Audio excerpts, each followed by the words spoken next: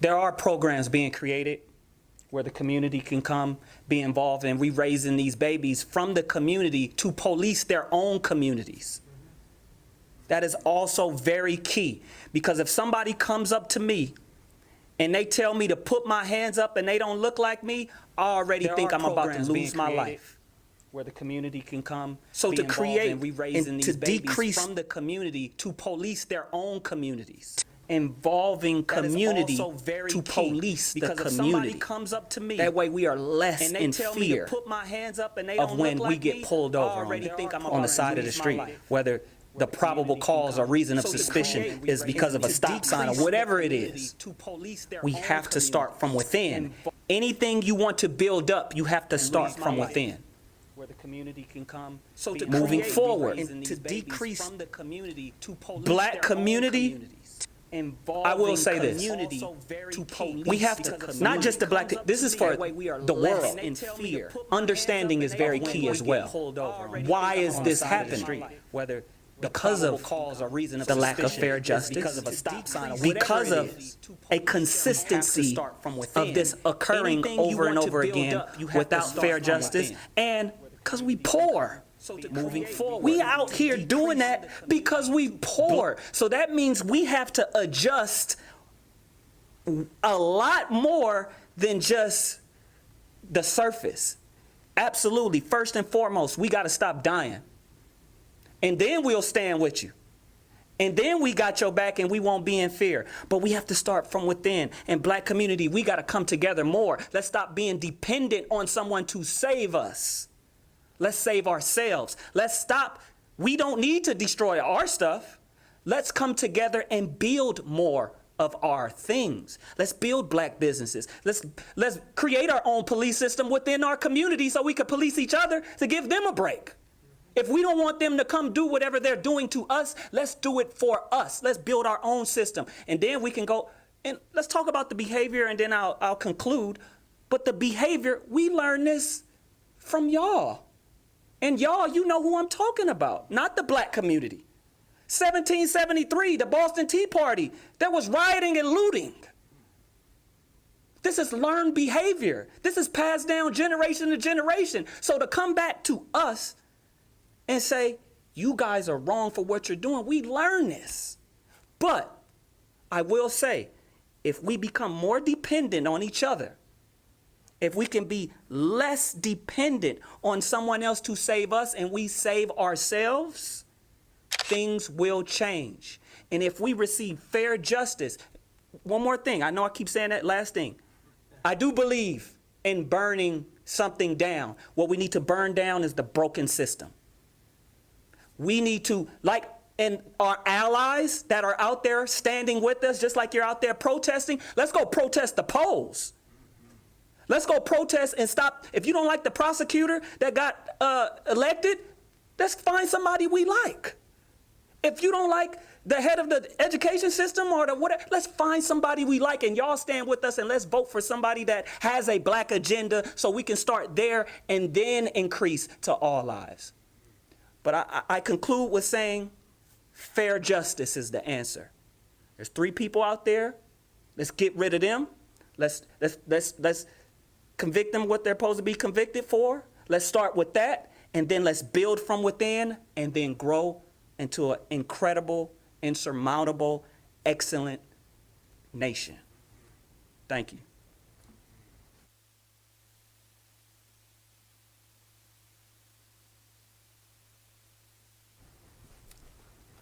Thank you, Brandon. Thank you. Now I'm going to call up Jamal Khawaja, President of Council of Pakistan.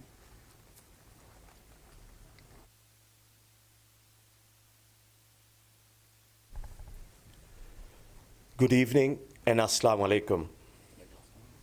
Sheriff, thank you so much for inviting us here. On behalf of Council of Pakistan, Pakistani community in large here in Los Angeles, I want to say we are all with you. African Americans, Caucasian American, any minority here, we are all here to support you. But this is not the right way what we are seeing for last 3 days.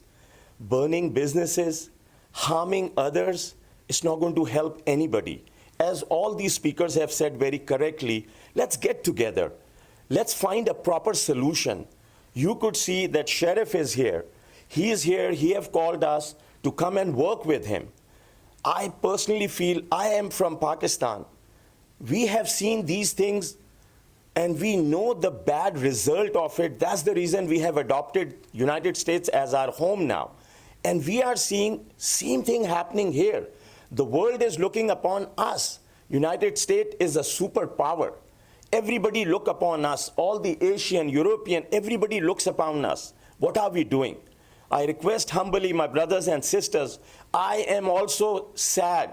I also want to make a change, but the change is by a proper system, by burning businesses. It's been 3 months. We are not doing any business. We are home, no money coming in. And if you're going to block roads, if you're going to burn cars, if you're going to burn buses, what's going to happen? We are just about to open California again back. If we don't stop this, if we don't protect our businesses, we will have no job. And all this will go in waste. So we are here. We are here to tell you, we are here with you. You want to protest, we are here, but right way to do it. So let's come together.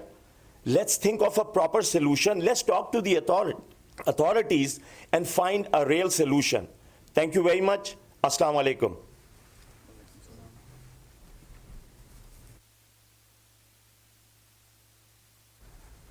Thank you, Jamal. Last but not least, I'd like to call Adnan Khan, Chairman of the Council of Pakistan.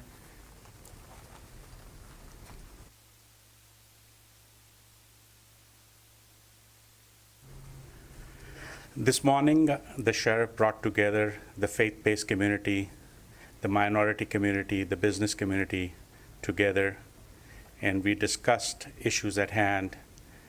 The community leaders delivered the message to sheriff that what's happening in Minneapolis, what the 4 officers did, they should be brought to justice. And the sheriff concurred with us. Sheriff basically told us they should all be put behind bars.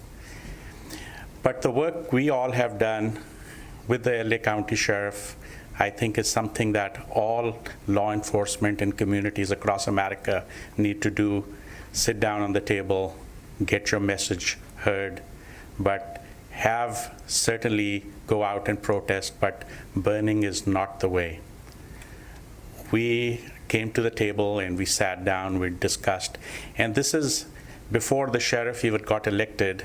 He sat down with the business communities, the faith-based communities, and we worked with him with our issues, what we had.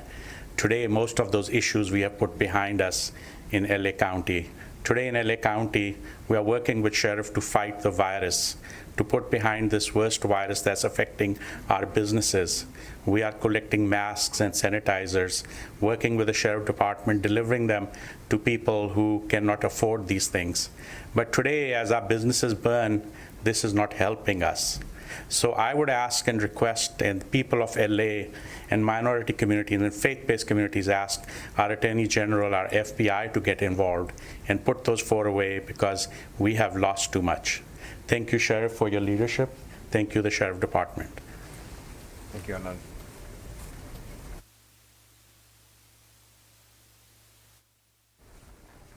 Thank you, sir. At this time, I'd like to bring the sheriff back up to the mic. I believe he has some words in Spanish.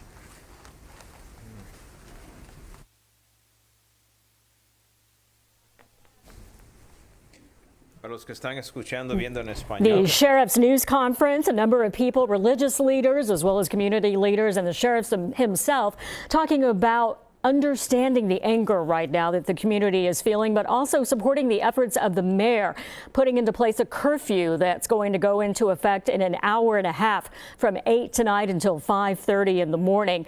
And the sheriff also talking about his department working with the city of West Hollywood, since that is an area that they serve, and that has now become a concern.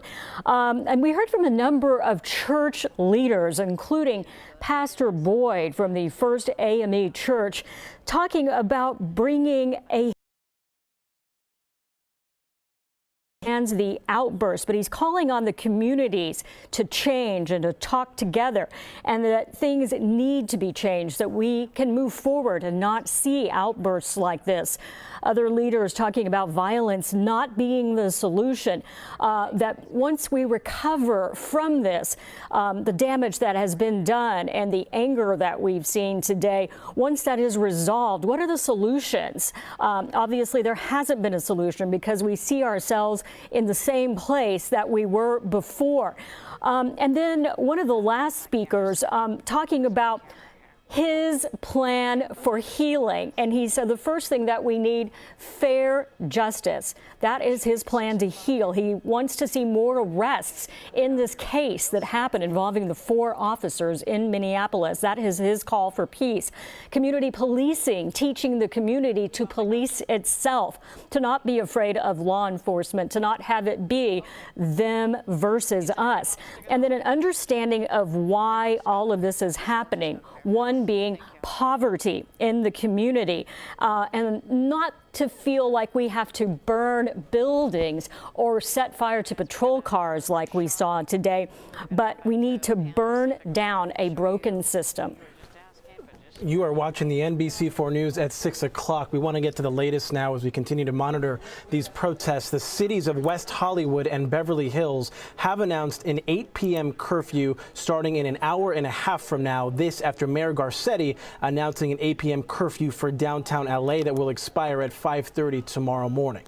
Beverly Hills police announcing Rodeo Drive has been closed to both cars and to pedestrians. All of this following several protests that have erupted around Los Angeles following the death of George Floyd in Minneapolis. One in downtown LA. There was another in Echo Park where protesters partially blocked the 101 freeway. We saw people getting on the freeway. That was shut down. And then we have the largest one in the Fairfax district. That is where police have now declared an unlawful assembly.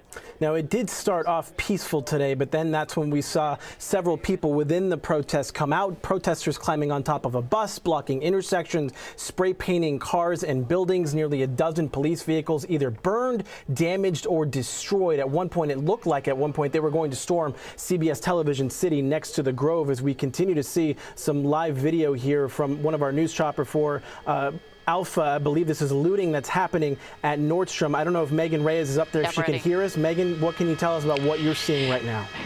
Yeah, look at this. We are hearing about looting at the Nordstroms at the Grove, and indeed, that's what just happened moments ago. They broke the glass at the front door. A few of those individuals, look at these people just coming out right now with merchandise.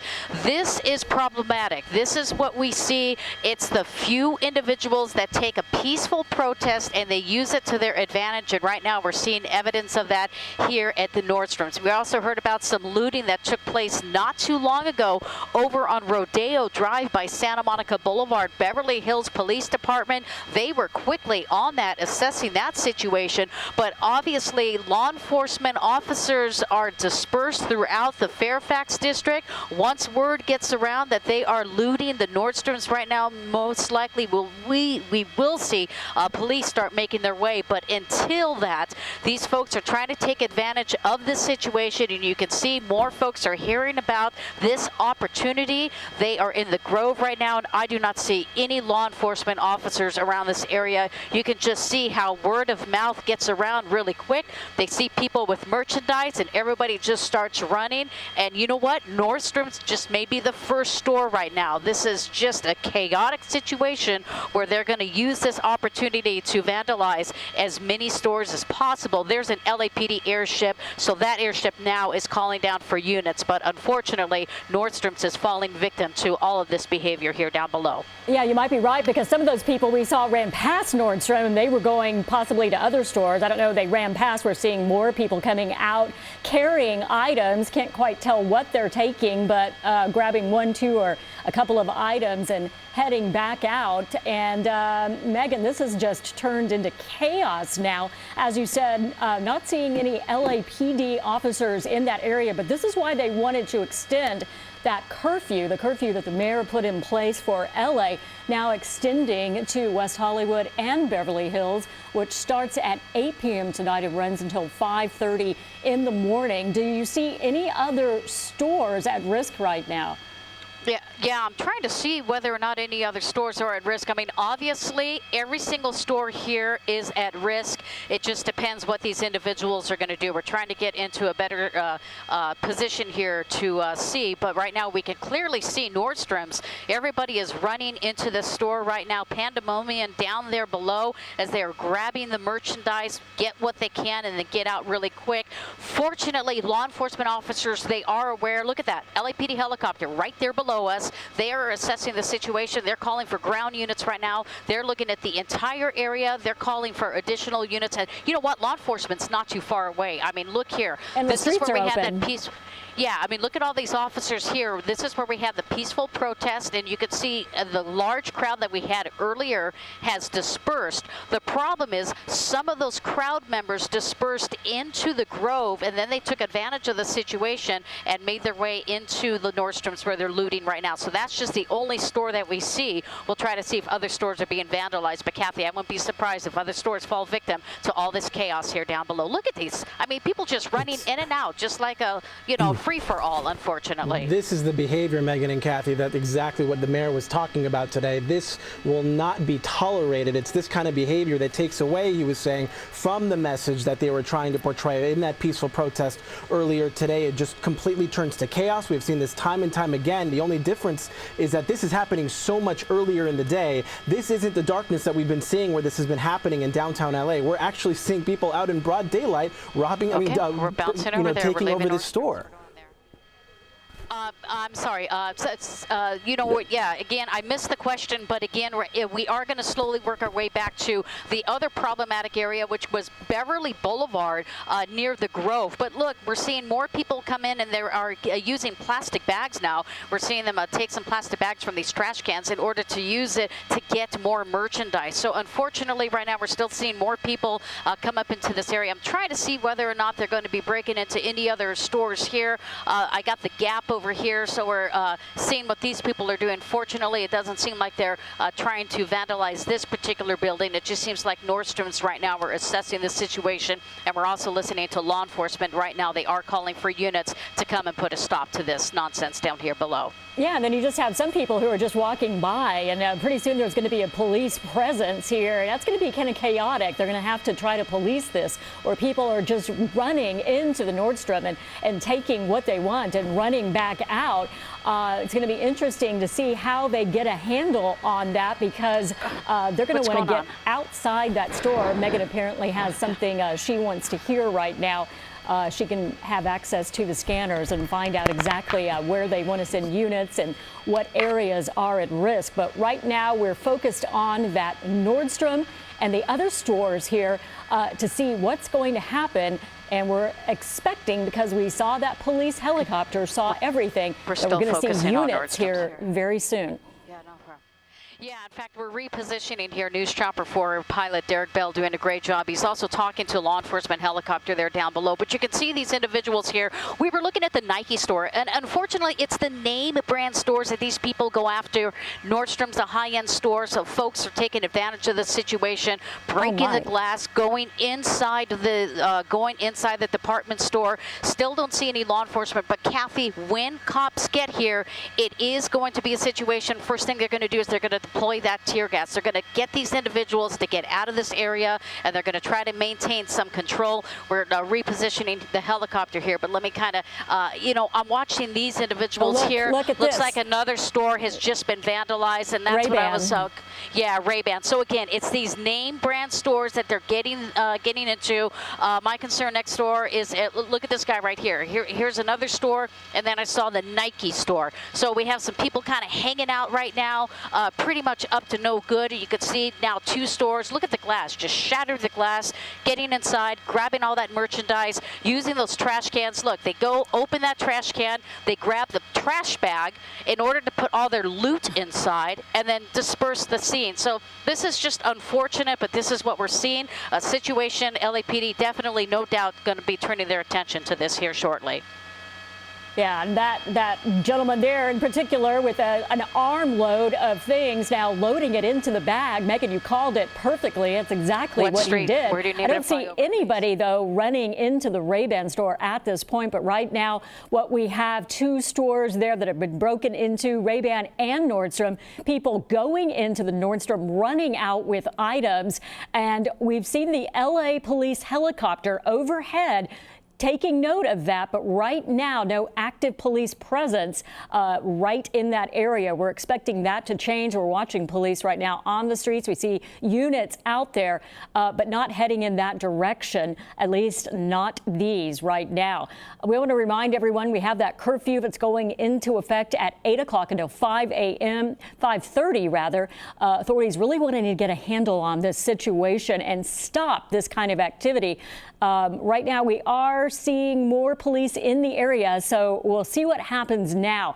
What you have peaceful protesters and just people walking by, not doing anything, interspersed with the individuals who want to cause damage. Let's bring in our colleague, NBC4's Robert Kovacic, and he can tell us a little bit more from his perspective. Robert? Kathy, I need to give you all this news first. I have just gotten off the phone with the mayor's office. We're going to need to change our banners. Everyone in Los Angeles is going to need to pay attention to this.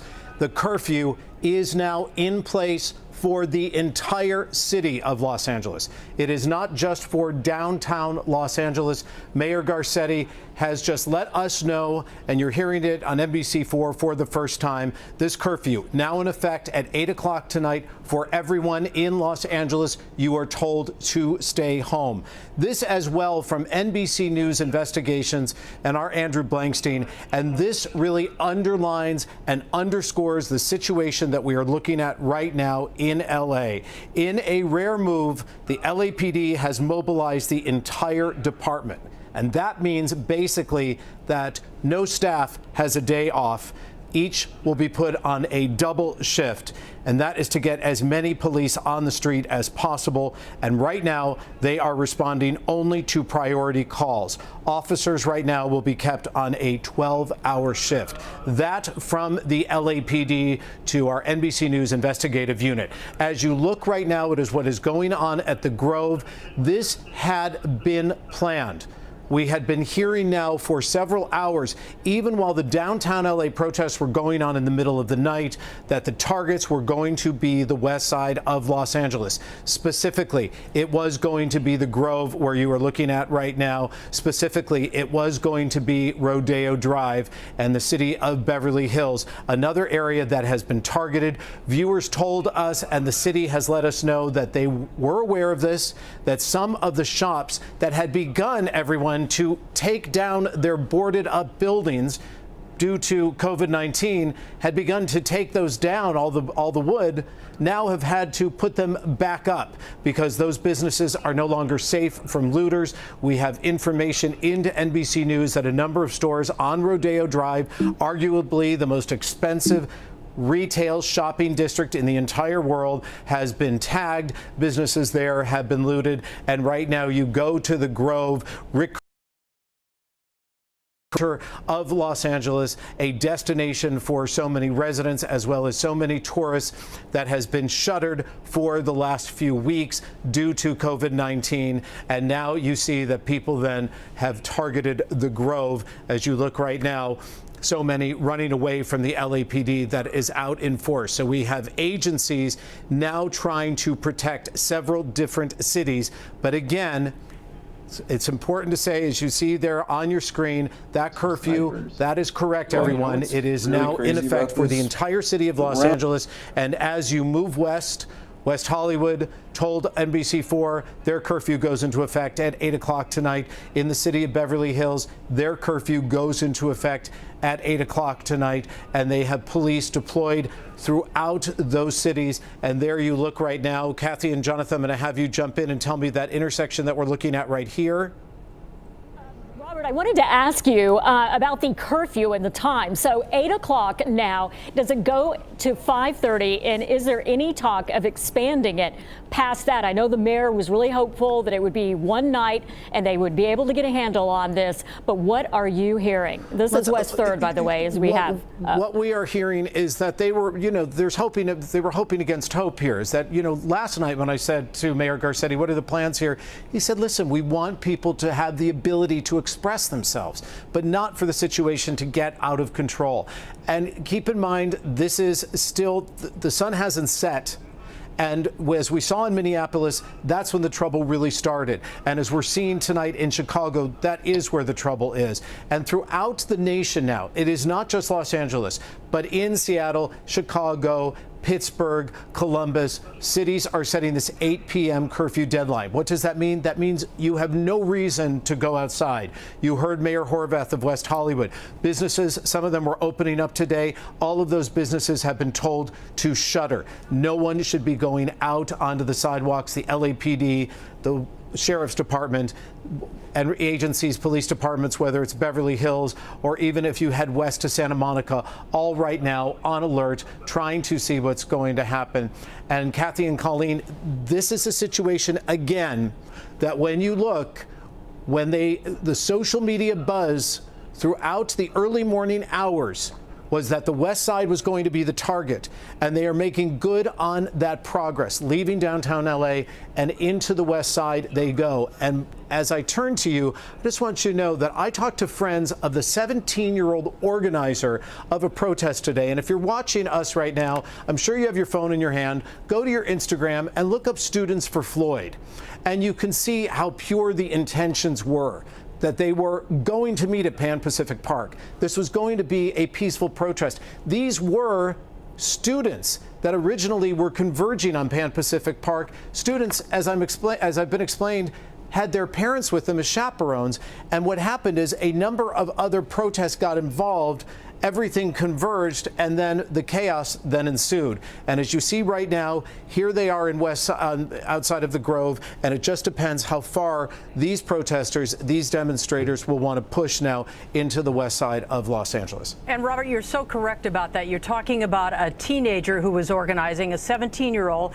I heard from 20-somethings and 30-somethings who started out at Pan Pacific Park at about noon today. As you said, good intentions. And it started that way, but it escalated very quickly. Megan Reyes in News Chopper 4, I'm wondering if you can give us an idea of the exact location we're looking at right here. Colleen, right now we are at the Grove. We are on 3rd Street and the Grove Drive. You can see right there on top of your screen, we actually have the name of the street. Now, this crowd is being dispersed in an easterly direction. Let me show you the distance from the crowd and law enforcement officers. They are slowly pushing this crowd away from the Grove. They're starting to pick up their speed right now. Officers here off the side running, making sure no individuals get back into this area. This is the Nordstrom's that was being looted just moments ago. You can see officers running now, trying to disperse this crowd. So everybody is running in an easterly direction along 3rd Street, away from the Grove. And here's Pan Pacific Park here. But let me also show you where we also have another large crowd. This is the crowd we were shooting earlier. You see all that smoke there. That is tear gas. This is still a very active scene. This is the Grove Avenue and Beverly. This is where we have a lot of activity here. LA County Sheriffs and the LAPD down below as well, trying to get this crowd to disperse. You can see, look, now we're seeing looting and a fire. So, rubbish fire. We've been seeing many of these rubbish fires here. So this crowd is definitely actively getting out of control. They kept trying to push these people back. Once law enforcement officials, they were able to get them back here. Again, this is Beverly Boulevard at the Grove Avenue. They would push them back, and moments later, the crowd would get closer to law enforcement. So it was just a back and forth of tear gas. I'm seeing a lot of smoke here. I don't know if this is a fire, we'll maneuver the helicopter around, or if it's tear gas, but you can see not only are officers on the ground, they have been dispersed throughout the roof. So they are keeping an eye on individuals, somebody running away from the scene. This may be some type of fire. I just saw somebody run out of this building right now. So they may be attempting to set this building. This might be tear gas or a small fire, but you can just see, look at the destruction. I mean, let me just show you everything here. Law enforcement, and let me show you this. You see on the ground all that chalk residue, all of that is from tear gas canisters being deployed.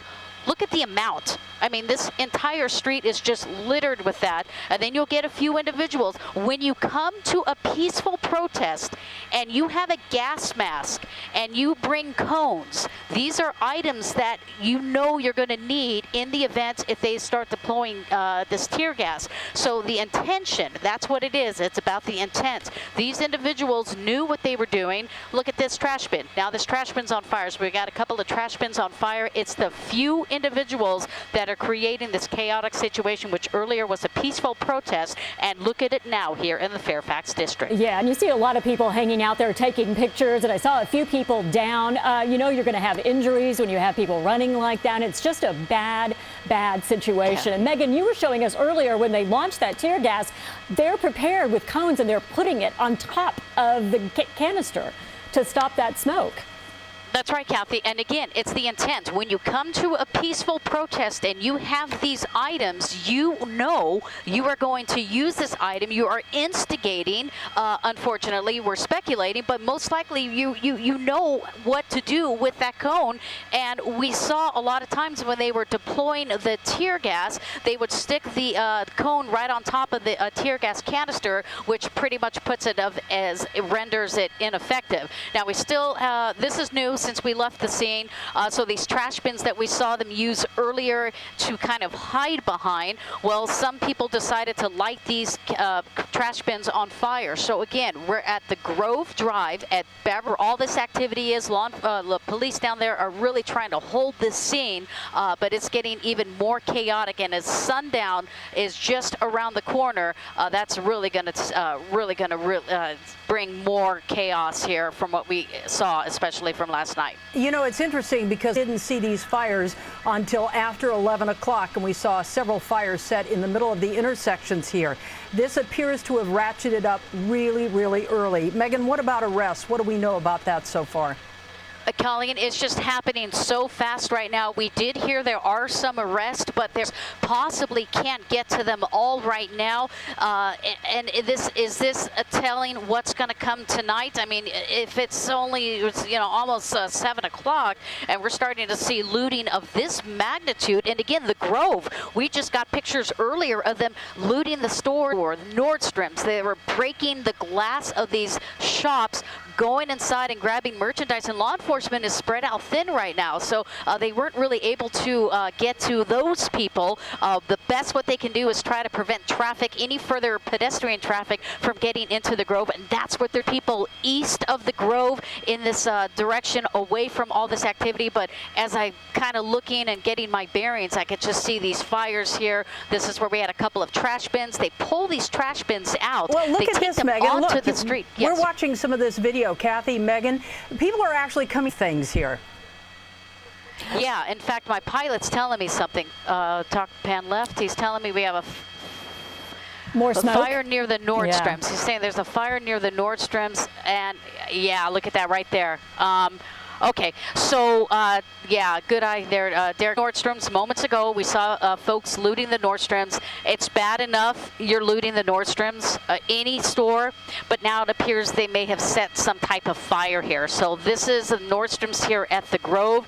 You can see this individual. If we can push forward just a little, Derek, I want to get these guys fire right now. So whatever this building is here, this is the Grove. You have these individuals here. Looks like where the American flag is. Looks like that guy may be doing something. We're not too sure. Maybe he's trying to assist, but definitely something is on fire here at the Grove. Is that maybe a kiosk or something, like a smaller building? Or it could be, I don't know. I don't. There you see look, a door. It does look like that, Kathy.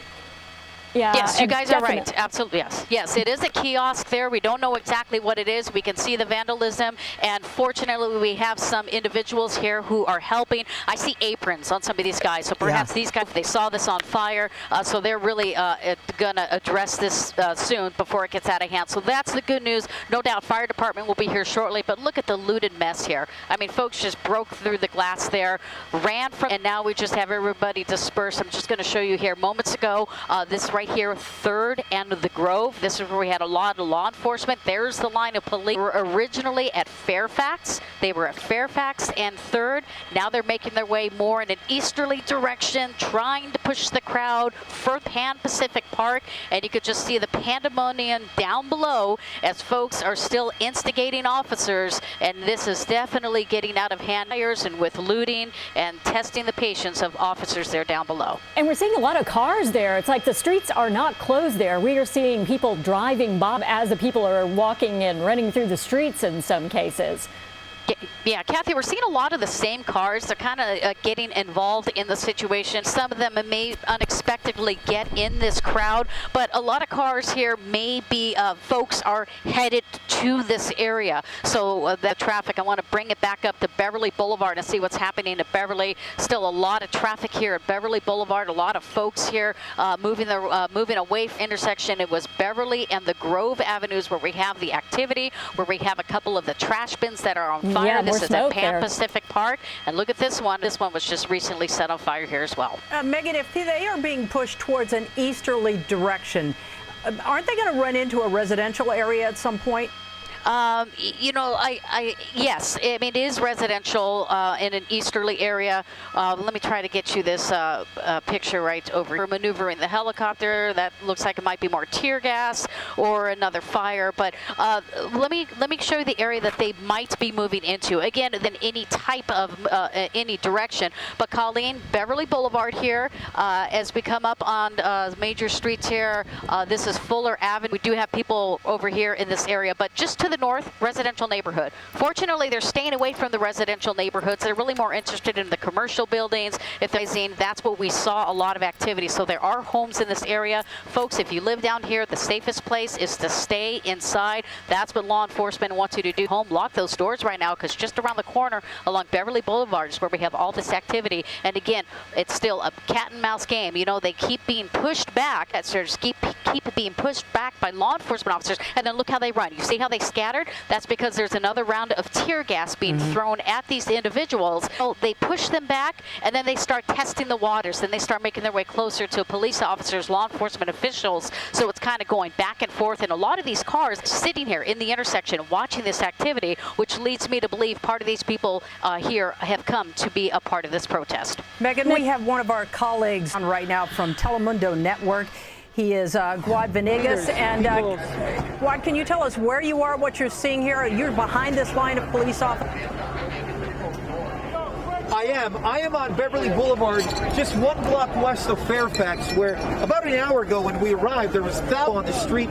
There was a vehicle on fire, which we can't see right now, down west of us. We can still see some of the protesters. We see crowds in front of the police, being some of these officers. Right behind me, you can see maybe about 50 feet down this way, some more people. There's a small crowd with signs. Some of them are on their down. Now, these are some of the most peaceful protesters we've seen. They have their hands in the air. They're not really confronting the officers. We have heard nations. Earlier, we saw some of the officers use rubber bullets. Now, most of the wild, or you could say the dangerous confrontations, were on this corner, right on the corner of Fairfax and Beverly, where we saw a lot of people. I would say 5 or 6 guys came up throwing rocks at the officers, responded with these rubber bullets. In fact, one of those rocks landed on one of our photographers. And just like you guys mentioned, it's like a game. You see the officers come down in large numbers. They move these crowds in one direction. And then 20 minutes later, it seems like the officers have to be to another area. And you see what we can see. I don't know, we're against the sun here, so I'm not sure how far you guys can see. But this crowd was about 10, 15 minutes ago. This is a crowd that they had been able to push down that way, and they just gathered up. So there's a lot of intersections, there's alleys, a lot of areas that the officers need to to come into and try and disperse these crowds. We have not seen individuals running in this area in the last 15 to 20 minutes. Most of you can hear something. Minutes we hear something going on, so we have to constantly be watching. We weren't behind the police officers before. When we arrived, we were actually on the other side, and it's much more wild. You have people in vehicles driving around. You have the people that are peaceful. We've also seen people to the police officers. So it has been a wild scene down here in the Fairfax district. For now, the area we are in, as I mentioned before, there's another detonation you can hear. Usually, those are the rubber bullets that the officers.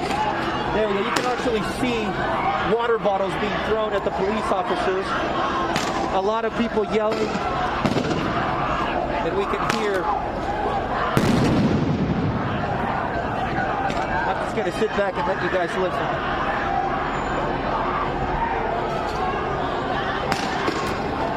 Rod, I don't know if you can hear Police us. officers. Rod, can you hear us? Yes, I can hear you. Okay, so we just want to Yes, make sure you're safe here. I know you're between the two groups here of officers. You have a way, don't you? We do. So when everything started, we got caught in between the crowd and the officers. And one of the officers walked up to us. We identified ourselves as crew from Telemundo Network. And they helped us come behind the officers' line.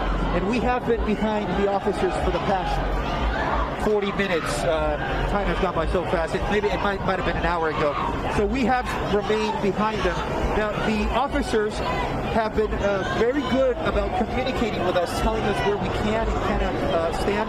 The only thing they've asked us is to sit from the front line and just to not get up close to the officers. In fact, you can hear the people coming back. So just so I don't know how much you guys can see the lens, but 2 minutes ago, this crowd ran away, and now they're back. We can see the scene, and we hear the crowd. It's incredible, just the noise. We heard the flashbang, and then the crowd erupt. What's it like to be so close to where all this is? Yeah, so if you can see, this is where we've been told to stand. So every time we get up close, an officer will communicate with us. They just walked over and said, guys, stay right here. So this is about as far as the officer has allowed us to come to the line. Now, this could move very fast. One of the things that has surprised us go from silence to rubber bullets in the air to people running one way or another way. You can see officers now moving right behind. Everything is constantly changing. We see helicopters behind us. We've seen fire trucks, ambulances. This is one of the craziest scenes I've ever seen. We saw a live truck from one of the local news stations parked. We walked by and there was some graffiti on it. 5 minutes later, the entire side of the live truck was covered in letters that people had vandalized it, and that's remained on Beverly. We did go on Fairfax 1 or 2 blocks earlier, as we saw some officers from the LAPD and the sheriff's department. It's getting a little louder. So as I describe the situation, it constantly changes. And I'm going to show you guys one of the few businesses that has the windows open. Now, you can hear detonation. This is something that we saw in downtown last night, right? People vandalized some of the businesses they broke in.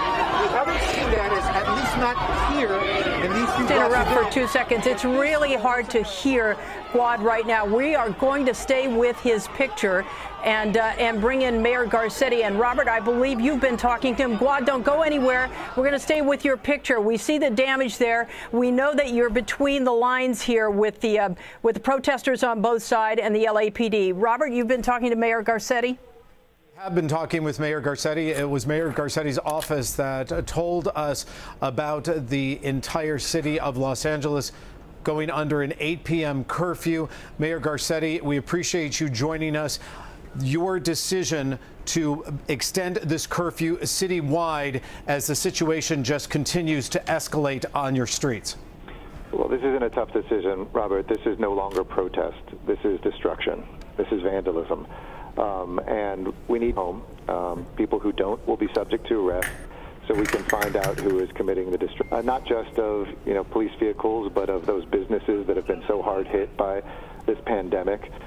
We don't want those people who would come with the sole purpose of taking righteous protest and turning it into the wanton destruction of any neighborhood or business or park, as we've seen across the country, from Atlanta to Denver, from Seattle and Portland to Cincinnati and others. We are having a citywide mandatory curfew beginning at 8 p.m., and that will allow our law enforcement officers in a very big city to be able to know clearly if you're out past that time, it's because you are looking to get into trouble, and we will have the law deal with that.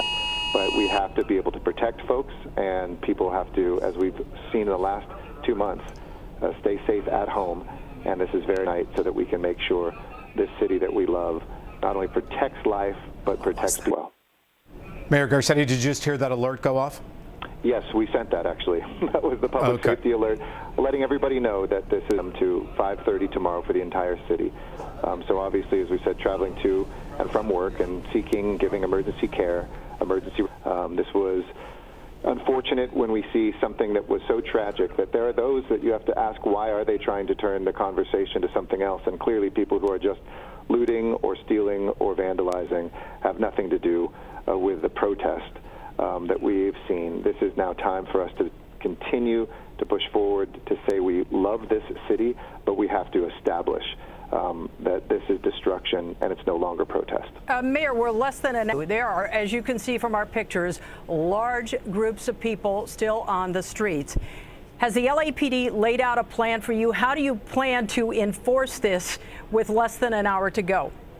Well, we're going to continue, letting people know that's already there, where you've seen the people that are there. That was an unlawful assembly, and that was declared some time ago.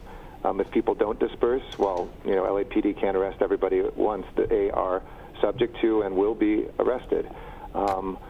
Find those peaceful places to protest. Come back during the daytime. Do not be around folks who are setting vehicles on fire. This is basic human behavior. We don't destroy things. We don't take small businesses and smash their windows. We don't steal. We don't set things on fire. And don't let that be a message at a time when we need to demand justice for what we saw in Minneapolis. Right now, though, this has very little to do with destruction, vandalism, and so we hope that, as we've done with each one of our orders in the last couple of months, people will use their judgment, and where anybody doesn't, we're prepared to bring our police officers. As we continue to talk to Mayor Garcetti, on the bottom right of your screen, Mayor, that's the Grove right there. Our viewers have helped us and clarified that what you see on fire right there is the mini police kiosk that is adjacent to Bar Verde and Nordstrom's right there. When you look at the situation unfolding right there on our screen, Mayor Garcetti, do we have the manpower to be able to deal with this? Is it possible that the LAPD and the city is going to have to ask the National Guard to step in? Anything is possible, absolutely, and I'm speaking with the governor in about 10 minutes. Sometimes it can take overnight to mobilize. So we are tonight, with the brave men and women who are out there on the line, and I want to support our officers who are there. It is so important that we asked for our law enforcement officials and anybody who would break the law to humanize this country, to not dehumanize them, that we also make sure that we realize there's flesh and blood behind each one of those badges as well, that they're from families, that they want to go home safely, that they were shot at yesterday. Some of them took projectiles, and they were not officers that were involved in Minneapolis.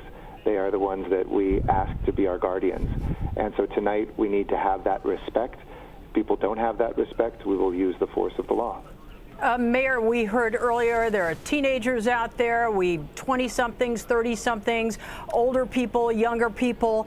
Are you confident that the people who are stirring up the trouble are those who are bent on doing that anyway? Is it possible they're from out of town? It's possible, but I think that a lot of folks could be right here from Los Angeles. I think in other places there's people who are, moving into other places like Minneapolis. Look, people who want racial justice in this country should demand it. I demand it. Who saw what happened in Minneapolis must demand it, and not just for that case, but for much deeper racism that exists in this country. Making your voice heard is not a difficult thing to do. LAPD will protect that over and over and over again. We did it in 2017. We've done it at Women's March. We've done it at immigration marches. But what we won't tolerate is people destroying our city. That is something that is our collective property. That's not LAPD's property. Those are our neighbors. Those are our small businesses. You don't have to choose a side in this. You don't have to choose to be for the police or for racial justice. You can actually be for both. And you can demand that every person, from a police officer to a resident, also be for that. But we must all stand against the destruction of a city that we call home. And whether it's people who are from here or from outside here who would destroy that, we won't tolerate that. Mayor Garcetti, when you look at the intel that you've had with the situation that's unfolding, and we start with a day ago when you told us that you had been in touch as mayor and other mayors. Now here, are you in touch with the mayors in LA County, especially those mayors on the west side, with the threat protest continues to want to push west into these communities? And with that said, Mayor Garcetti, what are you advising people tonight to do who are forced to stay home? For folks that are home, it's the safest tour as we've known for the last couple months. Unfortunately, a lot of this is probably pent up that people have been inside. This was supposed to be a weekend of openings, a weekend to support local businesses, not to have a few people try to destroy them. So we need to be safe. We need to stay home overnight, be with our loved ones, let us protect our city, and make sure that we can, 99% of people who are protesting are outraged about a racial injustice. And we will find those peaceful places and protect them for folks. But when people step aside, and those who might exploit this moment, we've had reports of folks around the country, people who want to see this from the far left or the far right and exploit it. They're not about the racial justice at this moment. They are about the chaos. And no good ever comes from the chaos. Los Angeles knows that from 1992. We know that from 1968. Demand change, but don't destroy your city. We want to remind people that area that you saw burning is just outside the Grove there, and it's actually an LAPD kiosk. We saw, Mayor, several cars damaged, squad cars last night. We saw fires in intersections. Have you any idea of what the tally is on the damage last night and or how many people were arrested? I think last night there were about, if I want to get this right, 500 people that were arrested. There's arrests that are ongoing right now, and people need to know that if they stay where there's unlawful assembly been declared, like around Fairfax right now, that they are subject to arrest. And while that might happen over a long period of time, they will be arrested. In terms of the losses, I know that we've lost at least a dozen police vehicles. That's a very dangerous thing to do. There's weapons, there are bullets in there that can explode and kill people. So it might seem like somebody wants to get away with that, but we won't tolerate that. That could kill a protester, a police officer, or an innocent person. So we're still, looking at that. We hope that people will go home and we won't have to make arrests. But for folks that are clearly bent on burning our city, attacking our police vehicles, etc., that is something which we will tonight make sure that we separate what is protest from vandalism and destruction and bring the full weight of what we can do to restore order in the city. Mayor, quick follow-up to that. I just want to ask Robert very quickly. Sure. We saw a couple of officers who were injured last night. Any idea of the extent of their injuries and a number on that? Yeah, our officers showed remarkable restraint on some of the lines as people launched iron and bricks and concrete at them.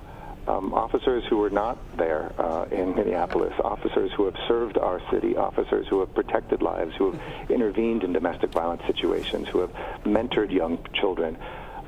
We have to remember that these are human beings, and luckily, while we had some transports, our injuries, we had a concussion, we had some hands that we had to look at whether or not they were broken. We're still waiting some medical reports. But officers who are out there on the line trying to protect our city should not be who receives the anger. Those officers in Minneapolis should. To take an entire class of people and to say that they're bad is exactly repeating the mistakes that this country has done too often. And Mayor, in terms of intel, what do you know about the protests and where they possibly could be heading tonight? I think you have to prepare for that they will go anywhere, and that when things are decentralized, they can be anywhere, which is why I made the decision, told the chief that we're going to do this citywide. I was in contact with mayors across the country this morning. I have to say, of about 12 mayors I talked to, I think only 1 or 2 was going to do a citywide curfew, and they had had a couple days more of protests than us. By the end of the night, almost all of them are. This is happening across America. There seems to be people hell-bent on exploiting this situation or just causing trouble, whether it's together as in a conspiracy, or whether it's just individuals who say, hey, this is my moment to have, stupid behavior or destructive behavior rule. That's not something we do in a tolerant society, not something we do in a civilized society, and it is something, if we are interested in justice, sets the cause backwards. We're watching that area over by the Grove right now, just outside. I believe it's Beverly Boulevard, and they're setting off some tear gas and what looks like flashbangs in the area as well. Mayor, how difficult is it to deal with this in the middle of the pandemic? There's no question it's extremely difficult, and I'm sorry I'm going to have to go after this question. I need to speak with both the chief and the governor. But there's no question that this preys on a very fragile moment for folks. As I said, we're doing things like making sure we have universal testing for folks with and without symptoms, so people could go back to work, working class people who are days away from not knowing whether they can feed their children. And we had to close down our testing centers today for public safety reasons at 3 o'clock. When we have to take resources here, it makes it difficult for those restaurants that we're going to open up tonight and maybe start to get some people back to work. People have to understand that we have to be loving with one another, that if we take to the streets and shut down a city, it makes a statement, but it also causes people to suffer. And of course, draw a very clear line that when you destroy neighborhoods, when you destroy or light things on fire, with putting our firefighters at risk, putting our residents at risk, that you could kill people. And thank God we haven't had that yet, but there were shots fired last night that could have hit protesters and killed them. We've seen that in other cities already. We saw shots fired that could have hit an innocent police officer and killed her or killed him. We now need to take a breath, step back, go home, and make sure that we can do what we do to restore order in the streets of Los Angeles, so that if we demand justice, we can focus on the work of that and not on the destruction of a city. Eric Garcetti, we want to thank you for speaking with us. We've known you for many years, and the one thing that is you've always made clear is how much you love this city. And I know as we say goodbye to you, just on a personal note, how difficult this must be for you as a longtime Angelino to look at this and what's unfolding right now. It's difficult for us all. This is a city that we all love. If we can find that, we can all restore what the City of Angels is about, and we're going to do that tonight. Thank you so much. All right, sir, we wish you luck with the governor. Colleen, as you just heard, Mayor Garcetti saying that he had a conversation coming up in 15 minutes, just about now, when we started our conversation with him, with Governor Newsom, as well as the Chief of Police, Michael Moore. And Colleen, one of the questions that may have to be answered when he speaks with the governor is what type of resources do we need here in Los Angeles to be able to get this situation under control? Yeah, we learned a lot of information from the mayor, especially regarding last night as well. He talked about shots fired. He talked about as many as 500 people arrested. They lost a dozen police cars last night. We've seen several go up in flames today as well. Injuries, at least one officer, we saw him being taken away, may have suffered a concussion, and they're looking at broken bones at this point. Now, you see in the middle of a screen again our Telemundo network colleague, Guad Venegas. And Guad, bring us up to speed on what's going on there now. So I'm standing on Beverly. I'm going to bring my face mask down for a second so you can hear me. We're just west of Fairfax on Beverly. This is one of the crowds that the officers are still facing. A few minutes ago, the officers rushed into the crowd. They also shot rubber bullets. Some of them ran away, but then they came back. It's this cat and mouse game that they keep playing all day long. Now, one of the things that's very difficult from what we can observe is that the front line of the crowd are usually peaceful protesters with their hands in the air, very quiet, non-violent. But something is going on behind in the larger crowd, that there is people throwing objects. Every 5 to 10 minutes, we hear the detonation of some type of explosive that comes from the crowd. Numerous water bottles that you can see. I actually have to stay sideways because the officers, along with our crew, we've all been dodging these objects that are thrown over the line. This entire street, Beverly, I'm going to turn around so that you guys can see. This whole street is covered by police vehicles. Down a few blocks, you actually have vehicles from the sheriff's department. I mean, it is just hundreds of officers that we've seen moving from side to side. We've been here for the past 2 hours. We've seen some of these vehicles on fire. And we have, when we started, by the way, we were not behind the police line. We were out with the crowd, and some of the officers talked to us and they asked us to come behind. It's been much safer that way. But we have seen things go from silence to craziness in 2 minutes, and it is just a world of confusion with officers trying to spread these crowds. You have these main streets, and then you also have a lot of alleys. These alleyways also have some crowds, and we've seen officers go into the alley and detain some of these protesters. We also saw some vans on the other side where they were taking some people that had been detained, and it is just madness in this area in the Fairfax district. Things are a little quieter now, at least here, where we saw the vehicles go on fire. You can't see it now, but right in the middle of that crowd, there's a vehicle that was one of the vehicles. You probably saw it in the chopper images that was on fire. There's 2 police vehicles, an SUV and a car, over on the corner of Fairfax and Beverly that were also on fire. And this is just a scene. You can hear, if I stay quiet, you can hear the protesters. This is wild. There's cars driving through. You have the police line trying to control the crowd, and you have vehicles driving. Now, these aren't vehicles that got stuck. These are vehicles that have made their way into this area. Some of the images that you saw earlier from the chopper, we saw a lot of vehicles, and we didn't know if these were people that were stuck before all of this started until we arrived, and we walked right up to some of these vehicles, and these vehicles have people that get off with signs, they jump in. So most of the ones we've seen appear to be there because they wanted to come to this area. So you have vehicles, you have crowds, you have peaceful protesting and members of the press. That is what the scene has been like here in the Fairfax district. You know, Guad, we saw something go off just before we went to you on the air. We were looking at your picture. We assumed it was from police, but these are things that are being lobbed from the crowd in, like fireworks or something? What was that? Yeah, right there on the corner. It was some type of... Yeah, I'm going to show you guys. That came from the crowd towards the officers. I'm going to show you guys the spot. This is, you know, what I think they call them M80s. In fact, we are here working with security personnel, and we were talking about what is this. That's where it blew up. We also saw some officers enter this building. It looks like a furniture store that has been vandalized. They broke some of the windows. We were standing by when it was our photographer that noticed the whatever it was, the object. It was some type of, it looks like a firework. And then we've seen a lot of these, so we know that, you know, they land and you have about 5 seconds to run away because the explosion is impressive.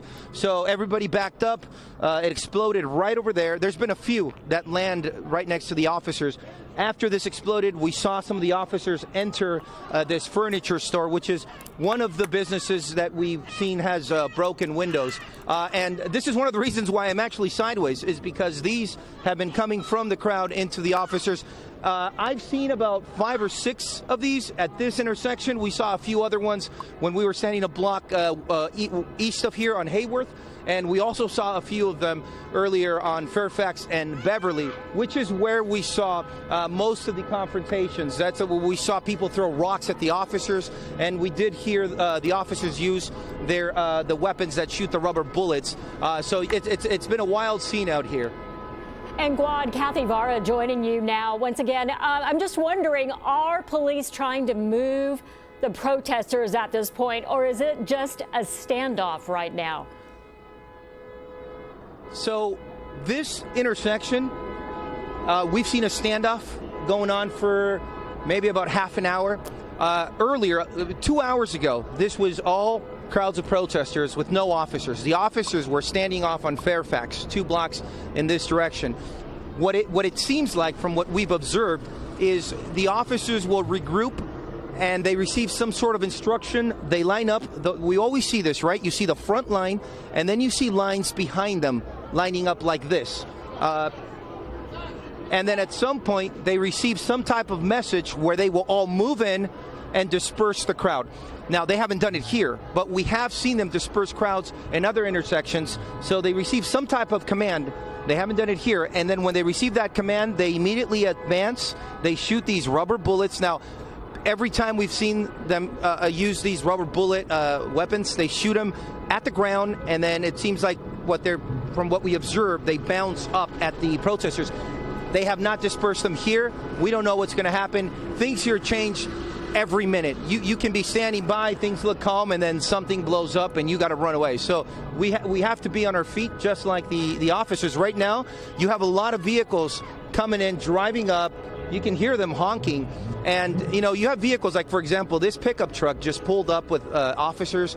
You have another car. They come, they communicate. So from what we observe, there's a lot of commands that come in last minute. We have another group of officers about a block east of here marching in this direction.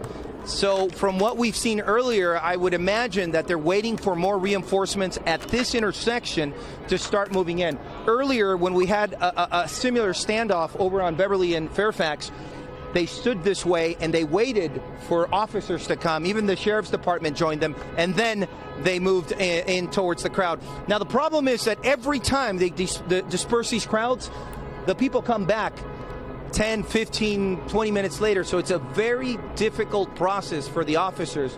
And you can see one of the vehicles with a person sticking their body outside this, it looks like a white SUV. And this is the scene right here at this intersection as more officers just to our right, they're arriving. And it looks like they have these cardboard boxes where they carry what appears to be the rubber bullets, the munition, this non-lethal force that they utilize. So every now and then we see the officers run back, load up, and then they will come back. So maybe they could have been waiting for more of these. We've seen this happen every hour. You see trucks come by, unload the boxes, and the officers load up on these what appear to be canisters that have the rubber bullet on the top. So and we have more reinforcements coming in over right behind my photographer. So we're going to be here. I expect them to have more officers arrive, and they will probably try to disperse this crowd when they have, because one of the other things let me mention, earlier when we did see the police line advance, they did have more officers. They had more numbers. We have not seen a small group of officers like this one. This is I could imagine it's about 100 to 150 officers. We haven't seen a number like this move in. Usually it's been larger groups of officers that do these movements to disperse the crowds. All right, Guad, we certainly thank you. And Guad Venegas on Beverly Boulevard. Certainly the problem here is we're counting down to the curfew. It's 7:27. Curfew goes into effect at 8 o'clock tonight. So right now we're going to go topside to Gil Lavis, I believe, in News Chopper 4 Bravo. Gil, you're on Melrose, where they're trying to put out a fire at a building here? Yeah, that's right. It's a nail salon in a vacant building right next door, a vacant office right next door. This is the 7700 block of Melrose Avenue with the cross of Genesee. The LA City Fire Department here fighting this stubborn fire. It's unclear how the fire started. This is about a mile north of the Grove shopping center, and you see the smoke and fire inside the building. We saw a lot of fire coming out of the rear door when we first arrived here. A lot of smoke going up in the air. It's a two-story structure, and so far that we have not seen any fire through the roof, but the LA City Fire Department having to fight it from the outside, not being able to get inside, at least at this point, from the front. Now Melrose is completely shut down because of this fire, and the fire department trying to get this thing knocked down is pretty stubborn. As you can see, they've been putting water through the front windows of the structure for about a half hour now. And Gil, do we believe this started because of protesters in the area? You know, I didn't hear that. We haven't gotten confirmation as to if there were protesters here on Melrose or not, but we're trying to work on that and get that information for you. You know, it's interesting as I look at this picture compared to what we saw last night. The firefighters really seem to be trying to protect their fire hoses. You may remember there was a fire at an intersection downtown, and some of the protesters jumped in and tried to burn the hoses. Remember that, Gil? Yes, I remember seeing that. They threw the hose into the flames itself. So at this point, they have good protection. You see the LAPD blocking off the intersection here. There are some bystanders along the road here, but it looks like the fire department is free and clear of any protesters that are able to work this fire and try to get it knocked down. It looks like they're starting now to get a good handle on the fire, less smoke coming out of the building. All right, thank you, Gil. A nail salon there. They're trying to get that out. Looks like they're doing a good job. We're going to switch over to News Chopper 4 Alpha and Megan Reyes, where we see in the Fairfax district on Fairfax another fire. And Megan, it looks like some looting there as well, broken glass. Yeah, Kathy, we got a lot of looters here along Fairfax Boulevard. This is just north of Beverly, south of Melrose, not too far from where Gil Levis is. We have a couple of fires here. You can see they are setting fire to debris in the roadway. And actually, at one point, we saw an individual throw a Molotov cocktail at law enforcement officers. Fortunately, it did not. Look at this. This is Fairfax here. Let me show you where the law enforcement officers, we have at least 3 small fires that have been set. Now what happens is fire department, they're staging, they're ready to put out these fires, but they cannot do that until law enforcement officials, LAPD, can make sure that it's safe for the fire department to get there. Now, fortunately, it is just debris in the middle of the roadway, no buildings, but I can tell you right here, I saw one of these buildings right over here. The glass has been broken, whatever type of building that is, the name Dope, I can imagine what that is, but they have looted it. They've gone inside. We see people going in and out of that particular building. Some of these buildings here, fortunately, have better protection. Look at this knucklehead right there. He is graffitiing this building right here. So these are the people that are causing problems. Now, earlier, as we heard the Mayor Garcetti say, the people at the front of the protest usually are the peaceful ones, and we did see a couple of people just standing right here in front of LAPD officers. They did have their, they were just peacefully protesting with the sign. It's the people in the back that are creating a lot of the pandemonium and the chaos, and you can see with all these fires, and look at these cars. These people are involved as well. They're coming up, and look, here's another business. Hopefully they're not going to loot this particular business here, but we are again on Fairfax, just south of Melrose, where we have a third fire right now, and in fact have to pull out a little. Lot of profanity, so we have to be careful what we show, but that fire right there, a lot of debris, and that's the third one we saw here on Fairfax. Boy, right in the middle of the street there. As I mentioned, we're getting very close to curfew at 8 o'clock, less than 30 minutes at this point. Megan, are you starting to see any of the numbers diminish at all of protesters?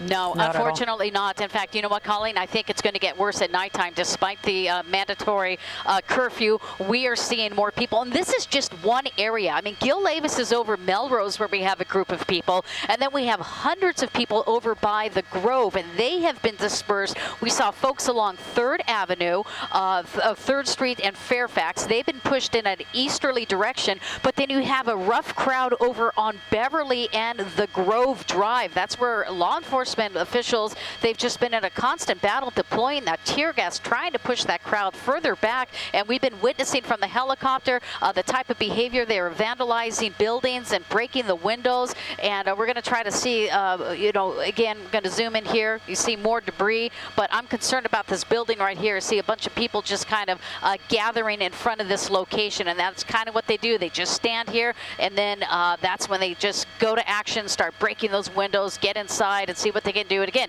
it's these people who are running away. These are the people who are the troublemakers. They are causing the problems for a lot of these people here, law enforcement officers as well. Megan, can you swing, sorry, Kathy, can you swing back around that civilian car that was in the middle of the road? There's a guy in a red shirt, no, back around the corner there. The one parked lengthwise, it was like across the perpendicular. Guy in a red shirt, it almost looked like he was confrontational with some of the protesters. No, it was back around the corner there. I think it was a red car. Was it a red car? No, it was kind of bronzy. You know what? We'll try to figure it out. There it is, just ahead of that fire. Okay, guys. Now you've got a couple of fires there, right? Yeah, I'm trying to find that car. That's okay. And if you guys can see the picture, you can lead me toward it. But you know, we're seeing a lot of these cars, whether or not they're instigating, whether or not they're getting into some type of confrontation with people down below. I'm seeing evidence of maybe a flashbang grenade right now. But I mean, look at that fire. That fire is really picking up right now. It's just at the bottom of the screen of that. Yeah, if you to tilt keep going. down there, maybe it took off. I think it's gone, Yeah, I think maybe. it's gone. Yeah, but there's another. No, there he is right there. Okay, this guy, yes, we did see this guy earlier. He drove through the crowd. He has a bullhorn, so we don't know if he's an instigator or trying to get the crowd to calm down. We did see him pull up here about a couple of minutes ago. So it appears that he may be trying to disperse this crowd somewhat himself. He did come prepared. He does have that public that bullhorn there, talking to these individuals. And let me show you the proximity of how far he is from law enforcement here. Probably about, say, 300 yards. You've got officers just staging here right now. They are calling for additional resources. I am listening to that. But again, fire department, they can't get to these fires right now. There's the LAPD helicopter. They can't get to these fires until it's safe. They need to move these people off of the street. But here's another problem. You get people on the roof. You don't know who these people are. You don't know what their intentions are, if they have good intentions or not. So that's another thing that the law enforcement police helicopter, they are relaying that information down to the police officers as well. Keep an eye out for these individuals on the roof in case if they start doing stuff. Yeah, we don't know if those people are just trying to get out of the mess and stay away from everything that's happening, or if they're up to no good. Police don't know that either. They're keeping an eye on so many areas. And that man who was in the car, he could be one of the volunteers. Earlier, we saw people trying to calm the protesters, you know, making those gestures like calm down, you know, move back. So we just don't know what's happening. We want to bring in Robert Kovacic, though, because he has been talking to the mayor of Beverly Hills, talking about that curfew that is going to go into effect in about 25 minutes. They are really trying to put an end to this. Yeah, tonight. If we look at how this sort of went down today, Kathy, it started with there was going to be a curfew in downtown LA, the area of so much concern last night. That was going to go into effect at 8 o'clock. Then the cities adjacent to this Fairfax district where you're looking at right now, West Hollywood and Beverly Hills, decided to put their curfews in place at 8 o'clock. And then the mayor responded by saying the entire city of LA is going to be under curfew at 8 o'clock. And so now, what is the situation in Beverly Hills, an area where protesters said they were going to target, and they have been successful? Let's get some answers by bringing in Mayor Lester Friedman. Mayor, thanks for joining us. I would like you to start and tell us what you know in terms of the number of demonstrators you have in Beverly Hills right now, as well as the damage that ensued. Well, Robert, during the day we had probably 2,000 to 3,000 plus protesters. During the day, it was primarily peaceful.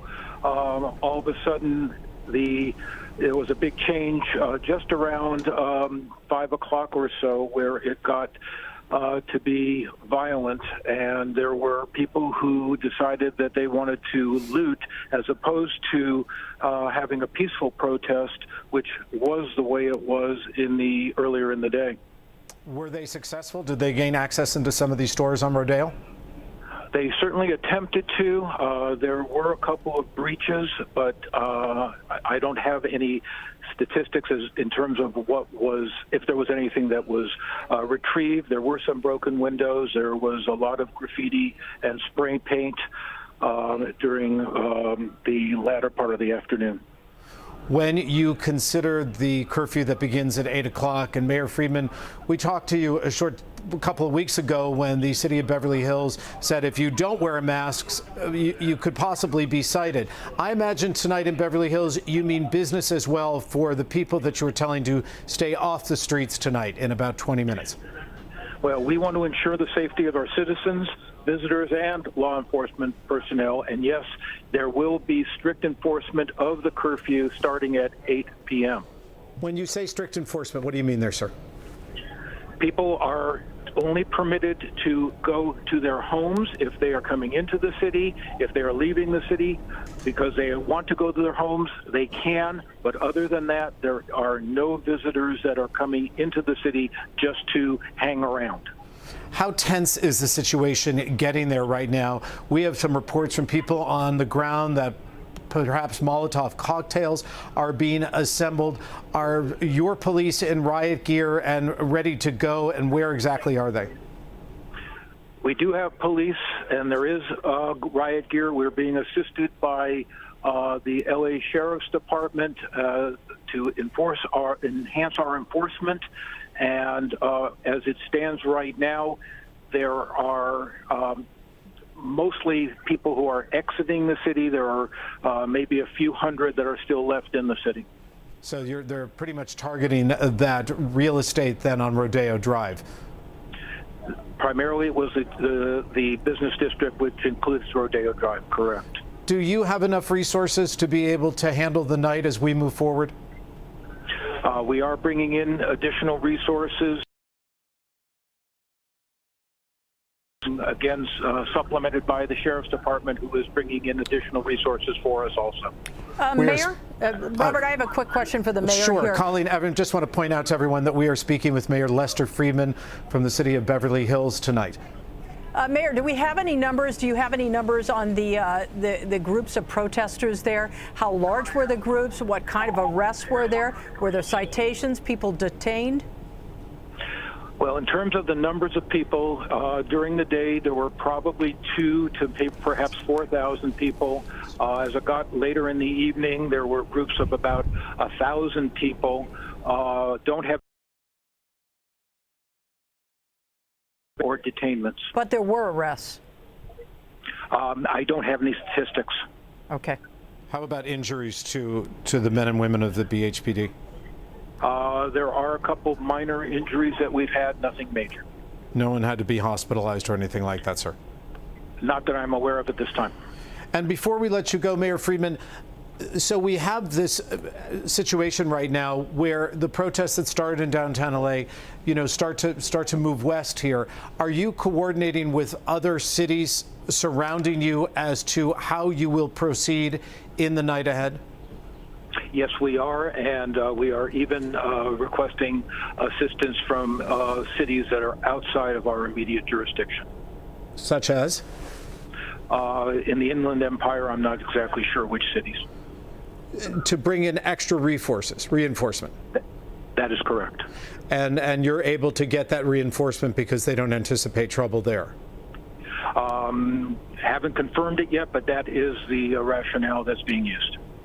And Mayor Friedman, we look at a curfew tonight at 8 o'clock, going to see this curfew extend in Beverly Hills and as you speak with other cities? Obviously that's an issue that we're going to address tomorrow. It is something that has not been determined, but if there are the numbers, we anticipate there are going to be numbers like today, that the answer would be yes. Colleen? I'm kind of surprised. We hadn't heard that the groups were so large in and around Beverly Hills. 2,000 to 4,000, you said, Mayor, and perhaps as many as 1,000 there right now? The 2,000 to 4,000 was during the day, and that was cumulative. Yeah. There were different waves of people coming in.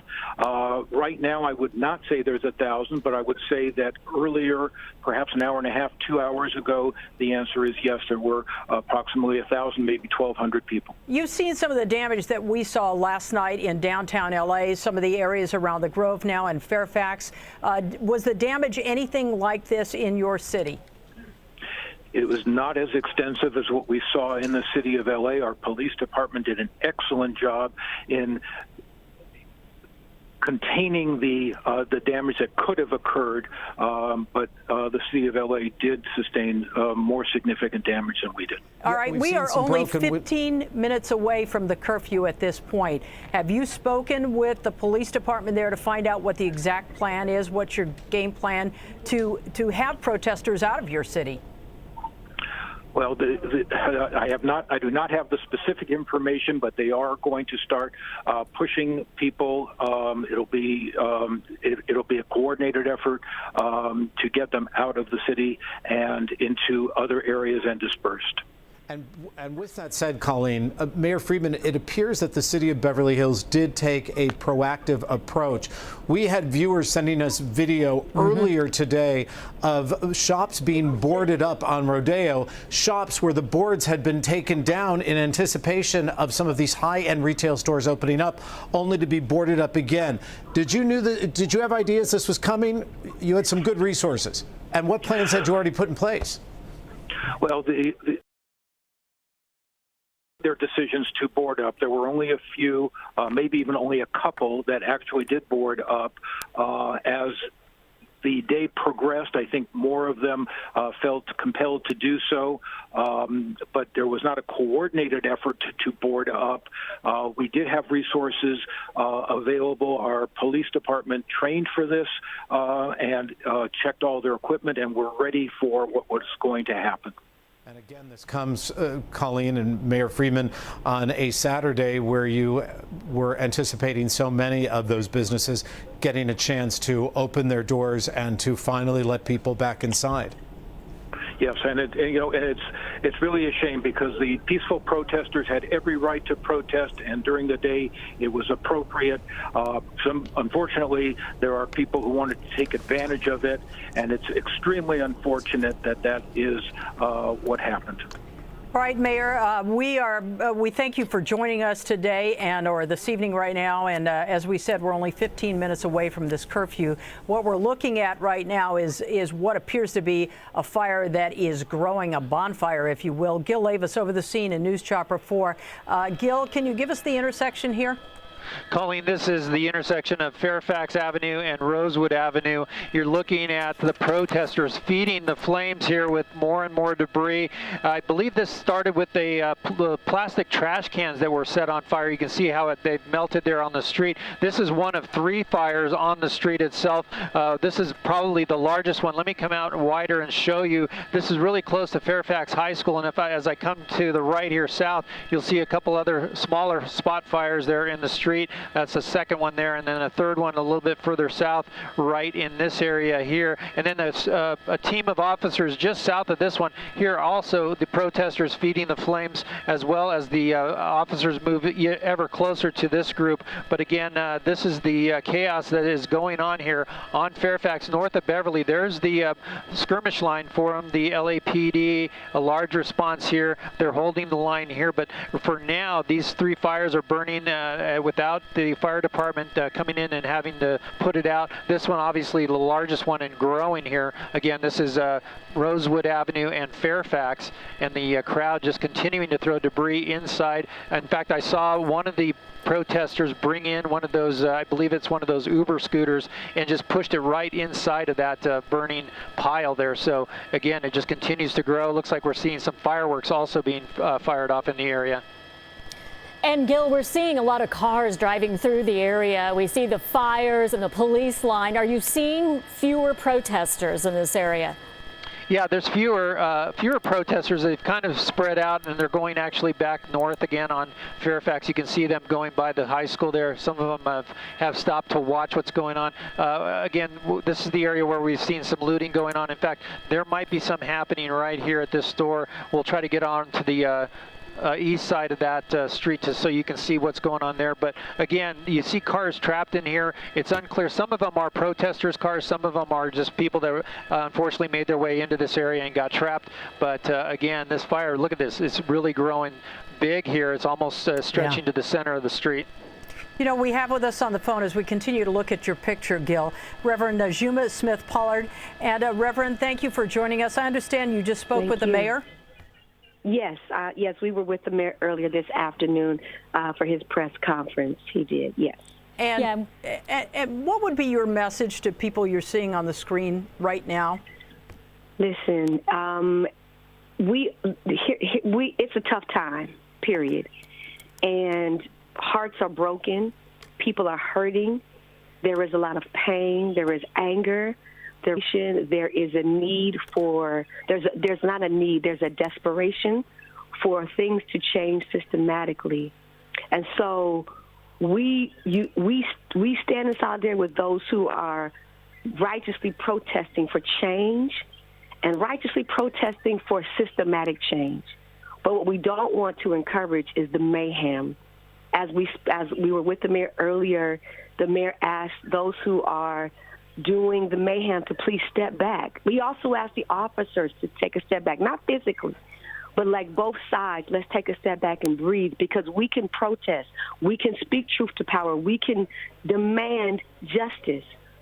And we can do that with power and do it responsibly. And my encouragement to protesters is to definitely, those who are doing righteous protesting, do it. Live in power. That was the message. But we also can't afford the destruction in the way that we're seeing it, not because it's better or, there's a responsibility that comes with gaining power. And this kind of destruction at this level, we've seen it in the past, and it doesn't lend to the kind of change that we want to see for the justice of Black lives, for the justice of, those who are, all of us who are feeling and who have lived through the difficulties of the system that does not put the victim and families first always. So my message to those who are protesting, who have the message, the right message, who are advocating for justice, who are advocating for systematic change, is like, let's do that, because that is our right and it's the right thing to do. But to the few, and it's just a few, it is, as the mayor said earlier, the 1% that's creating the mayhem, we plead with them to take a step back. And yes, we're watching it. We're watching it live right now on the air, the mayhem you're talking about, and yet so many people are behind your message. You minister, you're a community activist, you're a life coach. How do you reach the few so that we don't have to see scenes like this? I think the way we're doing it right now, and what people have to understand is that there are conversations happening in small groups, in communities, other pastors, other faith leaders, other community activists who are having these conversations. They're not all broadcast. They're not all seen on television. So it would appear that there's nothing being said, but people are working. The challenge is, in times like these, when that fire, when that place in people is sparked, it's hard you can't quench it. And here's the other thing. We can't just attack the symptom without also speaking to the virus or the bacteria. It's about saying to those who are protesting or those who are commanding, you stop what you're doing, calm down. We also have to continue to speak truth to power. And both sides need to be addressed. It's not one or the other. And so to my brothers and sisters that are out there, I would say, if you continue to live in power and stand up and speak truth to power, because that has to happen. That is the right thing to do. And to those who are out there and they're just taking advantage of an opportunity, we ask you to step aside. To our allies, we say thank you. To those families who are heartbroken, who are watching on the news, who've gone through these experiences with police brutality and other injustices, we say, we see you. I was one. I've been there. I know what the system, how it plays out, and it's not fair. It's not right. But we want to encourage protest that leads to systemic change, institutional change for Black lives and for everybody in the end, because Black lives matter, period. But at the same time, when Black lives are taken care of, all lives are taken care of. And so that's what we just have to continue to push that message and know that, and people need to know that there are community leaders out there. There are clergy of all faith traditions. There are other activists. I'm just one. But there are so many out there having conversations. There are many that are out there right now with the protesters who are trying to, continue to push the right message and to push the right energy so that the justice can be, the systemic, the justice change that we need to see happens. So let's not, I don't want people to get mistaken that it's not happening. There are a lot of people working to see a better, not just a better LA, but a better nation. You know, it's interesting, Reverend and Kathy, we've been watching this. I was trying to read the awning here. I think it's Maxim's restaurant, but next to that, this would appear to be a shoe store or some sort of sporting goods store, and it looks like the LAPD is moving in. Reverend, when you see things like this, do you worry it will taint the message that you want to get out? My worry is it hinders those who have the right message. It hinders their message from being heard loud and clear. That's my concern. Those who have the right message, those who really are out there who want to see systemic change, I worry that this kind of destruction, this kind of mayhem, it's not going to stop it, because people who are truly for justice will always continue to rise up. But it drowns, it clouds it, and it makes it difficult to hear, because now the efforts are towards putting out fires, and the efforts are towards, you know, these accounts, and not being able to hear the voices of those that are really out there who want to see justice. And there's no judgment on anyone. It's just the disruptors and those that are creating mayhem. We need them to step back and let those who are out there who are really fighting for justice, really fighting for systemic change, really fighting against white supremacy and all of it. We need their voices amplified more. Those are voices we need to hear. Sometimes when we hear from protesters, we hear, well, we're angry, and, you know, this is how we're showing our anger, and you can see them. You know, they are releasing that feeling, but it's not a solution. It may feel good now to vandalize and to torch a police car in the moment, but tomorrow, all they've done is destroy the community, and it's not going to make them feel better. It's not going to solve anything. Well, let me say it this way. There is definitely an attention that is being drawn to the issues. However, the issues, the root issues are being drowned out because there's concern about other things happening in our city. And so we have to continue to amplify the right message that we want justice. We have to continue to amplify the right message that we want systemic change. And that's what just has to happen. And those leaders, the leaders that are out there, the leaders like myself and others, there's so many, we have to continue to push the right message and amplify the right message. And what I do appreciate about our mayor is our mayor supports protesting. He supports people amplifying their message. He supports it. And so we support that. But when there are other things happening that just takes away from the message of change that we really need to hear and really need to get behind. We're 3 minutes away from this. And I can't speak to how people, and let me say this, I can't speak to how people will feel. I don't know, I'm not in their body to know how they'll feel. And we are both saying the same thing. People are angry, people are sparked, and they're angry. And but I can't speak to how someone can feel. All I can speak to is that we have to keep amplifying the right message of justice and systemic change, and we have to get behind that and ask and request of those who are creating mayhem to please step back, because there is a message that needs to go forward, and that message of getting power, that message of justice change, that's the message that we have to keep amplifying. Reverend, I have a question for you, but before we do that, I just want to let people know that that area we were looking at is Flight Club LA. That's the store. Apparently, it's a high-end shoe store, caters to celebrities and athletes. And I would say, you know, we're watching people walk out with trash bags full of things. You won't see that. Taking the looting and the violence away from all of what we've seen the past couple of days, are you encouraged at all by what you're seeing? The fact that the death of George Floyd really resonates across the board, whether it's your age group or your ethnicity, people are angry about this. Right. I am encouraged that George Floyd's life being taken. I'm encouraged by the Black lives that continue to stand up for themselves and continue to say, we are not having it, we're not having it anymore.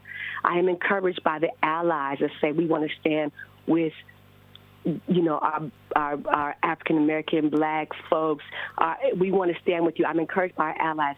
I'm encouraged by the young people that are just now seeing some of this stuff for the very first time, but they want to get engaged. I'm encouraged by our leaders who are supporting it. So I'm encouraged in that way. I'm encouraged by that. I'm not encouraged, with people walking out with shoes. I don't know that doesn't encourage me, but I am encouraged by those who saw that and felt that and stood up and said, no, that's not okay. And it's not okay. Yeah. And now, as we approach 8 o'clock, what would you like to see for these people to peacefully go home? I'm sure. I get home safe so you can live in power for another day, right? That's my hope, is that people get home safe to live to see another day. To see another day to live, to see another day to change the hand of justice. And so that is the order that's been given, that there's an 8 o'clock curfew. And I don't want to see nobody get hurt. I don't want to see nobody get arrested. So I don't, as a mother, as a woman, as a Black woman, no, I don't want to see that for nobody, not at all. And I want to encourage people to please get home safe so you can see another day of fighting for power, so you can see another day of standing up for justice, so you can see another day to fight for systemic change. All right, Reverend Smith-Pollard, we certainly thank you for your time. Thank you. And Thank you. I hope your message resonates with some of the people, although, you know, they're out there right now, and perhaps they will hear it later on. You mentioned perhaps. And the other side is that there are other people listening and who can encourage. So we're not discouraged by the ones that are just out there that may not be listening at this moment to the news, because they have family and friends who can encourage them to maybe take a step back. You're absolutely right. Our hope is not lost. Thank you. I appreciate you. Thank you. I appreciate you being here with us. Thank you so much. We should tell you right now, it's 8 o'clock. You are watching a special edition of the NBC4 News. And you may have received an alert on your phone. A citywide curfew for Los Angeles has just gone into effect. So if you leave your home for any non-emergency reason, you could be subject to arrest. The cities of West Hollywood and Beverly Hills also announcing similar curfews that, Colleen, also went into effect at 8 o'clock. You know, Kathy, we've been talking about resources this afternoon, the LAPD, the Sheriff's Department. We do know that LA County Sheriff Alex Villanueva has just called for a limited activation of the National Guard. They've been asked to be placed on standby here.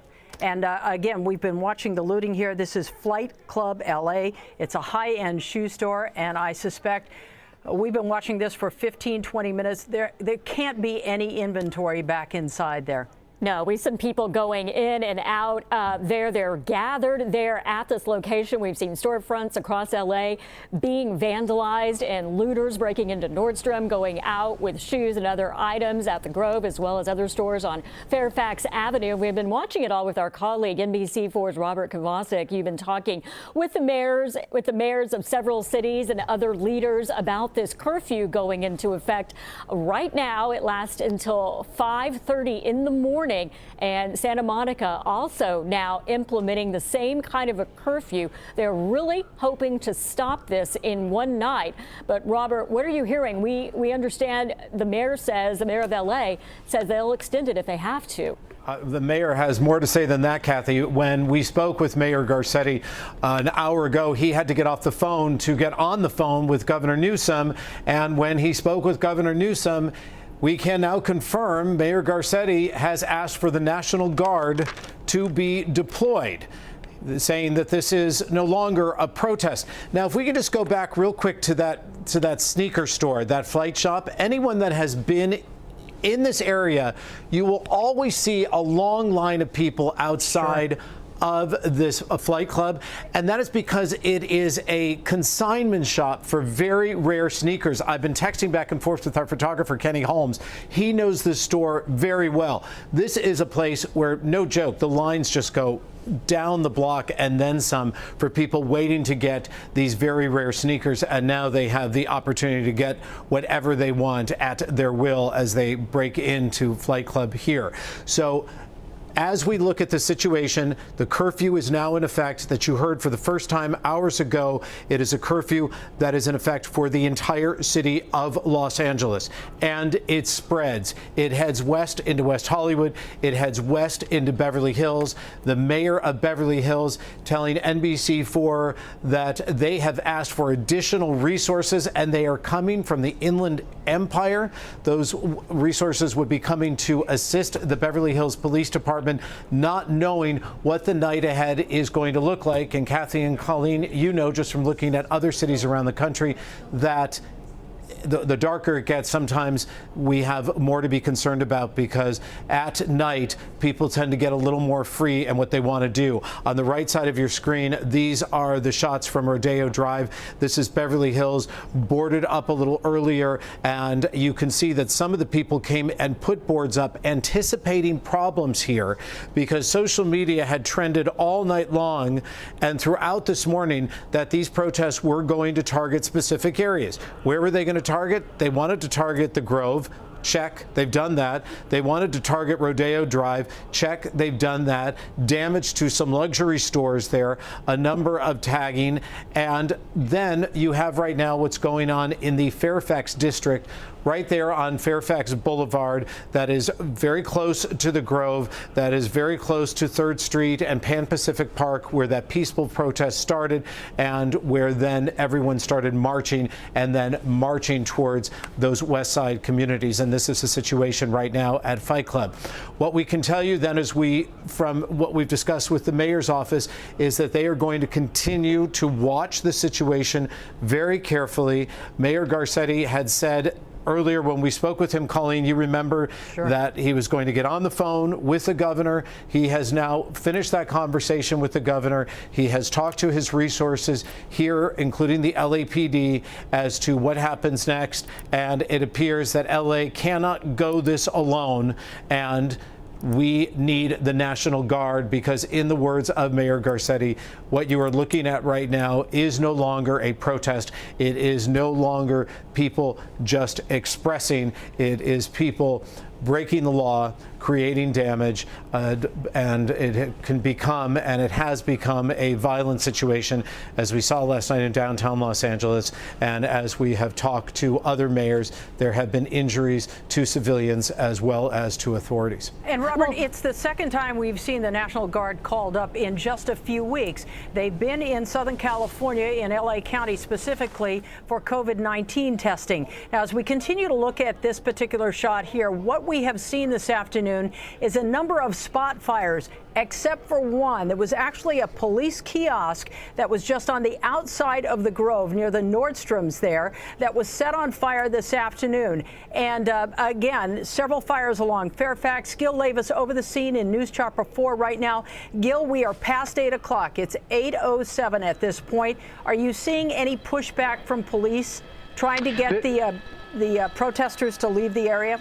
They have pushed northbound here up all the way up to Rosewood, where that major fire, the third one, the largest one, and that seems to be starting to go out. And just north of there, that's where the looting is happening at that Flight Club LA store. Now, one interesting thing I was noticing as people were looting and continuing to go in and out of the store, they were bringing the merchandise out to vehicles that were parked along the street just north of the shop, and then going back for more. And we're watching that happen. In fact, there's a group of people that have brought merchandise right here just north in the parking lot, and they're going through it. They're sorting through it, seeing what they got, and then they run back in for more. It's unbelievable to watch this happen. And like you said, Colleen, it's hard to believe that there's still merchandise left in this store, because we've been watching it for 20 minutes. How much inventory could they possibly have? 20 minutes. How much inventory could they possibly have? It's unbelievable. I keep thinking that it's going to be it, and then more and more go back in and pull out handfuls and handfuls. Also, I'm noticing that people are running down the street with their merchandise here. You see them walking here, but earlier I was watching a group like this guy running here. They were having to dodge other people that were trying to steal their merchandise. There you go. There's a kick to that group there. They drop the gear, and then they move in and grab it. So it's unbelievable. This guy just grabs them, throwing it in the car, and we're watching groups that are just waiting for people to come out with merchandise. Like this guy kicked the guy to trip him, and then they pick up his merchandise and take it. So it's unbelievable. This is actually happening here on Fairfax, and it continues to happen. Look at, just when you think that's it, there's more and more pouring out of the store. It's really unbelievable. Yeah, we're seeing a lot of trash out there, just the boxes and the containers left there on the side as I guess they go through, take the shoes, and they're still streaming out like there was some major sale there today. Just continuously, and Gil, no police in sight at this area. They're just leaving this to happen right now because they're holding the line. They've got those protesters who are there in the streets. But again, 9 minutes now after the curfew went into place at 8 o'clock, and we're seeing people run down the streets with their arms full of boxes of high-end shoes.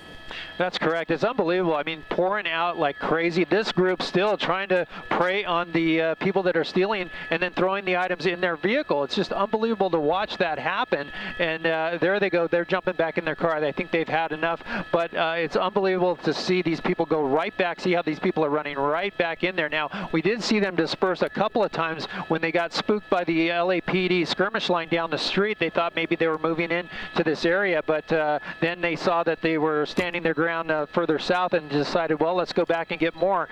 It's unbelievable to see this happen. I saw people coming out with fluorescent shoes. They look brand new. They probably put them on, tried them on, make sure they fit, and then off they go with other goods in their arms.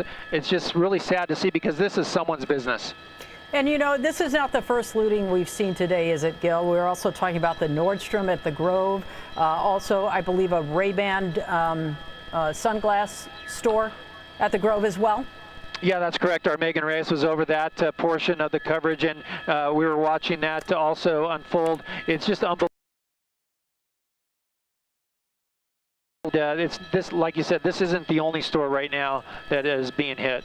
No, but that's the most people I've seen anywhere, just having a free-for-all outside that shoe store. And it was pointed out to us that they sell rare shoes, like tennis shoes, and shoes that are worth hundreds, even $1,000 or more dollars worth of goods, you know, that they could be getting away with right now. And they just keep taking more and more boxes and leaving behind debris. They're loading them into cars. And when they've had enough, as you said, Gil, then they just drive off. I don't think they can fit any more in their cars, and that's the problem. They load it up, and then they run back for more, and finally they can't fill the car enough, and once it's filled, it's done. They head out, and they were able to get out of the area scot-free, basically.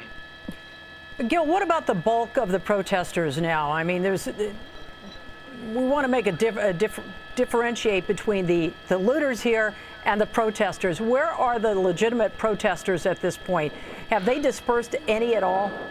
Well, they have dispersed in different areas. We saw a group over by Park La Brea, the housing complex over there. We were looking at that before we came over here, and I'm looking out the window right now. I see officers on that street, but I don't see a group that's large enough to go look at. Right now, this area is basically protesters there that are sitting down on Fairfax. So the skirmish lines facing both directions, south and north. The southbound skirmish line dealing with these people who have sat down. They will be arrested if they don't get up and move. So that's what's going to happen to these people. They will be arrested, especially now that the curfew's in effect. And it would seem that's their goal. If they're sitting down in the middle of the street right now, the mayor said they arrested as many as 500 people last night in downtown LA. So if they're sitting down, they're signaling they don't want to go anywhere. That's correct, and you see the skirmish line on both sides of them, to the south and to the north, and they've just simply sat down. They have nowhere to go. They're going to sit there, and they're going to move in one by one and arrest each one of these protesters and take them away. But for now, they have them cordoned off here, and the other group of officers here breaking free and setting up another skirmish line to the north. You see that, but just up the street is where the Flight Club LA store is, and we'll see if that's still being looted, and it looks like still some activity in front of there. Yeah, a lot of trash out there. As well, it is a citywide curfew. You have to leave. The streets must be clear 8 o'clock until 5:30 in the morning so that they can try to get some order here. They have a number of police cars that have been either damaged or completely destroyed because they were set on fire. They want to get those moved out and also take care of some of the damage we've seen. These storefronts that have been busted open, glass everywhere. And again, these people just continuing to carry items down the street. They're carrying high-end shoes from the sneaker shop. You know, it's interesting, Kathy and Gil, we had a problem last night, or police did, identifying people because so many people were wearing masks. Remember, you still have that order in LA County to wear a mask if you're out. Yes. That doesn't seem to be a problem today. I'm not seeing a whole lot of masks on the protesters. Colleen, if that was for me, yes. There are some, I believe they're just doing it to hide their identity more so than worried about COVID. You see one person there, it looks like he has a mask. Here comes a carload pulling up. They let the guys off, and there they go, off to the races, to the shoe store, and right into the shoe store and try to get whatever's left. Now, the police are very close, but they still haven't moved to this area. We're also hearing of looting going on Melrose and Poinsettia. We're going to try to get over there and look at that. But for now, this is the scene. Cars just rolling up. The word is out that the shop is open and everyone's going in for free stuff. And here they come out again, and they run back up the street and load up their cars. Yeah, this man almost losing his boxes there. He has his arms so full. And we should note that they're arresting people for civil disobedience, the people who are staying behind after the curfew has gone into effect. But no one being arrested here as they are looting and just walking down the streets at their own free will with their arms full of boxes of expensive shoes. No one's doing anything about that. Yeah, is there any attempt at all to stop any of these cars as they turn the corner? Because they go right up through that police line, it almost looks like, Gil. Yeah, not even close to any officers being out here to prevent that. We're getting I'll show you a wider look there. That one street they're pouring the cars are pouring off of. Here's the major here. This is going to be I believe this is Melrose. So from Melrose it's a straight shot. From that side street it's a straight shot. They just pull in, line up here, and make a U-turn when they're done and go back the other way to the north. Here comes another large group that's marching towards the shoe store for their shoes.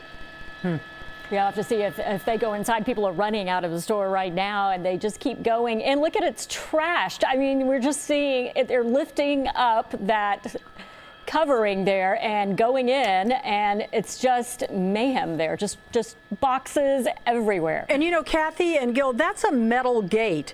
Those are usually brought down for safety. It's amazing that they were able to lift that the way that they did and get inside the store. We weren't here for that, but it must have been a joint effort, a group effort to pull that up. You can see one person here holding up the gate for everybody else, another one here on this end. Taking a picture, too, Yeah, taking at a the same picture. time. Yeah, exactly. So, you know, they're doing the other people a favor, and then they switch and they go in and get their shoes. Hey, Gil, what about the fires? You know, we've been tracking some of those. We saw the mayor said at least a dozen cars were LAPD cars were damaged. Some of them were burned. Any of those fires still going?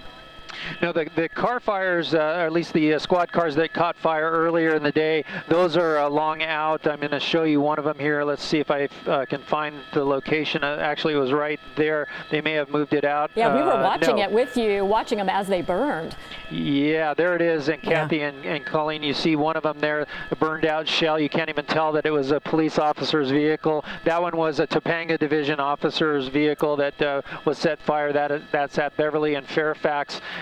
This is also the flashpoint where we saw the groups go after the LAPD and chase them down the street this way in front of TV City, and then busted through the gates with the dumpsters, but busting the gates here, and the security guards at the time were the only ones that were able to fend off those people. You see one of the dumpsters there in front of the gate itself. Right now, it's a staging point for the fire department as I zoom back out, and then I'll tilt back up and you see the Grove here where that fire was earlier by Nordstrom's. It was a security shack that was set on fire, and the people were looting the Nordstrom's as that was burning. So it looks like some calm has been returned to the Grove, and I'm going to pan to the right here and show you one more scene. This is where the bus was being jumped on. I don't know if the bus has been pulled out of there. It looks like it has.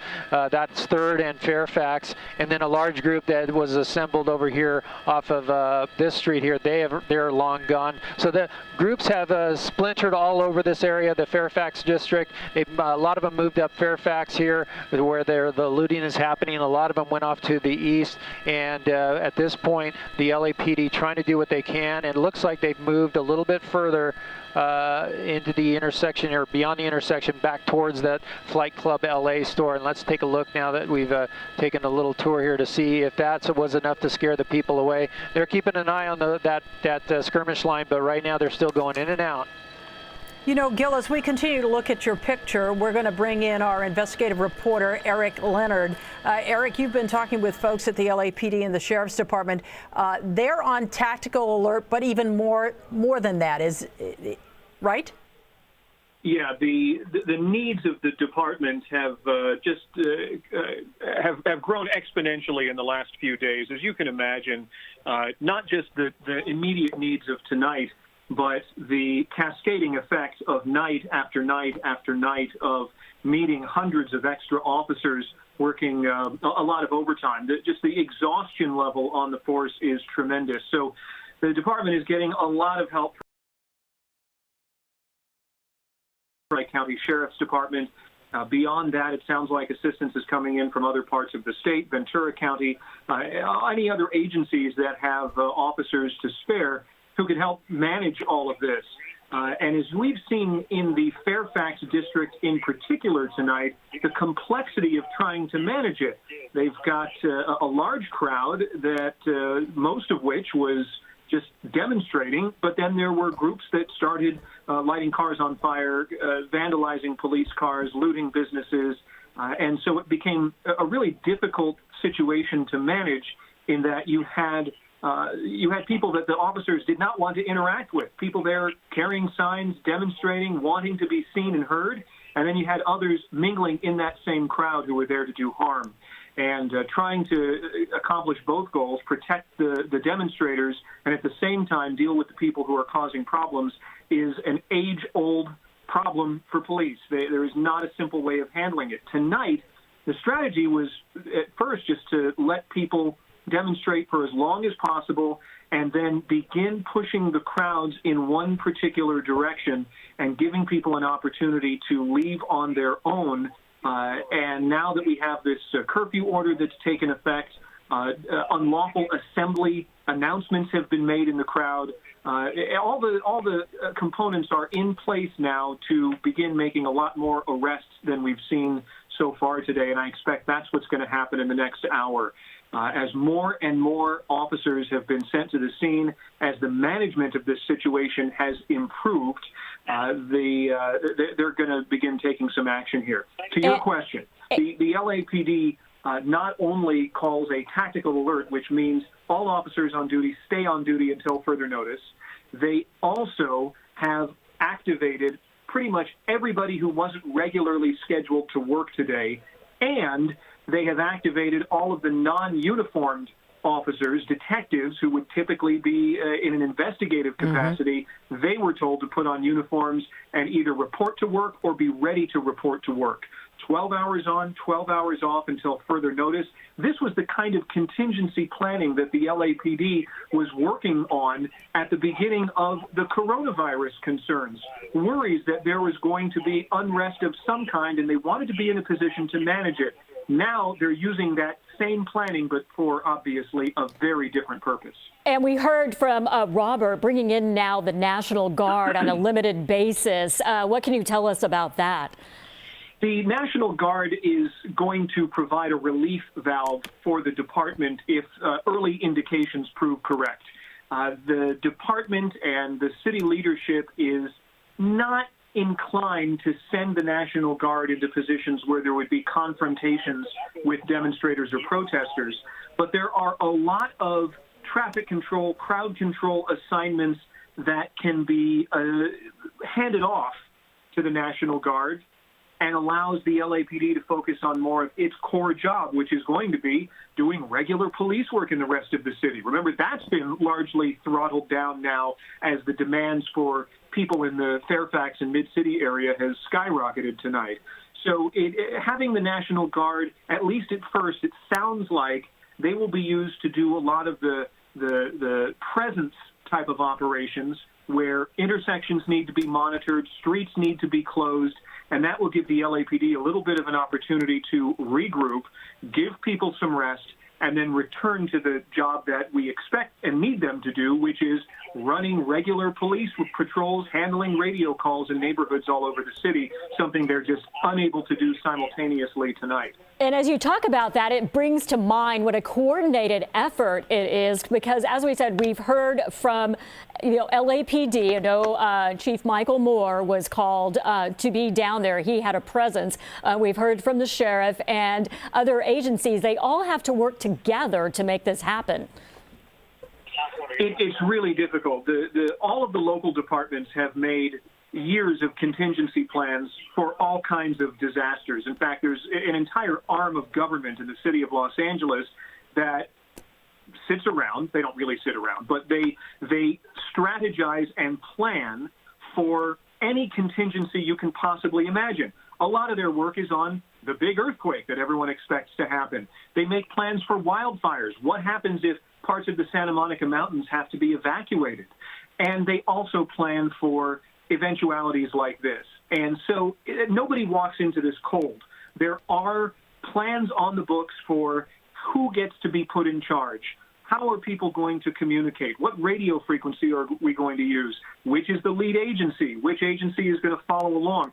So they have a rough idea of how this is all going to work out. Tonight, in particular, we've heard from our contacts in law enforcement that as much of an expectation as there was that there was going to be a large demonstration in Pan Pacific Park right there next to the Grove, the preparations for that clearly were overwhelmed pretty quickly. And it just took law enforcement a while to catch up to that. Eric, it begs the question, is it possible the LAPD underestimated last night how things would get out of hand? I mean, we saw relatively not violent, I won't say peaceful, but not violent protests Wednesday and Thursday. We saw groups manage to get on the freeway. They damaged some squad cars. But last night took it to a whole new level. Did they underestimate the crowd? I'm not sure underestimate is the right word. We've heard this in a couple of different characterizations from folks who manage the big law enforcement agencies in Southern California. One prevailing thought that we've heard lots of today is that... Oh, look at this, Eric. Eric, I want to call your attention to the screen here. The officers are taking down somebody right here. Yeah. Man. This is Melrose and Poinsettia. Kathy and Eric, we heard reports of looting there, and the officers have moved in. Again, we're almost 30 minutes into the curfew. Gil Davis, are you over this? Yes, I am, Colleen. You're looking at the 7300 block of Melrose where looting was taking place. You see the damage to the buildings, the frontage of the buildings, and they have suspects inside the shops here. And these two that were just taken down were ones that just came out of the building. They have the buildings completely surrounded here. It is like a strip, a row of businesses, I should say, that were looted here. As I come out to a wider shot, you'll see officers in the back as well. There's a vehicle back here. It's unclear if that was involved with the We saw two being taken into custody. That one right in the center of the screen was resisting arrest, tried to break free from the officers, and they had to take him down to the ground. You see another suspect right here with a mask on. He's in custody. He's not resisting, but the officers here waiting for those suspects to come out of the shops here. That looks like a TV shop, and I'm not sure what the building here is with the pink frontage, but you see one being taken away right now in custody. Here comes another one that they got. So actually it looks like maybe 3 and 4 now. It looks like 4 there they have in custody here at these shops. Did you think someone was still inside at this point? Yeah, I believe the LAPD thinks there are. They have their weapons drawn. They have the, especially this building here, surrounded. They were looking at that TV shop as well, and officers in the back. So they have the area completely surrounded. You see them in the alleyway back here, and so they believe that there's still looters inside that are just waiting and trying to hide from the officers because they moved in when they were inside the store. You know, it's interesting. We have all eyes watching this right now. I just got a message from Chuck Henry at home. He's monitoring some of this as well. You're back at the other location where the Flight Club LA store was, that shoe store. He said the people sitting in the middle of the street appeared to be looters as well. Some of them were sitting down waiting to be arrested, and the LAPD had boxed them in and were just waiting for somebody to come in and take them away. So we'll try to get more information on that. And I believe as we continue to look at the scene here, we're going to hear from Robert Kavasik. Robert, you have an update or some breaking news on something? We do have an update, Colleen. We now know that the National Guard is on its way. We can tell you that they will be here by midnight, and you can expect 1,000 members of the National Guard to be here in Los Angeles. This information coming to NBC4 from LA County Sheriff Villanueva. So now we know the National Guard has been requested. They will be here and they will arrive at midnight. As Eric Leonard so aptly pointed out, this is to provide some type of relief to the LAPD that has every member on the force right now at work and will continue to be at work. So we wait for an update now from Governor Newsom's office, and we're reaching out to Governor Newsom's office to see what the extent of the National Guard's involvement will be. And you also have to keep in mind that the National Guard may be deployed elsewhere. We are understanding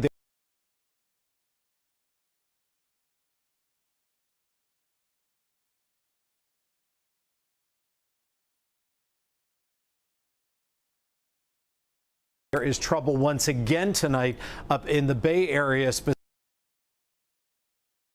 for them to be in place by midnight. That's a pretty quick turnaround. I'm assuming it's the Army National Guard, not the Air National Guard, or it could be both. Do we know where they're coming from? I don't. We're trying to find out information, but we have just confirmed this from Sheriff Villanueva. Now, remember, when we have been talking to Mayor Garcetti, he was the first one to tell NBC4 that when we asked him, do you need help? He said, well, I'm going to find out because I'm going to pick up the phone and call Governor Newsom. And that was about 7 o'clock this evening. And so he got off the phone with Governor Newsom, put in that request. Sheriff Villanueva also putting in that request as well. And the National Guard is coming now to Los Angeles. One of the cities like Minneapolis that did need assistance because, as to quote Mayor Garcetti, these are no longer protests that we're witnessing tonight. Yeah, and it's unfortunate because earlier in the day when we were listening in live as he was giving a news conference, he said it's not something that he wants to do. He did not want to call in the National Guard. He said, I don't want to go back to 1992. Look at this, Kathy. There. Yeah, that palm tree on up fire. in flames. Just more destruction happening there as we continue to watch this live as it unfolds. And Colleen, we are now at 8:30, 30 minutes past the mayor's implemented time to put the city on curfew and shut it down.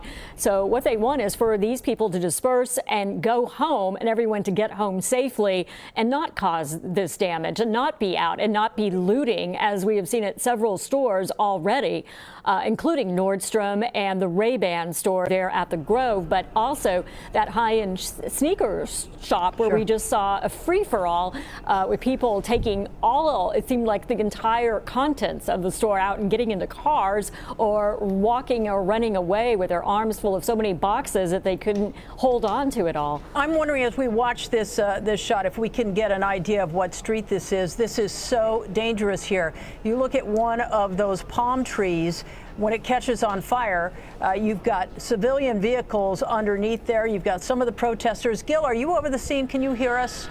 I do hear you, Colleen, and we're looking at Melrose with the cross of Alta Vista, and there's some looting going on the north side of the street. So right down the street from where the officers were making arrests of those 4 or 5 suspects, here's some more activity on the north side of Melrose, just to the east of where those officers are. Sorry about the camera there, but we're going to get that shot for you one more time. The palm tree burning there, and that is continuing to burn without the fire department around. But here's another shop that is being looted. It looks like it's Alta Vio store there on Melrose, and they're going in and out and taking advantage of the situation there as well. Okay, let's go to Eric Leonard, our investigative reporter, and he has such insight and some new information. Eric. Yeah, Kathy, wanted to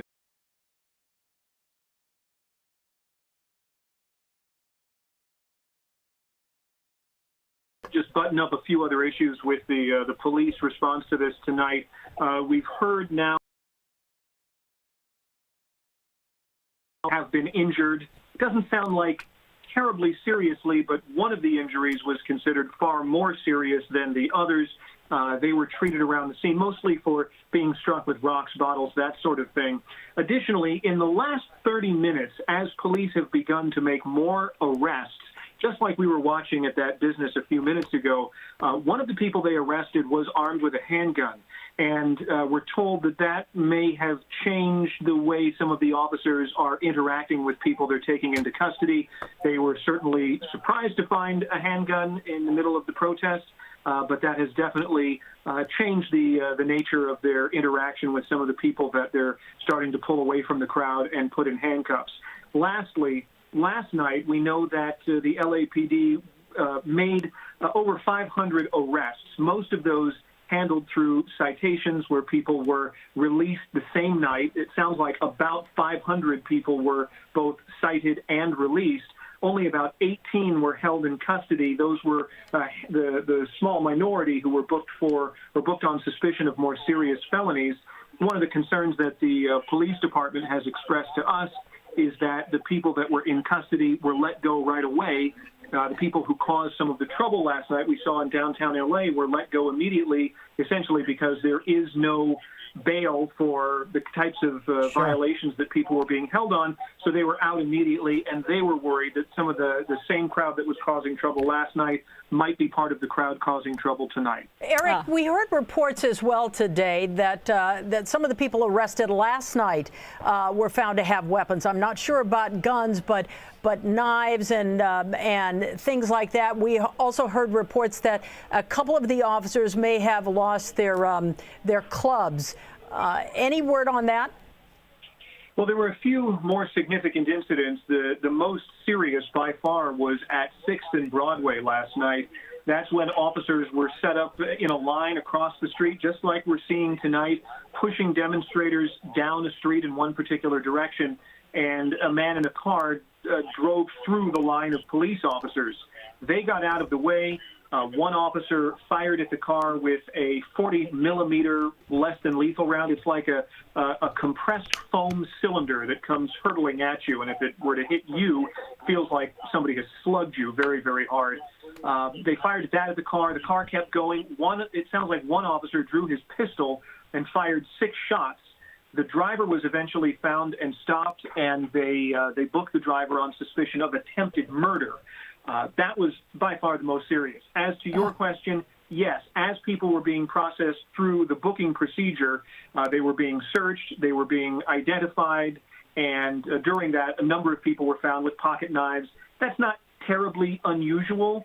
And as far as officers losing equipment, when you've got hundreds and hundreds of officers tussling with people in chaotic situations, all kinds of stuff falls off. We heard there was a two-way radio that was lost, handcuffs were lost, and yes, it does sound like a couple of them may have lost their batons, their PR-24 batons, not the collapsible batons that fold up and they carry on their duty belts.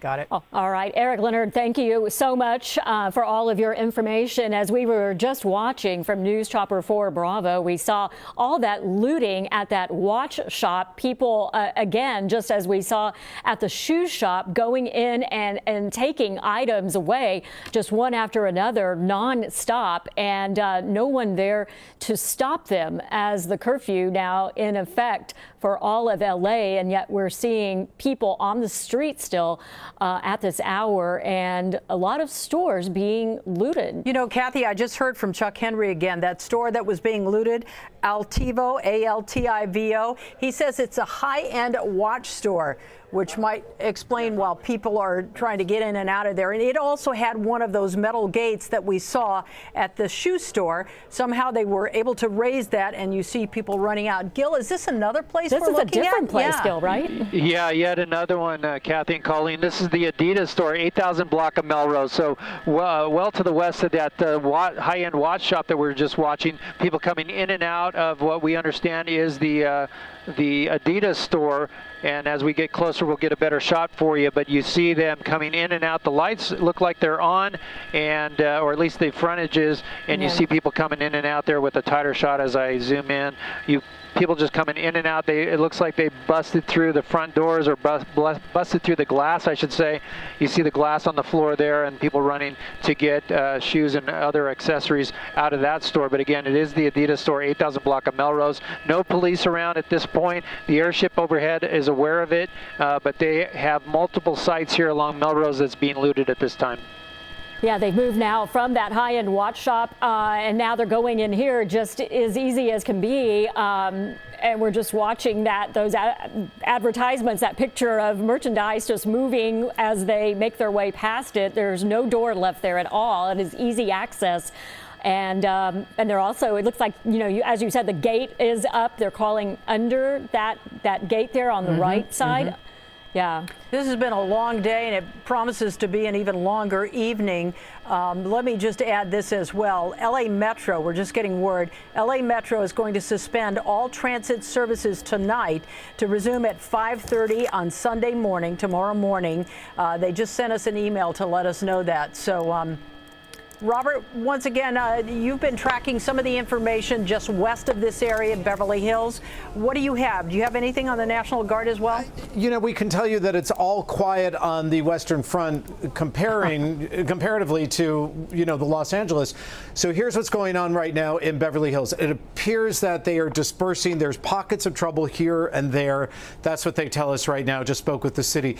Captain Ed Ramirez, who is the commander of the West Hollywood Sheriff's Department, says they did have problems earlier that protesters had surrounded the sheriff's station there at the intersection of San Vicente and Santa Monica Boulevard in West Hollywood. He said the problem with what happening right now in West Hollywood, as this curfew for West Hollywood and Beverly Hills is underway and has been underway since 8 o'clock, is that they have pockets of people who are now going, when I say pockets, maybe 2, maybe 3 people, going and vandalizing businesses there. So they have rolling patrols out in West Hollywood, in Beverly Hills, trying to stop the pockets of people that you see right now in the Fairfax district, but in smaller numbers. But it is going on now as you push west, and that is what they are trying to control. If you are home tonight, just to underline what Mayor Garcetti said earlier, that he encourages you have to stay home. A curfew order isn't in place. Just stay home, be vigilant, don't get involved, don't engage. Is that as you a see TV? That is a TV monitor. A TV. Somebody's being taken out of that store. You know, we've watched expensive shoes, expensive watches, and now this store. So you may be trying to figure out what plans are going to be in place for tomorrow. Well, the city of LA is already looking at tomorrow, and it looks like you may be spending more time at home than you realize. NBC4 has now learned that they are getting ready to shut down some key attractions. Griffith Park, we have now just been told, will be shut down tomorrow. as well as Runyon Canyon, will be shut down tomorrow. No one is going to go there. All those gates will be locked for Robert, either of those places. It's the irony of it all. We're getting, we're coming to this point of COVID-19 when things were starting to open and now shutting them down for a totally different reason. Well, and of course, social distancing has gone out the window. The face masks have gone out the window. This is going to be something that we're probably going to be discussing in weeks after this. But right now, we have the National Guard, as we told you a short time ago, on its way to Los Angeles, 100,000 members of the National Guard. This is just one city in the nation. From people that I know across back east and down south are saying we're watching what is going on right now in Los Angeles. This has been a focal point for the nation right now with these locations that are so well known in so many places. The Grove, iconic. Fairfax District, home of Farmers Market, Rodeo Drive in Beverly Hills, and Kathy and Colleen, as we talked about for hours now, this was the purpose and the intention of many demonstrators throughout the day that said they wanted to hit these areas that are well known. And you can see the damage that's being done right now. What is especially sad as you look at this street, if you're familiar with the Melrose area or the Fairfax area, these are not large chain stores. These are the mom and pop stores, the local businesses the mayor's been talking about for 6 weeks. They have been under those, restrictions because of COVID-19. All of a sudden, they get to open in the last week or so, and now this happens. And as the mayor said of Beverly Hills and Mayor Garcetti, this was supposed to be a weekend where they were going to allow people back into stores, and they're going back in all right. You're looking at it right there. This was the weekend where people were going to have in-store shopping, some in-store dining, and now this is just the looting that is underway on the streets of Los Angeles and stretching in so many pockets of our city that, again, Beverly Hills has had to call for reinforcements from the Antelope Valley, from the sheriff's departments up there to come down and assist. Chief Villanueva of the Los Angeles County Sheriff's Department has had to ask for the National Guard to come in and help because our resources are eventually going to be tapped out, ladies. There's only going to be so many hours that they can be on their feet and trying to manage this situation because everywhere they turn, as we see right now in other cities, there's trouble in just about every block. It may not be large crowds of those protesters and demonstrators that we saw earlier today in Pan Pacific Park, but now it's this scattering, and it's hard to track. Yeah, it certainly is. Robert, thank you. We're going to stay with you and go up to Gil. Gil, we're continuing to see people going in and looting this Adidas store. They haven't stopped. The whole time we were talking to Robert, we were looking at your live pictures and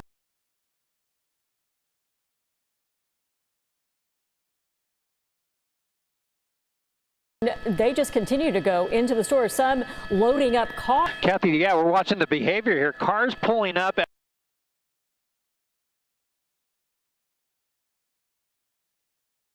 loading up. Here's a person, I don't know if that's the same driver or not, but going in the passenger side, he's looking around there on the driver's side, but we watched him run in, go into the store. We haven't seen the driver come out yet, but that passenger came out. Actually, maybe that was him because he's driving off here. So you're seeing that behavior. Car after car just pulls up, people unload. I watched a gray sedan, a four-door sedan with 3 guys that loaded up the back seat, absolutely filled. In fact, the third guy barely could fit into the back seat, and that car drove off. So we're seeing it. It's a line of cars, a line of looters that are coming up into that Adidas store, and they keep filing in and out. They're going through the main door, but they're also going through the display window. Right there, you see it, and they just continue hitting that store on and on. Across the street here, there's a high-end glass eyeglasses shop that was being looted. We watched the TV set. I heard Kathy mention that, the TV set coming out of that window. Here comes another person with whatever loot that he found.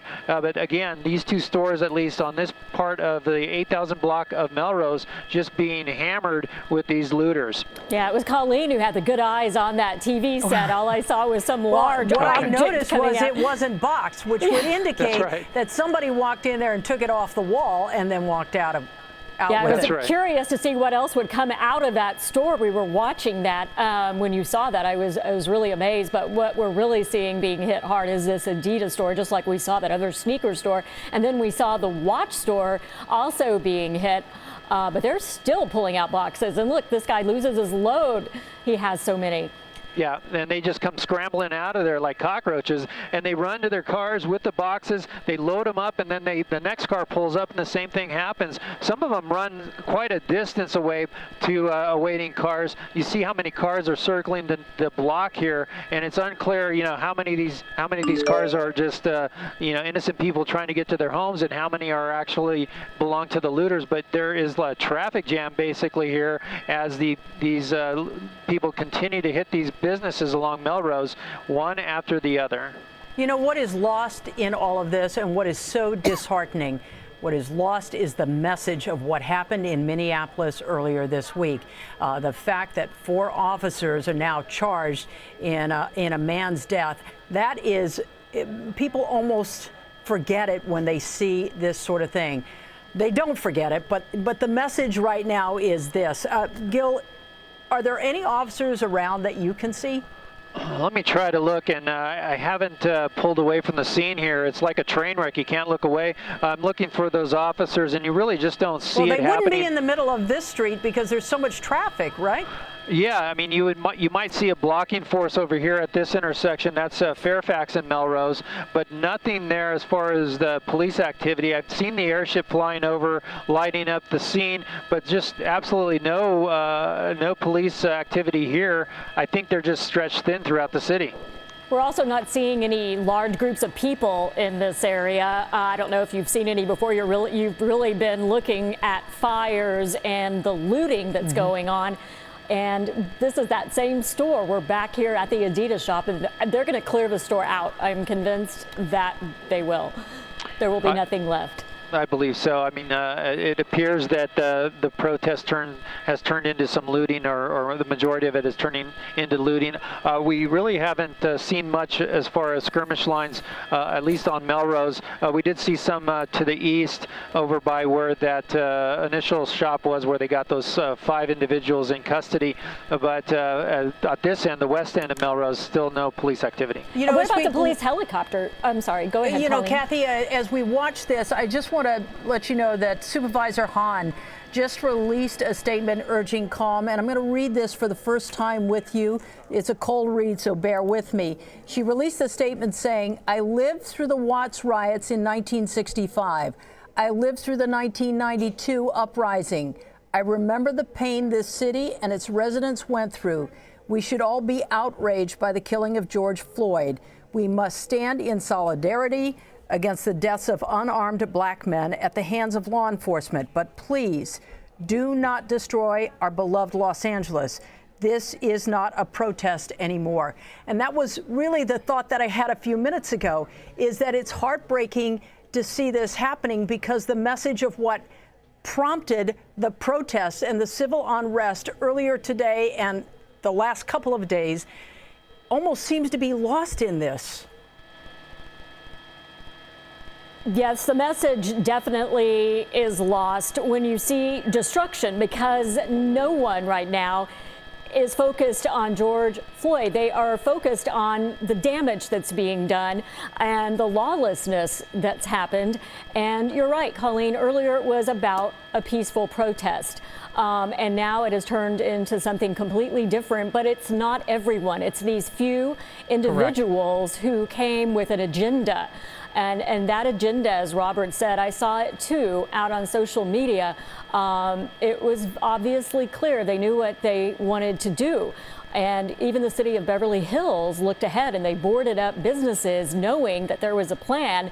And that plan was on the part of a few people, not the greater good of the people who came out to peacefully state their purpose and to ask for justice for what happened in Minneapolis. That was not the message that the people we are watching tonight and that we watched earlier at the Nordstrom, at those shops there at the Grove. That's not the message that they had. Yeah, you know, I'm going to throw this out to you and Gil, and we're coming up on 9 o'clock here. It's 8:50, and so we're well into the curfew here. Does this almost seem like targeted hits? I mean, we've seen 2 high-end shoe stores. We've seen a watch store. This is not vandalism anymore. This is looting. So it almost seems like some of these folks know exactly where they're going. I think the area definitely was targeted. They, you know, people made that clear, and I think the names are recognizable. You know, they're hitting stores. They know what's inside. Other than that, I don't know. Yeah, Colleen, I think it's easy access along Melrose. So many shops, so many really nice high-end shops even that are along Melrose here, and it's just really easy pickings for the people to drive through. Here comes a fire truck engine coming through, and a paramedic. Let's see where they're going. They're heading off to the east. In fact, I'm going to come away from the Adidas store here and look back to the east where we saw the police earlier. We'll see if there was any activity with, well, we got the fire, some more fire trucks over here. And it looks like well, this is that fire that we were looking at earlier, that nail shop that was on fire. Salon. Yeah, so you see how close by the looting is to this location, and those units are probably going there. But even further, there's some police there watching the fire department. And here, look at this, what looks like another structure maybe catching fire. We're going to move to the north side of the street. David, let's move to that side. We're going to go to the north side. It looks like that's another structure that's on fire. Oh, that's a lot. It looks like it is, definitely. That is a big area right there that we're talking about, and that's probably where those extra resources were headed. We're going to try to find out what that is. We're seeing a lot of smoke. We're seeing flames. Is that inside a building? It is. The building's on fire. You see the smoke coming through the roof there. It hasn't, well, I don't know if it's burned through or not already. We were focused on the looting that was going on just a couple of streets over. You see a lot of people in the back running there. But this building definitely on fire. Let me see if we can get a name on the structure itself. But the LA City Fire Department, really busy along Melrose here. Just a block or two away was the nail salon. Here is this shop, but we're moving into a better spot for you. And I don't know if you were able to see the name on that. No, I can't. It's a yellow sign. It looks like I can't make it out, but I'm wondering if it's more than one business. It looks like it is, and here's a tighter shot for you if you can make it out. Doc Martens, okay. So it's a Doc Martens a shoe store maybe, but it's a quite a large building. As I come out, you see the smoke coming out of that structure, and we'll see what the fire department does. I'm going to try to listen to their frequencies to see if I can hear them chattering about that fire and how they're going to handle it, because there's still a lot of protesters here in the area and moving in and out of the stores. It's unknown how this fire started, but taking a look through the front here, and it's hard to tell if those stores were looted or if the fire department had to just make access themselves. They're making access inside. That's a good sign. They're going to fight it from the inside, at least for now. A lot of smoke being vented out through the roof. And it looks like a different business, possibly. I don't know. I can't tell. I just see different signs there. It's really hard to tell what's going on there and what the business might be. Yeah, and you know, Kathy and Gil, as I look at this, all those stores are connected there. They're I mean, close, you're talking about something that runs a city block almost. And if this fire gets in the roof, correct me if I'm wrong, typically it runs through the attic. It could take out an entire block. It could. In fact, it may have already spread to the other buildings. It's hard to tell. There is quite a bit of smoke coming out of it, out the front and out the vents on the roof. So it's hard to say if it's skipped over into the other businesses there. It's blocked by smoke to the east there. You see that stretch of businesses there are really blocked. You can see some of the signs there where fire has not gotten to that yet. But this is a concern definitely for the firefighters and certainly for the police to get in this area and try to bring an end to this looting that's going on, because this could be a result of such a activity. Yeah, it could be vandalism. It could be, we don't know right now at this point, but they were still working on that fire at that nail place just down the street. And then Gil, you panned down and went over to this area, and now we see from your cameras that this is on fire. And it's just crazy. We're just coming up at 9 o'clock now. We've been under this curfew for 1 hour, and we're seeing looting and fires all up and down this area.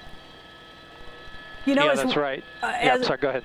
Yeah, I just wanted to say we're having community leaders weighing in on this all day. We just heard from Karen Bass. She's a U.S. representative. She's a prominent African-American politician. She represents the Culver City, South LA area. She says tonight, if you're mad, if you're distraught, if you're angry, if you're hurting, fight back against the system that killed George Floyd. Do not destroy our communities and our neighborhoods. Yeah, the sad part about destroying the neighborhood is that it takes forever to recover. To rebuild. Yeah, these are businesses, and it's just nobody wants to see this. It's tough on the fire department, it's tough on the police department, and it destroys the community. We're hearing now that this is Tony K on Melrose. It's a shoe store also. So that's who we're getting word from our assignment desk. Kevin LaBeach giving me that information now. Tony And K? you see, Tony K is what the name of the business is on Melrose. And so the fire department dealing with all that smoke, a lot of smoke coming out of this building. I'm surprised we're not seeing flames through the roof right now. We don't see any fire department on the roof per se right now, but it's unclear exactly what they have inside. I'm trying to listen to what they're dealing with in there, but heavy smoke coming out of this business. Yeah, it's really smoky. Yes. You're right, and no flames. It's just pouring out. Hey, Gil, Absolutely. can you widen out your shot just a little bit and let us see what the traffic situation looks like around there? I mean, so you're It's hard on to see. Melrose, right?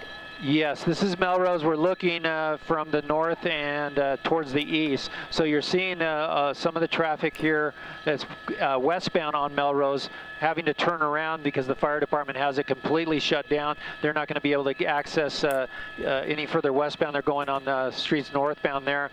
But look at how much smoke is pouring out of this fire. It's unbelievable. There might be more structures there that are on fire. It's hard to say it from this angle. Yeah, and we can't see signs at this point. All we know is that, like Colleen was saying, all of these businesses are kind of next door to each other, so it could easily spread from one business to another. But they're focused right on this area where we're not seeing flames, but we're seeing a huge amount of smoke coming out. You know, as we continue to watch the picture here, I want to bring in a friend of ours, Errol Southers. Errol, are you with us? Errol Southers? This is Tim Williams. Oh, Tim. Hi, how are you? It's Colleen Williams.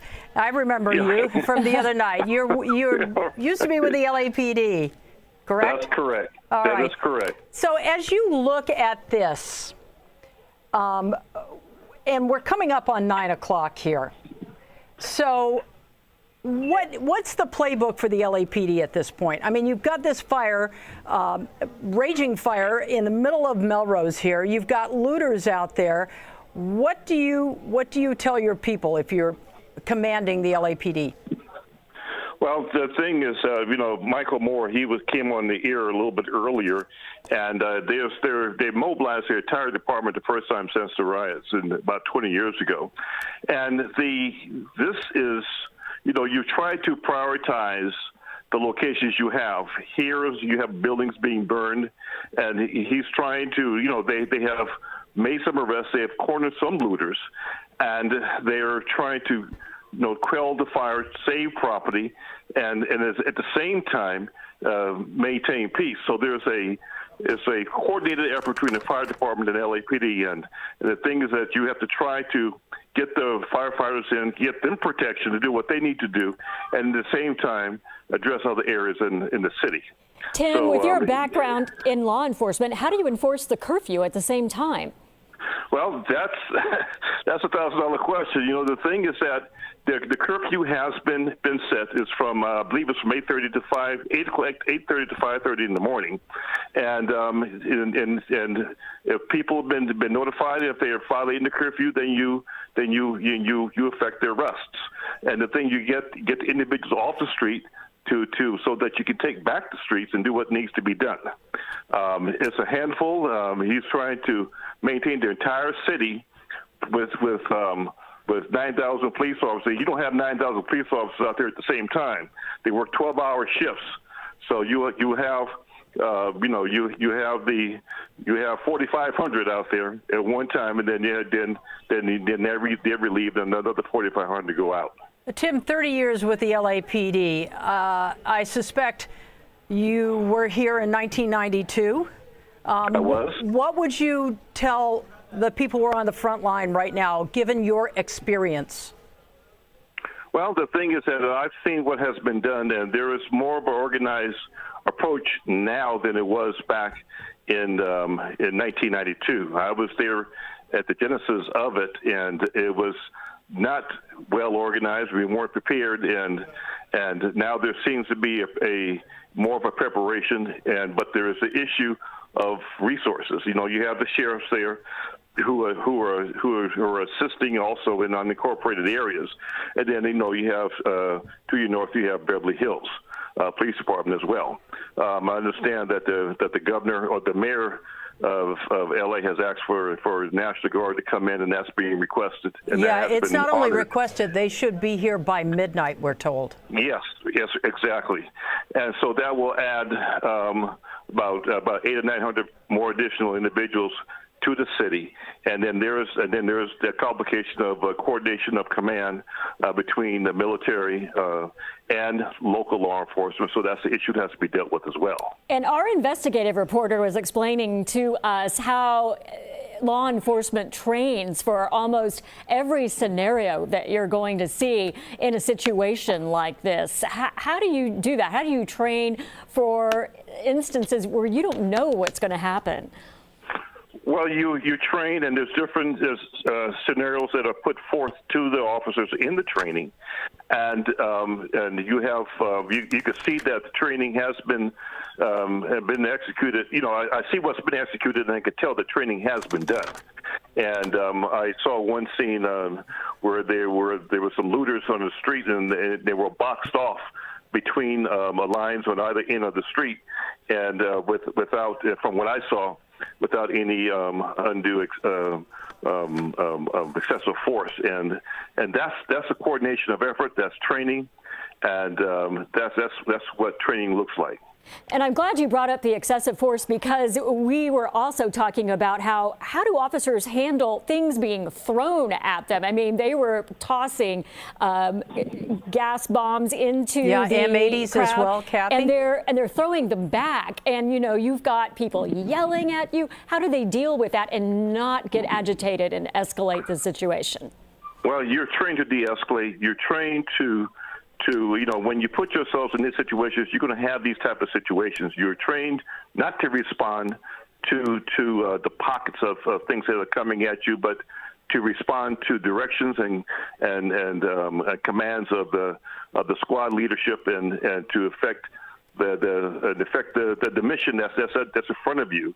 And again, it takes training. I've been in the military, and I've been in LAPD, and the training. You don't let the situation control you. You control the situation, and that's what we've seen here so far. You talk about the LAPD better prepared and being more coordinated than they were, in 1992. But on the flip side, couldn't that also be said about the protesters and the looters out there with social media? Don't they seem a bit more organized than you remember? Well, what I see is a coordinated effort of some factions that are out there. And this is not only with Los Angeles, but all across the country. I've seen folk that you would not normally see leading or leading in this insurrection. I call it insurrections. Mm-hmm. And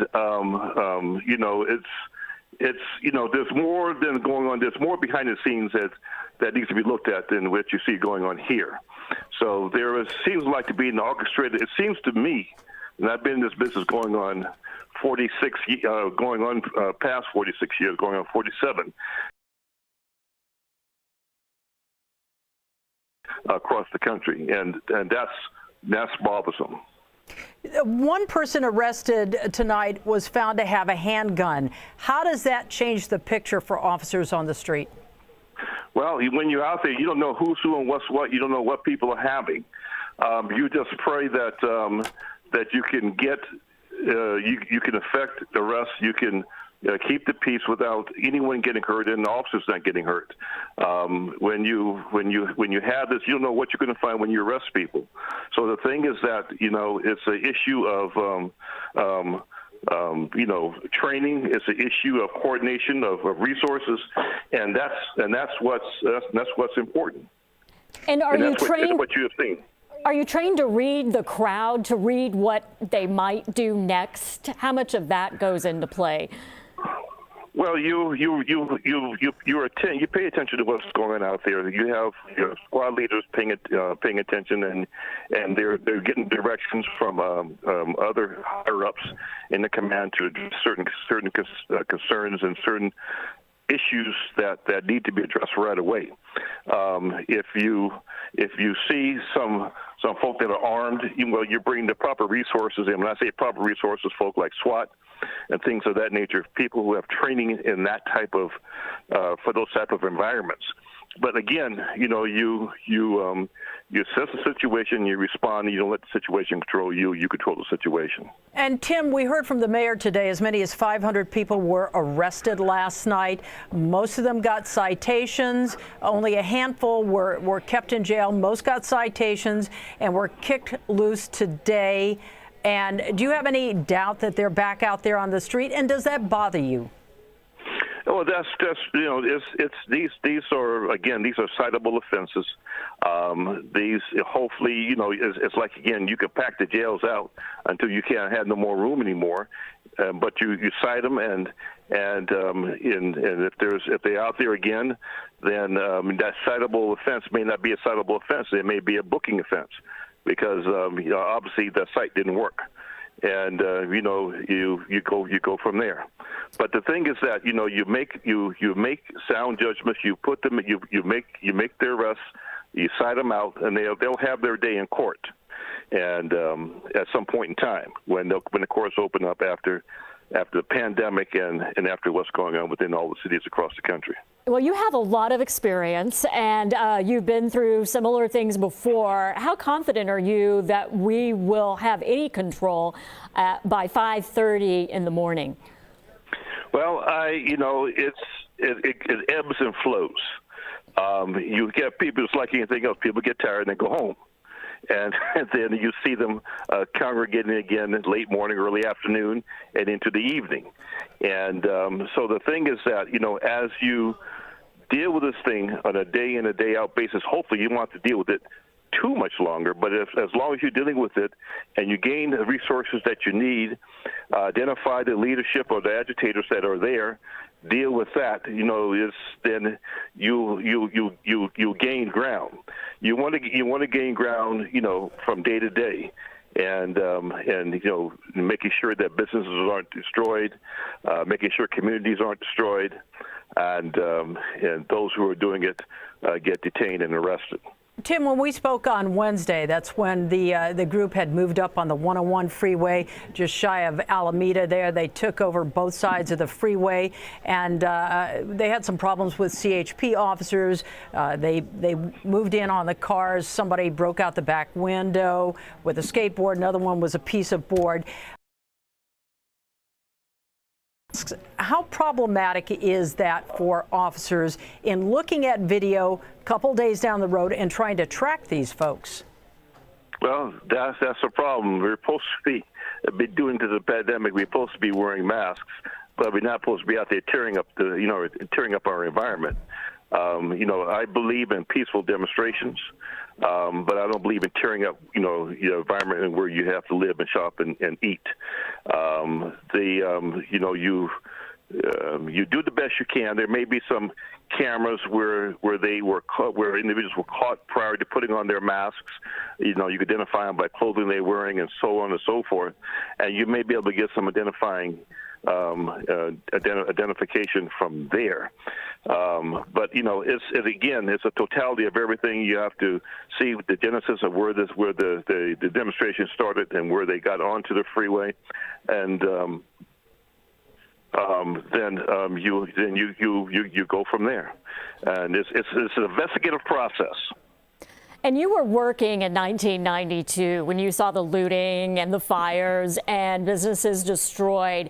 How does it affect you seeing this tonight on a different level? Of course, a different situation, not the same thing, but how does it affect you emotionally? Well, the thing is that the incident with George George Floyd, I'm sorry, that whole situation bothered me. I've seen a lot during my career, and seeing this was at the top of egregiousness. So that bothered me. To the point where the entire nation was bothered by that. You even had chiefs of police come out, and which is a total rarity in my experience and in my career, coming out criticizing the action of a police officer to the point where they suggest that he be arrested. So the thing is that it's not a new phenomenon, but it is a phenomenon that's caused the consternation of the whole nation on the heels of people being sequestered for almost a month and a half or 2 months on this COVID-19 issue. And then you look at the leadership in our government and everywhere and everything else, and it has a cascading effect. And what we see is I'm very concerned. Not only do we have the pandemic, but now we have a country that is the infrastructure of the country is dwindling because of what we're seeing here. Tim, we're looking at a picture right now. I hate to interrupt you, but I want you to walk us through it. This is at Pico and La Brea, I believe. This is a Target store. There were reports of looting here. You see a line of officers outside. What's the protocol on this? I'm looking at it now. Okay.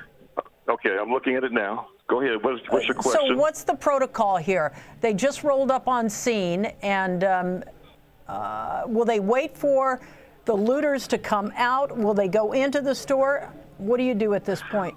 Well, if you notice that they are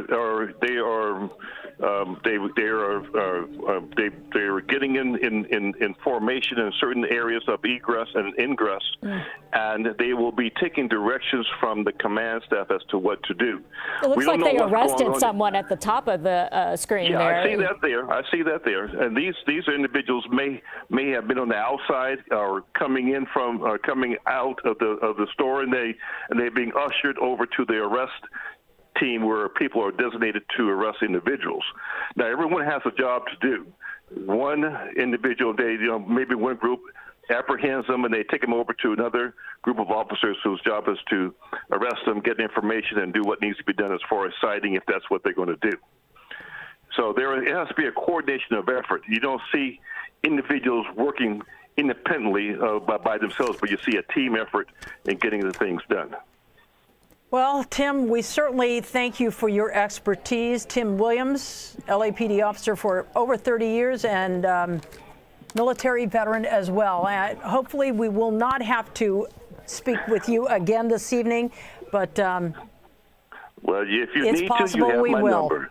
All right, we certainly do. All right. Tim, thank you again. We want to bring You're in. quite welcome. All right, we want to bring in Megan Reyes right now. She's in News Chopper 4 Alpha. This is that building that was on fire just a couple of minutes ago. Megan, it looks like it's fully engulfed at this point. Fully engulfed, fire through the roof right now. You can see the challenge that firefighters have right now. They are concentrating and trying to save the buildings next to it. They're probably going to go into what they call a defensive mode right now. This is a Starbucks right here to the right of it. To the left of it, we have a lot of other small businesses. So fire department's definitely going to try to save some of these buildings, but you can see the challenges that they have ahead of them. This is the 7500 block of Melrose Avenue. Started as a small fire. Took firefighters a while to get there. LAPD wanted to make sure they could secure the scene, and right now this is what happens. You have good intentions from earlier today. You had peaceful protests, and unfortunately now we see a situation like this. You could see the fire just blazing through that roof right now. Very intense situation here. It really did just explode. We were watching it earlier, a lot of smoke, and now we're seeing a lot of flame coming out of that. And Megan, you brought up a good point, because the firefighters can't just roll up on the scene and start taking care of this. They have to first go with the police, and they have to rope off the area, make sure it's safe. So that's one level of work they have to do, and it just takes more time for them to get there. That could have caused this fire to spread even more. And the other thing I'm thinking is there are businesses on either side. Right, and that's what they may end up doing, is going in what they call a defensive mode. But hopefully there's a firewall in these buildings here to protect the adjacent buildings here. So you have a couple of buildings here that's in the path of the fire. Fire department's going to do everything they can. And, you know, resources are really stretched. Kathy, News Chopper 4 Alpha, we were over downtown Los Angeles. We saw multiple rubbish fires. They have their hands full in downtown LA with a bunch of looting areas near 7th and Main and Broadway. So there's a lot of activity there. They do have multiple small rubbish fires. People are lighting trash cans on fires in downtown, but nothing of this magnitude. You can see the intensity of this fire. It is just consuming this entire building. Firefighters, looks like they may even have to pull back here because of those intense flames right now. Makes you wonder what is fueling this fire. You know, I was just thinking the same thing. I don't know what's in this building here. I heard there was a couple of small businesses here. Tony K Shoe Store, I believe, is what, yeah, there you see on the outside, Tony K Shoe Store. Yeah, so if you got a shoe store there, you can imagine all the products in there, all the cardboard boxes and everything that is fueling that fire that is just really rapidly consuming this building, and the buildings next to it. The radiant heat is what's an issue there. The fire definitely may start with these buildings just because they're so close together right now. So firefighters are still battling this right now. This is again the 7500 block of Melrose here as they are dealing with this fire. One of many fires here erupting here in Los Angeles. Yeah, we saw the nail salon or nail shop that was on fire earlier. They were still about 30 or 40 minutes ago. I don't know what the situation is now, but now we're seeing this fire here at the shoe shop. This is the largest fire I think that we have seen tonight, other than the little spot fires. And of course, earlier, several patrol cars, LAPD patrol cars were set ablaze as well. So the fire department has been busy taking care of a lot of those fires. But this one just huge, as we're seeing plumes of smoke and that huge fireball right there in the middle of the store, which we believe, if we're looking at the sign, is some type of a shoe store there on Melrose. Yeah, that's right. And Kathy, I just also want to add, you know, I look out the everywhere. I'm seeing law enforcement responding with their lights and sirens. So they are just going to multiple areas. They're hearing about looting. They're hearing about small rubbish fires. So it is just a chaotic situation. And just moments ago, somebody pointed a green laser at the helicopters as well. And, you know, you have law enforcement helicopters up here trying to direct officers down below into a safe direction to try to disperse some of these crowds. And now they have to worry about somebody with the laser shooting at the helicopters. That can be a very dangerous situation, not only for the police, but also for the media helicopters here as well. Absolutely. On a normal night, Megan, we would be covering that as an entire story. It's illegal and very dangerous, as you said. That could be a story for us, and yet it's just part of the scenario we're seeing, where we are seeing looting, outright looting, just people smashing windows and taking items out of the store. And we're seeing fires set in various areas. We've had officers injured as well. I've seen some protesters earlier in the day who were down in the street because we kept seeing people running. And of course, you're going to have injuries. So really, it's just been an incredible afternoon into the evening. And now, as we are approaching 9:30, we are well into the curfew that was put into place at 8 o'clock. And now we have word that the National Guard will arrive at midnight. 100 National Guardsmen being deployed to this area.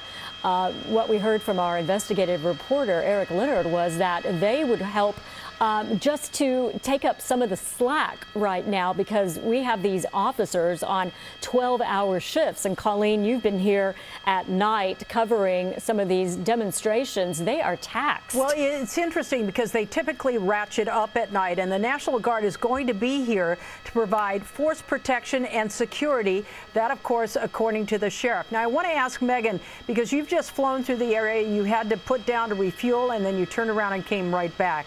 So you've got a broader picture of more than just this fire right now. What did you see on your way in? Are there still protesters out there? Are there more fires out there? What can you tell us? Colleen, right now it's hard to see the protesters unless if we're exactly over the area because it's nightfall, but they are out there. I'm listening to LAPD, and it's really getting busy in downtown Los Angeles with looting. We did hear about an officer who was injured near Spring and 7th. Somebody threw a rock, possibly a broken wrist, according to the scanner traffic. So what I'm seeing is just a lot more commotion. And as I said, as I look out the window in every direction, 360 degrees here, I'm seeing police officers with their lights and sirens responding to multiple calls. We do see a lot of smoke in the air from earlier fires. We did see a couple of fires in downtown Los Angeles. This one here on Melrose Avenue. This is the biggest fire we have yet to see. It's a very unfortunate circumstances. What started off as a peaceful protest in Pan Pacific Park today, people were out there protesting, and unfortunately a few individuals just took it to this level, and this is why there is a mandatory curfew. But unfortunately we're just seeing a lot of mayhem down below. And again, as Kathy said, it normally would be a story we would focus on, getting lasered by an individual. The green laser lit up the helicopter here in News Chopper 4 Alpha. That is pretty bright.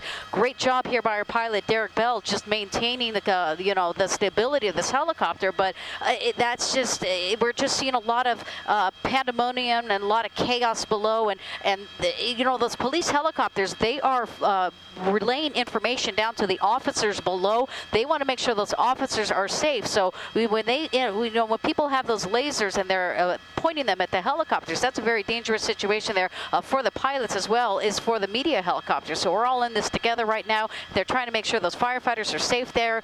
We don't see any immediate crowd here. So fortunately, these firefighters can concentrate on this building right now as we're watching. It looks like they are starting to get a little bit of an upper hand. We still see a lot of fire on the roof, but the good news, it's not spreading to any of these local businesses right next to it. It looks like they've really confined it so that the rest of the businesses, and as we said earlier, these are all connected. This is almost an entire city block. You've got the Starbucks on one side, you've got the shoe store, and then you that we're looking so forward, I'm sure, to opening and getting back to some sense of normalcy here, and then all of a sudden this happened. Megan, we're going to continue to look at your picture here. We're going to bring in Eric Leonard once again, who's been talking with people at the LAPD, the Sheriff's Department. Eric. Good evening. The word that we're getting from department commanders is that they feel like they've made some significant progress in clearing out a number of the demonstrators and reducing the risk to the public, although it's really hard to feel that when you watch the pictures that we've been seeing all night tonight. The number of people that the police officers out on the Fairfax area are confronting or having to interact with has dropped dramatically, they tell us, in the last hour or so. We're now thinking it's more in the neighborhood of several or many dozens rather than the hundreds that we saw earlier. Nonetheless, the department seems to be addressing more and more serious problems, even though there are fewer and fewer people wandering around on the streets. Certainly the fires have presented a whole new issue for them to deal with, and then certainly the looting has captured the attention of dozens and dozens of officers down there. The sheer exhaustion amongst the people working the LAPD, we're told, is a huge, huge factor. You have many of the people who are working in crowd control tonight are the same groups of officers who were working almost all night last night in downtown LA, and a good portion of them were the same group of officers who were working Thursday night. And so that is perhaps part of what's behind this decision to try to bring in more outside help, specifically the National Guard, to try to relieve some of the demands on the department, not only so that certain groups can go home and get some rest, but also so the LAPD can restore its core services in other parts of the city, responding to radio calls, doing general patrol work, those things that had to be shut down while they focused all of this attention on this area tonight. And Eric, you were saying that they can also bring in officers from other cities. We heard some information about officers coming in from the Inland Empire, so this could be the Sheriff's Department. They can call other resources locally, maybe Ventura County. That's right. There's long-standing mutual aid agreements between most of the police departments in Southern California. At some levels, it's coordinated through the state of California. Everybody relies on one another when a particular incident overwhelms the local agency. This happens constantly when they're dealing with massive wildfires in the fire department. This happens with contingency planning for big natural disasters. So the plans are in place to do it. It was a little unexpected tonight from what we've heard. That was part of the delay in getting additional people from outside areas. But they're well set up to do this. It sounds to us from the contacts we've had in local law enforcement that the expectation simply wasn't there, that the events of tonight would grow in the way they did, really exponentially in maybe the 2 to 3 to 4 o'clock hour this afternoon. And people have, from all sorts of different agencies, have been scrambling to keep up. As you pointed out, it's not just the local agencies that help one another. It's also neighboring counties, Ventura County, San Bernardino, Riverside County, Orange County, where they have less local unrest to deal with, certainly have the ability to send people out here. What's unusual, though, is that rarely is it a department the size of the LAPD that's asking for help. After all, it's 10,000 officers strong. Typically, when there's a problem in one part of the city, officers can be drawn in from other parts of the city, and whatever needs to be managed gets managed. This is one of the first times in recent memory where the department has dealt with something that is such a large problem in so many different areas that it's really put a stress on the ability of it to manage right now. And that's why we're seeing these calls for help to outside agencies. And Robert is standing by. We're going to get to him next. But Eric, what can you tell us about the National Guard? Well, it's interesting. We're still hearing an evolving set of circumstances of how the National Guard is going to be assisting. At first, for certain, National Guard troops will be able to relieve LAPD officers who've had to do things like traffic control, controlling crowds and intersections. Not so much of the hands-on police work that we're seeing officers carry out right now, much more in a supportive role. That may change. That may evolve over several days, but it is certainly not the initial intention to have National Guard troops step in and take the place of LAPD officers in most conventional policing jobs. The National Guard was called in back in 1992 to help the city manage the unrest. And there were, when the incidents and the planning and the events were all looked at days and weeks later, it was clear that the National Guard then was not well prepared to do the kinds of things that the LAPD really needed assistance with. That's changed. There have been many more recent discussions about how to integrate the military and National Guard in a catastrophic type incident. This is not the type of incident that was being considered when those discussions happened. It was far more along the lines of natural disaster planning. But nonetheless, there are working plans in order for this to happen. Again, it sounds like the National Guard is going to be in a mostly supportive role, at least in the first hours.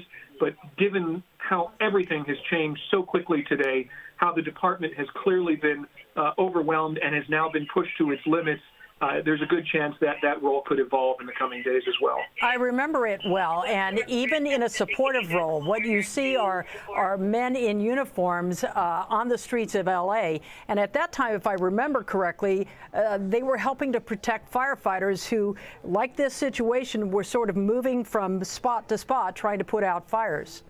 There were terrible tragedies in the 1992 riots involving firefighters. There were, if memory serves me, firefighters were struck by gunfire trying to protect blocks that had caught fire, and fires were going to catastrophically spread from home to home, business to business, and it was a real desperate situation. That caused quite a bit of reluctance on the part of firefighters, who see themselves as far less polarizing than the police force when they get sent into a neighborhood, and yet they were still being met with the kind of response that the police department was seeing. That was then. Plans have changed now. You've seen all night tonight groups of police officers who've been sent along to escort the firefighters so they don't have to watch their backs when they're trying to do their core job, whether that's saving somebody's life, helping somebody who's been injured or putting out fires like this. It doesn't sound like that is a role the National Guard might play right away, but again, everything is changing hour by hour here. When we first spoke today, I think it was around 3 o'clock, there were plans in place for the LAPD to sweep through the crowd and arrest potentially 300 or 400 demonstrators in the Fairfax district. By the time the words were written on a dry erase board, plans were out the window. Things had changed so quickly that became an impossibility. And now we've seen the result of that not happening hours and hours and hours ago. So there's no telling where the National Guard troops will be sent in the coming days. But again, at first, it sounds like it's going to be a supportive role, traffic control, crowd control, that sort of thing. What we're seeing tonight is that the LAPD and the Sheriff's Department are really having to split resources here. What can you tell us about what's going on downtown? Yeah, it's another complicating factor, as if the issues in the Fairfax district weren't taxing enough to both departments. Because remember, the LA County Sheriff's Department is responsible for the West Hollywood area, which is directly north, just across the street in some cases from where the issues have been going on in the city of LA's district. That's drawn quite a bit of attention. Downtown LA, the LAPD was for a time earlier this evening really relying on a lot of help from the California Highway Patrol, particularly when some demonstrators began to walk into freeway lanes. They were determined to not let that happen because people wandering around on the freeways creates a safety issue that is magnitudes more difficult than walking in surface streets. So the LAPD, again, relied on outside help to assist them, to take care of that. Downtown LA sounds like it's experiencing its pockets of unrest as well. It sounds like with hours into this, as needs have become clearer in specific places, the department is much better able now to manage where they're sending people than they were 3 or 4 hours ago. But again, it sounds like the department is relying on outside help as well to deal with whatever comes up. You know, we've been talking about the protesters and the looters, two separate groups here. Does it appear to officers you've spoken with that these looters are really an organized group targeting certain areas? I mean, they've hit a couple of high-end shoe stores. They've hit a watch store. We saw some of them being arrested outside a Target. Is it a what's the word I'm looking for? An organized effort here? I can tell you that prior to tonight's events, the officials that we're in contact with did not have indications that there was a plan or discussions amongst people who were on their way out deliberately to do harm to the community tonight to begin looting. It appears on the surface that much of this are opportunities that have come up.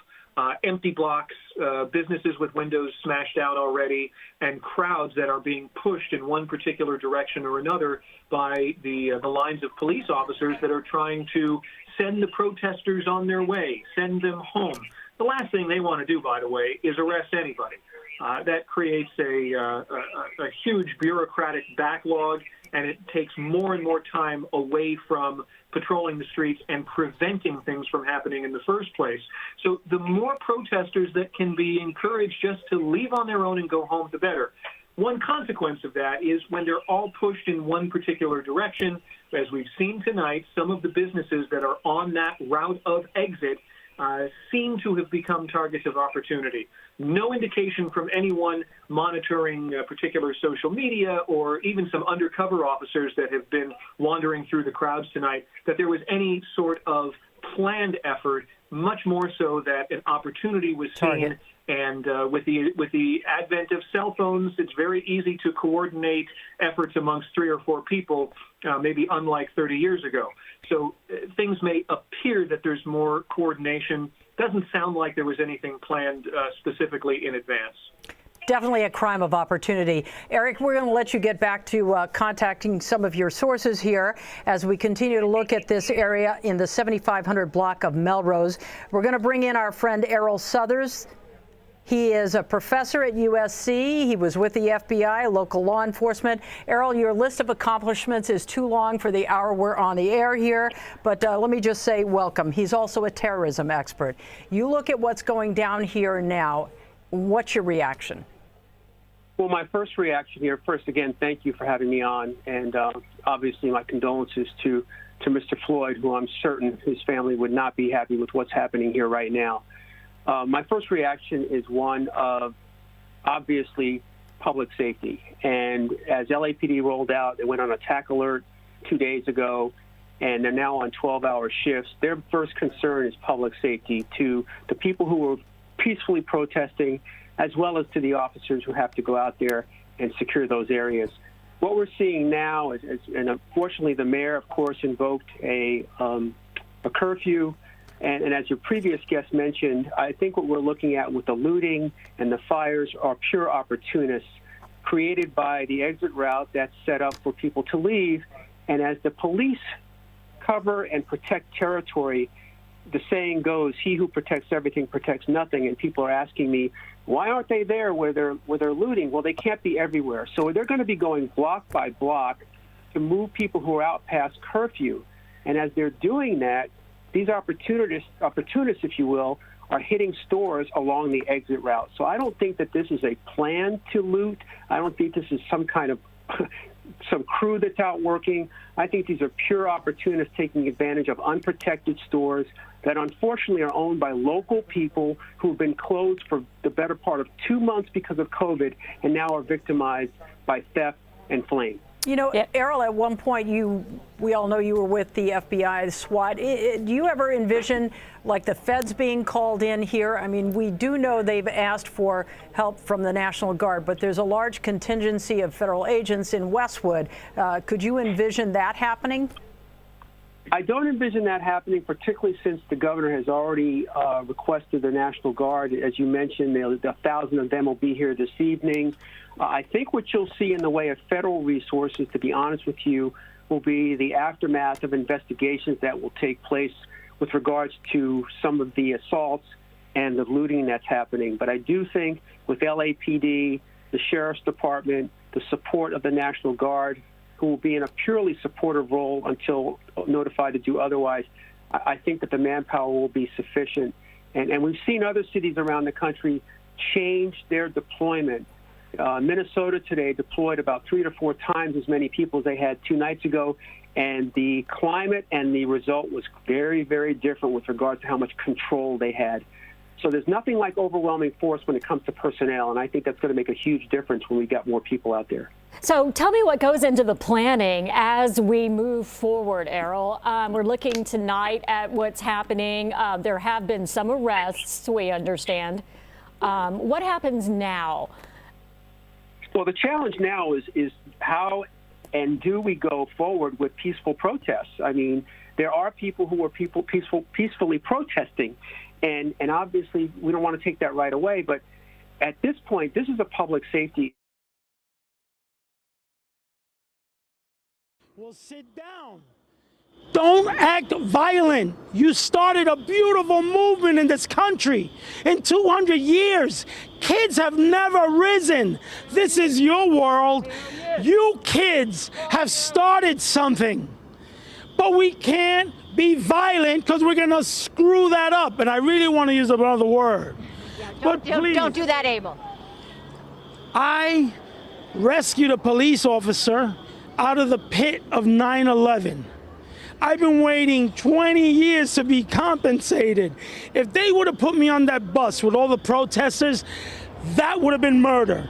Because I have asthma, I'm diabetic, and I told them, and they took my mask off, and he didn't let me put my mask on. So you were out here today, Abel, you're saying, and you were cited for protesting today? Yeah, I tried to calm everybody down. I believe that somebody has to lead these kids in this fight. They need a captain, a lieutenant, but what they need is someone who is not going to be violent, who thinks, someone who doesn't think with actions.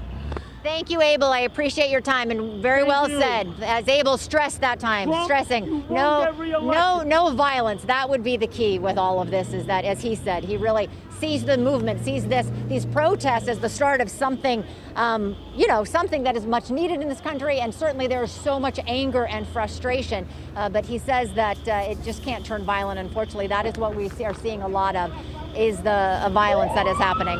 I see a bunch of trucks, fire engines headed through. So I assume They must. Should we go to downtown and show what's happening there? Can we do that right now? Let's take a look. Apparently, some looters are. It's happening. Oh wow. Oh boy. Okay. Wow. Let's take that shot. All right. Well, as we said, they're angry. They're. You got a good shot of that guy's face. If something happens to our cameraman, that's the guy who did it. Yeah. Okay. I think we need to get out of there. Yeah, Might it be a good doesn't idea look to get safe out at of there. all. This is not safe. That was an assault. At least 2 acts of assault there. 3 now against our camera person out there who stood his ground. Hopefully is okay. We've heard of looting that's happening in downtown Los Angeles on Broadway. A jewelry store apparently has been looted. There is a smell of smoke in downtown.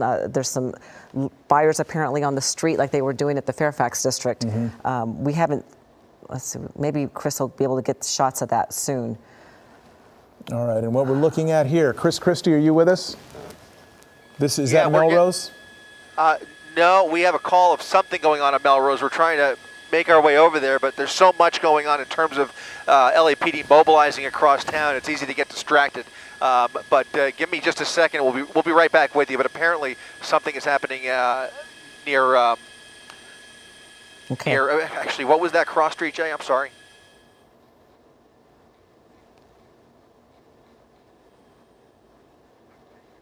All right, well, yeah, so we're going to keep an eye on that, and also we're going to try to figure out what's happening in downtown Los Angeles right now. But apparently now there's reports that they've hit 5 different stores in downtown Los Angeles. We saw that big police presence, Mark, and now they are walking the streets. So I'm looking at video right now on my Twitter feed of the PD walking down the street.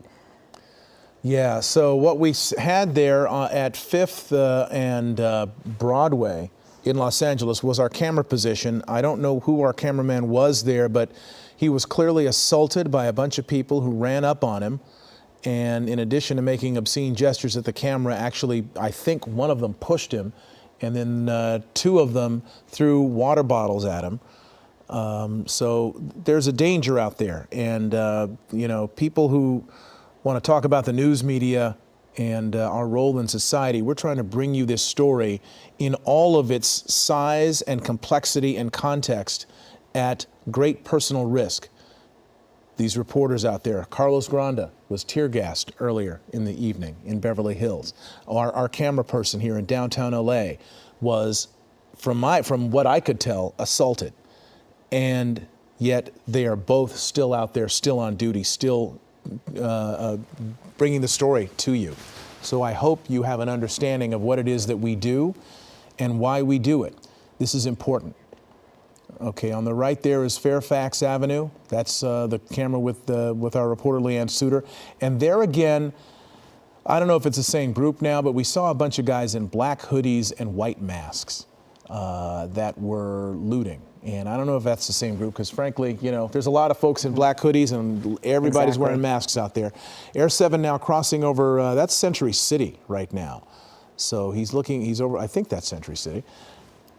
Yeah, and so there's so many different calls and so many different things that are happening and places where they are happening that it's hard to kind of jump from place to place and give you kind of the overall context. The overall story is that what began today with a protest over the treatment of George Floyd by a Minneapolis police officer who is now accused of murdering Mr. Floyd.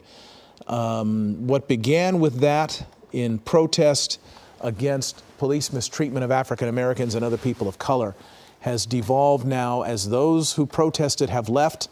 Those who have rushed into the vacuum are intent on doing damage and intent on causing mayhem and looting, and that's who's left. And there have been fires lit in the Melrose area, Melrose and Fairfax area, 3rd and Fairfax area, right around there.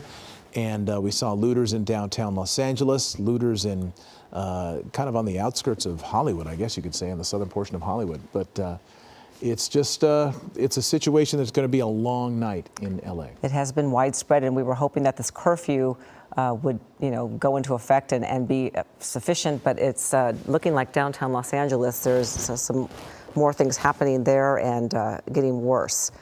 So we're going to keep an eye on that one and try to get there overhead and see what's happening on that Broadway street where they were having officers deployed there. They were walking the streets. We saw looting happening. And our photographer, hopefully, we're going to find out if our photographer's okay. Yeah, it sounded like, I mean, it looked like he was okay. For one thing, he kept shooting, he kept rolling, which is what all news photographers are trained to do. You know, when you're out somewhere and something is happening, good, bad, or whatever, even if it's threatening your safety, you keep rolling to at least document what's happening to you. And so we had a real close shot of a guy who walked up to the camera position and pushed him.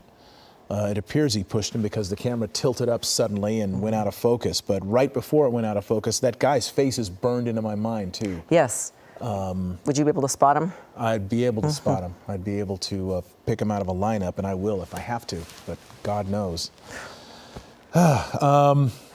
Anyway, so our report, you know, he's there, and our reporter, we hope and we think that because of what happened that he has had to move, but he's not given up for the evening. He's just going to change positions and move into a place where he is a little safer to do the job that he has been doing.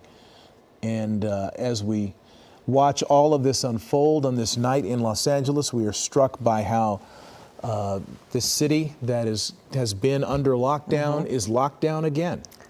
Certainly, in the very same weekend that it was supposed to reopen. It'll be a while, I think, before people feel safe to leave their homes sometimes. There you see another fire that is that the same fire we've been looking at, or is that a different one? No, it looks like the same one. Yeah, we're going to hear, once Chris Christie is in position and he's getting a sense of some of the assignments that he's going to have to get to. He's been talking to our assignment desk, so we're letting him do that. In the meantime, it looks like our Leanne Suter is on Melrose. She's getting into position right now. We can even take her shot if we want to, I think. She's looks like a skirmish line has established itself. Chris, so Christy, are you able to talk to us now? Yeah, I've got you, Mark. So we're actually down the block from that clothing store fire on Melrose, back at the original fire on Melrose that we brought you earlier. Actually, this would be the third fire. I think I said second fire of the day so far. This is that original fire that apparently is rekindled. There is fire on the roof now. The fire department is not here yet. I understand that Orange County is on their way over here to help out. So Orange County is on their way to help out here. You can see a helicopter with Night Sun on this building. This is next to that, I believe it's next to the Adidas store that we originally brought you earlier in the evening, one of the first fires that we saw up here. You can see lots of damage in the front, but what's most concerning is that there's fire on the roof, and we already know that the LA City Fire Department has been depleted, and so that's what's taken a long time to even get anybody over here. Very rare in the city of Los Angeles that you would ever see a fire like this without anybody on it, and that's a concerning thought when you think of the fact that the LA City Fire Department right now, at the present time, is unable to respond to all these calls. They're doing the best they can to manage their dispatch, but right now, we're waiting for Orange County to come and assist, is what I'm being told from our assignment desk. This is Melrose and Spalding. This was where that original vacant business went up in flames earlier. Looks like it's either rekindled or somehow fire has made its way to the roof of the building.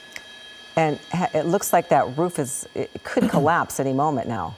Well, not only that, but they just don't have the assets to get to the roof. They don't have enough personnel to get a ladder truck and a crew to the roof safely, apparently, is what I'm being told. So a very, very tough situation. You're looking at a business that may very well just go up in flames, and that's not to say nothing of the neighboring businesses that are exposed here. Yeah, I was just going to say, this is a threat to the businesses that share a wall with this place, right? I mean, that are right next door. Yes, indeed. In fact, it looks like there's a skirmish line with a crowd nearby. So it looks like this was freshly looted, or maybe an arsonist set the fire. But you can see there is a line of LAPD units near the top right-hand corner of the screen. Look at that. What is that? That's a group of officers, yeah, it's a group of LA County Sheriff's unit. That's a group of LA County Sheriff's deputies that are pulling up on Spalding. And they may assist the LAPD with this skirmish line that they've formed on the right-hand side of your screen. Apparently, something has broken out. Look, more fireworks coming from the corner there. So this is likely the group that's associated with this fire. And LAPD now standing between them and that other fire across the street from the Urban Outfitters. Melrose is devolving much the way Fairfax has earlier this evening. And these cars are having to make a U-turn there. It looks like it's a little bit of craziness there happening. But at least the engine. We don't see the numbers. I should say that we don't see the numbers that we saw earlier. So it almost appears as the night goes on, while we have lots of troublemakers out there, they seem to be splintering off, especially once they get away with the goods that they've been able to make off with and pack their car. Some of them may just be going home. But the crowds that I'm seeing are not nearly as dense as what we've been seeing. It's much more scant. It's really an indicator, too. It doesn't take a lot of people to cause a lot of mayhem. You know, if you've got little especially when you're talking about fire, right? That's the problem. And yeah, I mean, and it's a terrible omen, considering that the fire department is in this situation. They're walking a tightrope tonight, trying to tackle all of these 911 calls. Not to mention, as you mentioned earlier, there's medical calls coming in and everything else going on in the world, and it's just it's an insurmountable task. Certainly is. At least we have the fire engines on site now, although that building does look like it's going to be a complete loss. It's been burning for quite some time. Sorry, Ellen, I missed that. I apologize. No, we were just commenting, at least the fire engines are there now. Yeah, they're back. Yeah, and hopefully can keep that fire from spreading to different businesses. Yeah, let me check out my maps, too, and wonder about the jurisdiction. Hopefully, this is 7724 Melrose is going to be the address here. Okay.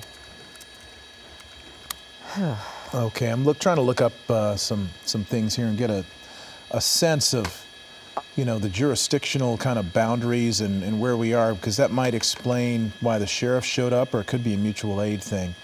This is Melrose. Go ahead. Yeah, no, I think you're right. This would be... It's Melrose and Spalding. Yeah, which I think would put us technically in West Hollywood. No, it's LA City. We're still in the Fairfax district. I see, adjacent. Yeah. We're West Hollywood adjacent. If you're not familiar, for those of us that may not be familiar with the jurisdictions, West Hollywood is governed by the LA County Sheriff's Department, while the surrounding area is all part of the city of LA, technically, and guarded by the Los Angeles Police Department. But on a night like tonight, those boundaries are practically blurred, if not invisible. Because everybody's just trying to help out wherever they can. And even with the help of Orange County agencies now making their way into the Los Angeles area. Yeah, we're not seeing any fires in the street like we were earlier today.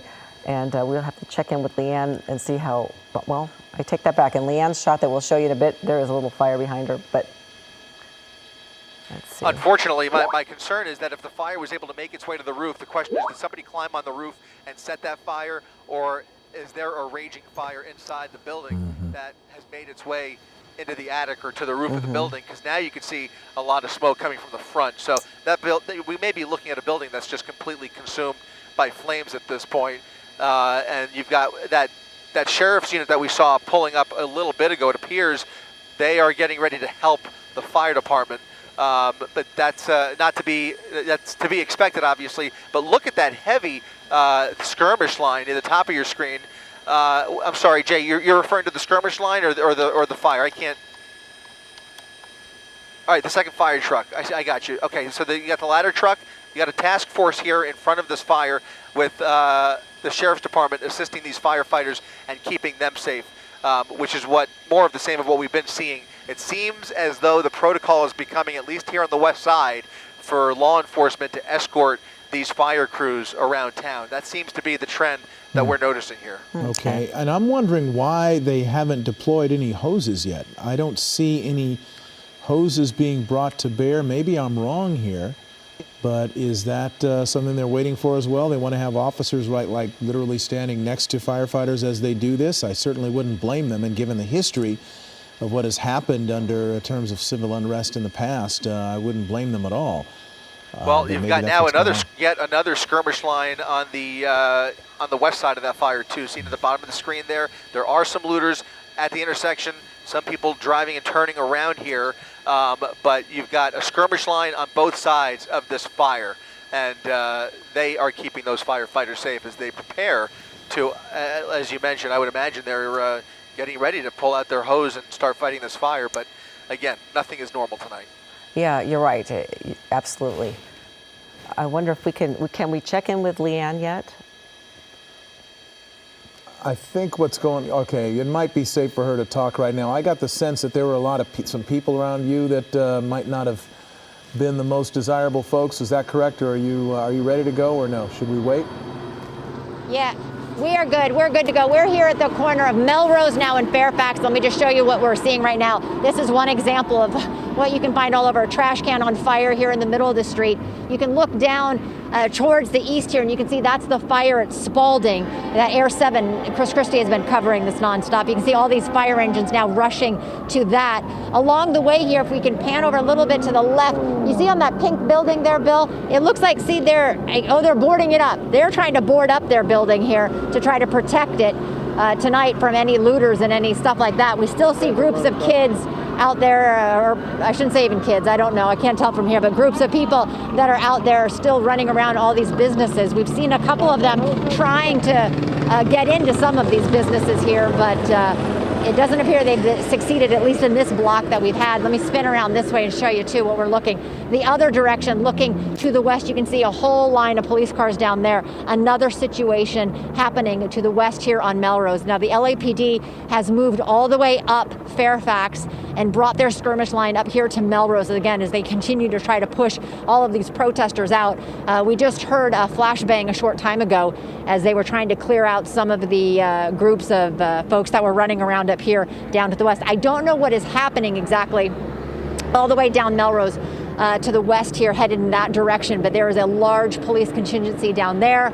I know that I'd heard that there had been another group of protesters and whatnot in that direction. But over here, I'm going to spin. Here we got a bunch running, so I'm not sure what's going on down here.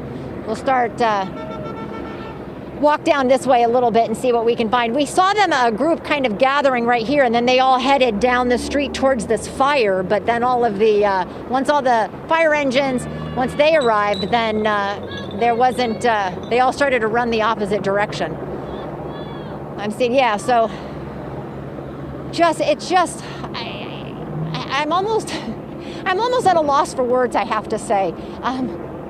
I just have never seen anything like this. I mean, it has happened before. I covered all the protests when it happened with Ferguson. We had so many protests going on in the city when that was going on, and it's amazing to see. Just everywhere you look, there is a situation, there is a problem, there is some vandalism going on. The city clearly struggling tonight. And it's very tough to see. You can see a lot of folks out tonight. Obviously not many heeding the 8 p.m. Curfew. Go ahead, Ellen. Yeah, well, I was going to say, we've been with you since about, 3:45 this afternoon, and we're watching as they've slowly tried to, the skirmish line tried to, move those protesters out of that area. But, in a matter of hours, it's taken to just go a couple blocks. And it's been, there you got some more people running away.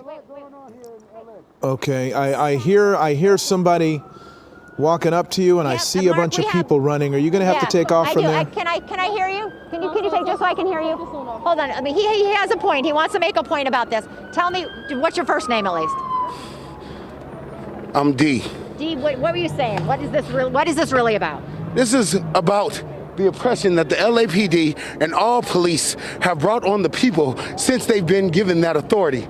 The Los Angeles Police Department was brought into Los Angeles first as a KKK from the South as the KKK. That is a well-known fact. So to say that it's not built on racism is just ridiculous. This right here, this is a built, spoiled over oppression. In '92, we burned down our own things because we were still fed up, but we didn't know how to fight. And this year... Here, come on over, D. Let's be on the other side of this. Wait. This is where Bill and I, we're moving out. Normally, we stay on the other side of the skirmish line. Let me say that. This is how we normally do it. Yeah. We're okay. We stay behind police is usually how we do it. Tonight we got a little separated from them, but you can see them moving in. Hey, Bill, this line's over here. Yeah, we're moving back over here by the police. Once you stay behind a skirmish line, you stay pretty safe. You don't get caught in the middle. But this time we were out there a little bit. They're just clearing everybody through. So you heard it again, Dee expressing his frustration with everything that is going on. And, you know, there has been a lot of pent-up frustration, anger, obviously, within the community. And so this is what is happening, they're saying. That this is, it's just coming out. They just need to get it out. Right. Again, the Leanne Suter, LAPD making a stand. They've made this skirmish line. Yep. Sorry, yeah, we're going to come back to you in a couple of seconds, Leanne. We want to let our viewers know it is 10 o'clock now. You're looking at Eyewitness News continuing coverage of the unrest in the city of Los Angeles. We have buildings that have burned, police vehicles that have been trashed, people who have been arrested. And here are tonight's major headlines. What originally began as a peaceful protest over police brutality has since spiraled out of control into a mixture of widespread looting, arson, and violence. LA Mayor Eric Garcetti expanded a curfew first set for downtown to the entire city from 8 p.m. Saturday to 5:30 a.m. Sunday. After initially saying the National Guard would not be called in to defend the city, Garcetti later announced that over 1,000 troops were on their way and they could be arriving by midnight tonight. As a result of the violence we have been covering, LA has been forced to temporarily close all of its COVID-19 testing centers. Yeah, he said all of them, and this afternoon. That's a shame because a lot of people were depending on those testing sites, but just for the safety of the people in the city, they had to close them down. And we're looking at pictures of this fire that is taking place along Melrose Avenue and Spalding. And it looks like this building is going to be a complete loss. It's been going up in flames for quite some time now, and the fire engines finally got there, and it looks like a foregone conclusion, though, that building is a goner. Yeah, and what's sad is that they'd been out here before. The firefighters were there before, and they had sprayed a lot of water on it, moved on because they're so overtaxed and spread so thin. And then, unfortunately, the flames kicked back up again, and so they're back here. And that is now a threat to the businesses on either side of it. There's a Starbucks, I believe, on the corner, right? And there's the Urban Outfitters, I think, across the street is okay, but that place was being looted. But there are other businesses in the same kind of structure that are very close by, if not sharing the same wall, and they're in danger now of exposure from this fire. Just to recap, just in terms of the toll that this has taken on our staff and the effect that it has had. Our Carlos Granda about 3 hours ago was at Santa Monica Boulevard and Rodeo Drive, where it appears that Beverly Hills police deployed tear gas to disperse a crowd that had gathered after some stores had been looted on Rodeo Drive, including the Gucci store. So he was tear gassed. He kept reporting. And then a little while ago, I still don't know the name of the cameraman who was downtown at 5th and Broadway, between 5th and 6th. But he kept going as well, even though people were somebody pushed him and people threw water bottles. Yeah, we can show you Carlos Granda from earlier, just about a couple hours ago, I think now. We just got hit by tear gas. You can see it over there.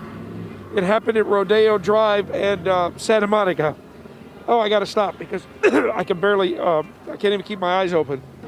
I'm sorry if I sound a little bit, it's just that my eyes are watering and I can barely breathe. Oh, wow. And yeah, it's just hitting us now, so we're waiting to see what happens. Yeah, so that was a tough one for Carlos. He had to go and rinse out his eyes, and he came back. He's okay now, but nevertheless, you know, that was kind of had to be a traumatic thing for Carlos. Yeah, but an indication, too, of his dedication, because the story needs to be told, and he stayed to tell it, even though he was paying a physical price for that. The same with our cameraman our camera person at 5th, between 5th and 6th on Broadway. They're being assaulted by those three men, having water bottles thrown at him, and at least one of them pushed him. So it's been a tough night for our people out there in the field, and it's a tough night for everybody watching not only this, but of course, as we have been seeing the video earlier this week of George Floyd and his alleged murder by a police officer who's now been arrested on a charge of murder. That's in Minneapolis. The city of Minneapolis, by the way, we haven't been able to show you much this evening because we've been dealing with LA. That city has been erupting now for several days. Yeah. There have been fires, there's been looting, people have been injured, a number of people arrested, and as bad as LA looks right now, Minneapolis has had it a lot worse because of the proximity to the actual incident and just the fact that people are very, very angry. A lot of people have a lot to be angry about. Certainly do. And on the right side of your screen there you see the protest earlier today began very peacefully. It started at Pan Pacific Park. About 600 people, quickly grew. At one point, Chris Christie was estimating almost 10,000 people, but then it dwindled to about a fifth of that, and that's when the problem started to happen in the Fairfax district. We saw multiple patrol cars completely vandalized. Oh, this is it. Okay, so you see that car up there? That is a patrol car completely engulfed. But what you're going to see soon is that all the cars around there, all the patrol cars completely vandalized, windshields kicked in, graffiti all over them, hardly unrecognizable. There you have it. There you see it. Just every car. And every tire slashed as well on those 8 or so vehicles right there. Yeah, I'm not sure how much a police unit costs because they're modified. They, of course, have to be specially modified. And, you know, a base one of these Explorers, I think, is around $30,000. And then there's modifications to the suspension, and they got to put the radios and all the mounts in there and all the modifications. So it's the financial loss to the city of LA losing that many police cars is substantial. The overtime that is being paid to all these officers and firefighters is substantial. The human toll, of course, as people are injured. A number of police officers have been injured in this. Civilians injured as well, we presume, although we haven't seen that yet. People are being hit, as you see here, by pepper rounds, by rubber bullets. Just the cost so far has been pretty difficult, pretty difficult to deal with. I'm sorry, what did you say, producer, about the... Oh, okay, no, this is the scene where people were using garbage bins as body shields against these police officers that you see there on that, on the board runner there on that car. Yeah. And watch as these people take these bins, and it's near Studio City, I'm sorry, gosh, my brain is getting fried. CBS TV City. Well, you've only been on the air for 7 hours straight. CBS Television City, and they are going to smash the gates. They approach the gates of it, and they use these. I hope we have that video. Yeah, there it is. There it is. Yeah, there we go. So if you keep watching, yep, there you go. And they'll succeed eventually, and there is a security guard there who had to pull his gun and tell them to back away. But they were trying to make a run for it. There you see the security guard there, and he has his gun drawn. And they say, okay, I'm leaving. However, it doesn't end there because the gates are closed, and you'll see what happens again. And a kid got trapped. That's basically one officer for every 433 people in the city of LA. And on a normal day, that would be enough. Yeah. Tonight, it is not. But per capita, that is really low. And yeah, I wonder, you know, we were talking about the National Guard. Some 1,000 National Guard troops are on their way here, and they should be here by midnight. So we're not sure where they're going to be coming in from, what area. So we're going to try to find that out and see if we can get a shot of those vehicles coming in. This is something that we saw last in 1992. And before that, 1965. In 1992, of course, the post-Rodney King riots. That was when 4 LA police officers were acquitted of the beating of Rodney King. Again, video, of course, played a part in that. That was a videotaped police beating. And yes, it was actual tape back then, 1992. George Holliday was the man who shot the video out of his apartment in Lakeview Terrace. And Rodney King was pulled over after a pursuit in the Lakeview Terrace area. And George Holliday looked out his window, saw what was going on, and shot it with his video camera, and it became literally a historic event that led to another historic and tragic event. We have our Carlos Granda on the ground, and we're going to check in with him right now and see what is happening where he is. Carlos? Well, we're in Beverly Hills, and here things certainly a lot more calm than what's going on over in the Fairfax area. Behind me, you can see, there you see the Beverly Hills Police, also some sheriffs. They're blocking the streets here. We're at Santa Monica and Beverly Drive, but the sheriffs are also and the police are on the other corner, which is Rodeo Drive and Santa Monica. This, of course, there was an incident of looting earlier in the afternoon, so they came here to block all the streets with all the high-end stores. And as you can imagine, earlier there was a huge crowd here. They were setting off firecrackers, screaming at the police. But when the curfew time hit, that's when the police asked people to leave. A sheriff's helicopter was overhead. We could hear it alerting the crowd, but people did not leave. And that's when we heard a pop, and you could see the huge cloud of tear gas. The crowd started running in our direction. The tear gas moved quickly, and it was on us in seconds. It hit my photographer, Rich Cannell, and I as we were standing here, and the crowd came at us. We just got hit by tear gas. We just got hit by tear gas. You can see it over there. It happened at Rodeo Drive and Santa Monica. Oh, I got to stop because I can barely, I can't even keep my eyes open. I'm sorry if I sound a little bit, it's just that my eyes are watering and I can barely breathe. Oh, wow. And yeah, it's just hitting us now, so we're waiting to see what happens. Okay, back live. Here you can see a very different story from that just a few hours ago. Here you can see now there's no people here. There's just us and the police. There's a few stragglers here and there, but again, there is a curfew in effect, so they're not supposed to be here, and they do risk being arrested. But again, certainly things have calmed down here. A very different story from what's going on over in the Fairfax area. Reporting live from Beverly Hills, I'm Carlos Granda, ABC 7 Eyewitness News. Back to you. Yeah, Carlos, for those of us who have not been tear gassed, myself among them, how does it feel? How did it feel? At the moment, I mean, this has happened before. It happened to me in Miami at another event.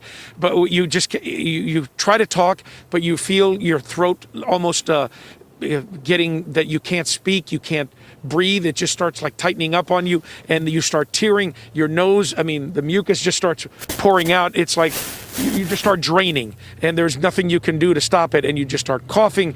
And we got into the truck, I got some water, and we just closed the windows, recirculated the air, and that way we tried to, it took us about 15 or 20 minutes before we actually could feel a little bit okay. But, you know, yeah, it's just everything. You're just tearing up, coughing, you just cannot stop. Something you don't want to experience again, but great job. I'd rather not. Thank you. This is not Carlos's first rodeo. He has been tear gassed in Miami as well. Carlos, thank you for that report.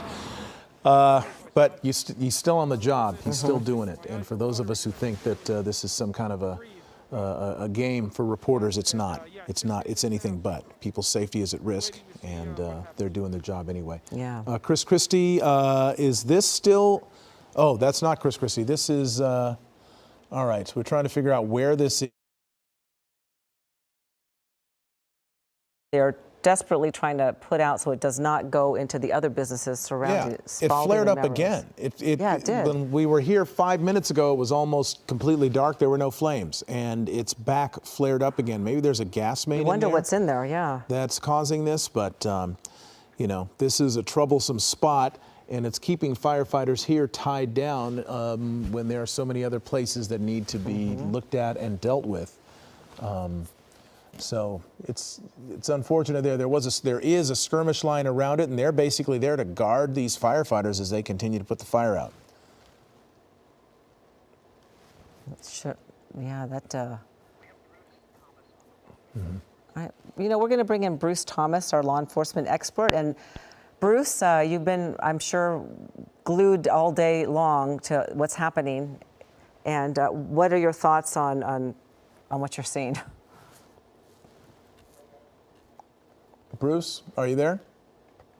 Bruce was with me last night covering, helping me cover this. I was asking him some questions about how police are dealing with it, specifically the tactics that they use. He was there in 1992. He's been there for other situations like the May Day riot in MacArthur Park, the way the LAPD was really roundly criticized on that day. Bruce was a veteran of a different department, but he remembers being involved in mutual aid on that day and that incident. But he had some really good insights on what it is police officers are trained to do, what they're supposed to do when there are situations like this of civil unrest, or when you've got a skirmish line and there's a bunch of people screaming at you, and they are trained not to react to any sort of verbal attack. They are trained that, you know, they can scream at us all they want, they can yell at us all they want. They can't throw stuff at us. They have to. They draw the line at a physical assault, of course, as anyone would and should. But up until then, they are told to hold the line. In fact, there are people behind the front line. They call them linebackers, which is a football term. And this linebacker, in this instance, is a different sort of a job. But they're there to basically maintain the restraint of the officers involved. And let's. Okay, that's all right. And Okay, there's Bruce now. Bruce. Hello, Bruce. Thank you for joining us. Hi, Ellen. Good to talk to you guys. Yeah, what are your thoughts on everything that's happened? We've talked to you earlier today. Yeah, you know, it's just been a crazy day. What you saw was LAPD realized that this was a problem that was way beyond their control. They asked for mutual aid. You had the LA County Sheriffs respond. Santa Monica, Beverly Hills had their issues, Inglewood. And I just was on the Ventura Freeway and saw the Ventura County Sheriff's Department strike team pass me on the freeway of about 20 vehicles. So, you know, they declare mutual aid, and that's what you're seeing happening right now. Right, and we were talking about the tactics that are employed here, that have to be employed when you set up a skirmish line, and how there are people there whose job it is to kind of point out people in the crowd that need to, that should be either kept an eye on or in fact arrested. Can you talk about that, these linebackers and what they do? Yeah, we talked about that yesterday, and I'd be more than happy to. What you have is a skirmish line or a squad, and each squad is made up of 12 officers, deputies, and they have linebackers. And the linebackers' job is, like in football, they kind of watch the line. And in this case, making sure the officers, if they're moving ahead, they move in a uniform fashion. No one takes independent action. And then you have the incident commander or the supervisor behind the linebackers who tells them what we're doing next. It's very important that you maintain the skirmish line so that the integrity is not destroyed. And we saw the tactic today where they used 2 skirmish lines to sort of block in, trap some of these looters and arrest them. Yeah, basically what we used to call that, and there's still terminologies there, they normally call it an arrest circle. An arrest circle is where the supervisor, I want that person in the green. So you basically form a circle with your hands. You pull down like the trucker would activate their horn. You point where they're going. The line will then move and form a circle around that person they want to arrest. In this case, you had multiple arrestees, so they kind of modified it a little bit. Wow. So having been a veteran of civil unrest in various forms over your many years in law enforcement, what do you think about what you're seeing tonight? You know, as you and I talked about last night, I was there for the riots. You were there for the riots. And, you know, you have the right to protest. I know as Sheriff McDonald said and other politicians have said, protesting is a God-given right. It's a great tool to vent anger, frustration. But when it turns into anarchy and destruction of property and injuring people, it's not a peaceful protest anymore. And like we talked about last night, you have certain groups that infiltrate the crowd, and their whole purpose is destruction and anarchy. Wow. Well, we've certainly seen a lot of that along Fairfax District. Leanne said that all of the businesses along that street have been either vandalized or broken into, looted, and it's just been a horrible scene there. Yeah, we are watching some stuff as we move our different camera people to different positions, not the least among them, Air 7. Just watching the overview of the city and the pockets here and there of where police officers are setting up and helping to protect firefighters as they get into position. When you're a single officer, I mean, how do you maintain your safety? How do you maintain your presence of mind to not only be safe, but to do your job and look for people that should be arrested? Yeah, what you're seeing and I'll go back to your question, Mark. What you're seeing right now are strike teams. Mm-hmm. These are LAFD engine companies that are assigned protection. In this case, you see LAPD motors. Mm-hmm. So they're assigning different officers with the fire department, and I believe that's a fire station, to be as a strike team and provide police escort.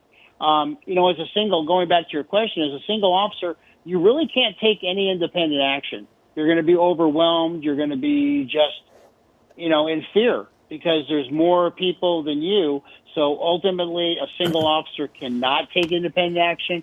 They can be a good witness. They can get on the radio, request help at this intersection or this business, but that's all they really can do. It's incredible how they can compartmentalize and just do their job, especially when they're doing that skirmish line and not react to people. That's got to be a tough one. Yeah, it is. You have to take a lot of abuse, but that comes with the job. You can't be real thin-skinned in this job. People have the right to call you names, to, unfortunately, maybe to spit at you, talk about your mom, talk about your dad, talk about your dog, and you just have to take it. But when they start throwing stuff at you and attempting to assault you with urine or feces, as the sheriff was talking about with squirt bottles, the gloves are off, and your peaceful protest is over. And talk to me about what your thoughts were upon. You've seen the video of the arrest of George Floyd and the ultimate death of George Floyd, which is now being prosecuted as a murder. What were your thoughts when you saw that video? The first thing was I was appalled. There's no other way to say it. I don't understand it. Having investigated hundreds and hundreds of uses of force, having been involved in uses of force, what I don't understand is if you take somebody down to the ground and you handcuff them, the fight is over pretty much. Why he wasn't placed in a patrol car by other officers who maybe were not involved in the use of force, which is pretty common, I don't get. And then to sit there for, 8 minutes and 43 seconds? Mind-boggling. Absolutely mind-boggling. I think that's why there's so much anger about the degree, third degree versus first degree or second degree murder. And I think a lot of people are outraged about that. And the delay that it took before charges were filed, when it seemed so obvious to literally everyone. I haven't spoken to a single person who said, I think that was appropriate. I have not a single person, law enforcement or not, who thought that was an appropriate and reasonable use of force. And if any of us had done that, if somebody had gotten video of me with my knee on somebody's neck, I would have been arrested immediately and charged immediately. And I think that's what some of the frustration is here. Go ahead. Yeah, and Mark, and part of the issue too is this. When you have a police officer that is accused of committing a crime, and we'll go with the theory that everybody's innocent until proven guilty, because that's our justice system. But in this case, they fired him right away and they filed charges. But, in our department and other departments, it's kind of, okay, you're criminal, so your internal investigation to terminate piggybacks on the criminal investigation. They've kind of done things a little backwards, but based on the evidence, like you said and Ellen said, I don't see any innocent here. He did what he did. I don't know why, and I don't know why the other officers stood around and didn't jump in. And I think the sheriff touched on it too. Training. I think training is really lacking in certain departments around the nation. We had the incident in Cleveland where I think it was a 12-year-old African-American kid with a toy gun. Right. And they drove right up on this kid and pulled their guns out. I don't know what tactics they're learning, but that's not how you do it. And no sane person would do that. And they were told, well, the gun's fake. Well, you know what? I don't know if the gun's fake or not, but you contain the park, call the person out, and then affect your arrest or your detention. But to drive right up, I don't know who teaches that tactic. No department I know of. Yeah, that's kind of cowboy, isn't it? It's kind of the stuff you see in the movies where they just drive up and engage, but that doesn't really happen. That's not safe for anybody. No, and I don't know any law enforcement instructor in any academy or any seasoned veteran would tell you about that. I mean, when I came on in the day, we used to search people and we used to tell them, put your hands on the hood of the car. And then you'd walk up behind them and you'd pat them down. Well, you never had control of the person you were detaining, whether suspect or innocent. So, I watched guys do that and I'm like, that doesn't look very safe to me. And so, you know, our department and other departments teach, you know, grab a hold of their hands behind their back and then pat them down, because you're controlling this person. The other way, you're not controlling them. But like you said, that was the cowboy mentality. Mm-hmm. Yeah. My heart goes out to the owner of the property, to the small businesses. You know, their insurance will hopefully allow the owner to rebuild, but this is, you know, we're talking a year or two to rebuild and find a place for these businesses to relocate to if they're ever going to reopen again. Right, You know, it's so hard. It's hard to get a business going like that. I know what it took for these great people to open these businesses. My heart goes out to them. I know they have families to feed. You know, us watching all these retail stores getting vandalized, and I couldn't believe my eyes when I saw this building on fire. Had they even reopened? I mean, you know, it's just been recently that retail has been able to go back into business, a lot of it for curbside pickup. Had they even been up to speed in terms of that? From my knowledge, they were planning to open this weekend, and unfortunately this happened. I think one of them did at the shoe store was getting ready to, you know, open his business today, and he probably showed up today, and this just started in the afternoon. It's so heartbreaking. You said they called. What did they say? They called us and they said, you know, our store was vandalized. They set it on fire, and we weren't sure if this was the right property. And then once we got notified by the LAPD and the fire department, we turned on the news and we noticed the building ourselves. Like, yeah, you know, this is the property that we helped put these businesses in, and it was saddening to see. And I want to thank all the LAPD, the sheriff departments, everyone that's working hard to protect these businesses. We want them to survive. You know, we've been going through 2 months of not knowing what the commercial real estate market was going to be like in LA, what these businesses were going to do, getting back in, could they make it? And now we have this right after this, able to bounce back from this. Were you worried about something like this happening today? When I saw the protest happening today, and I knew it was in this area, I had a feeling that it might get out of hand, but I never thought they were going to set these properties on fire and create all this damage. We have tenants, we have property owners in Beverly Hills, you know, in Santa Monica. Something happening in the neighborhood here in the Fairfax district. We'll see what we can, we'll start to make our way in there in just a minute here, see if we can find out exactly what's happening in that area and get you guys an idea. Curious situation. Some of the patrol cars might be moving. That's a big go ahead, response for that residential neighborhood. Do they think they have a pretty high value target or somebody that they're looking at? I guess you don't know yet. That's just kind of a rhetorical question, I guess. But for those folks to be heading into that small little residential street, it looks like. Exactly. I mean, that's what makes me wonder what is going on in that area. There obviously is something that they are very concerned about in that area. So that's why there was such a large response. That's where we did see a large group run into the neighborhood in that vicinity, that direction. I can see they're now starting to leave. The officers are leaving as they're trying to find a way out of that. So whatever was going on there appears that may have been taken care of or may have cleared out. But this remains very active here. As I take a look here. Yeah, the skirmish line remains in place here at Fairfax and Rosewood. This line hasn't moved. It's been all the other officers that we've seen farther north up here. These guys, they've been just shifting all over. And I mean, they literally go from spot to spot, kind of chasing the hot spots, if you want to say, is trying to go to where they're needed, trying to break up the groups that suddenly gather.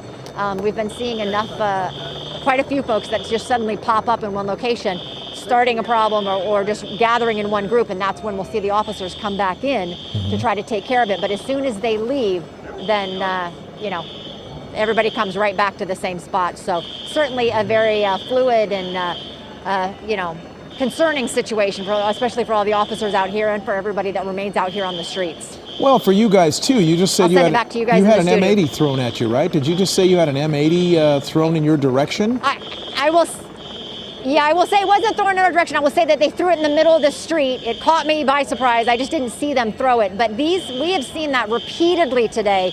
they're very large. I would say they're about this large in caliber. One of the officers, in fact, brought one over to me and said, this is what they're throwing, these very large M80s that they were throwing right into the officers. We saw a couple of times today where some of those fireworks actually bounced off an officer. I saw it bounce off his shoulder at one point. The ones that went off right by us was just right next to us. So it was a very loud explosion right in the middle of the intersection. But we've seen fireworks all day today. Lots of folks throwing all kinds of fireworks, but especially a lot of those M80s. So interesting to see the aerial shot on the right side of your screen, and then your shot, Leanne, from your vantage point. But definitely there's some movement happening. We'll have to figure out what exactly they were doing in that short little alleyway.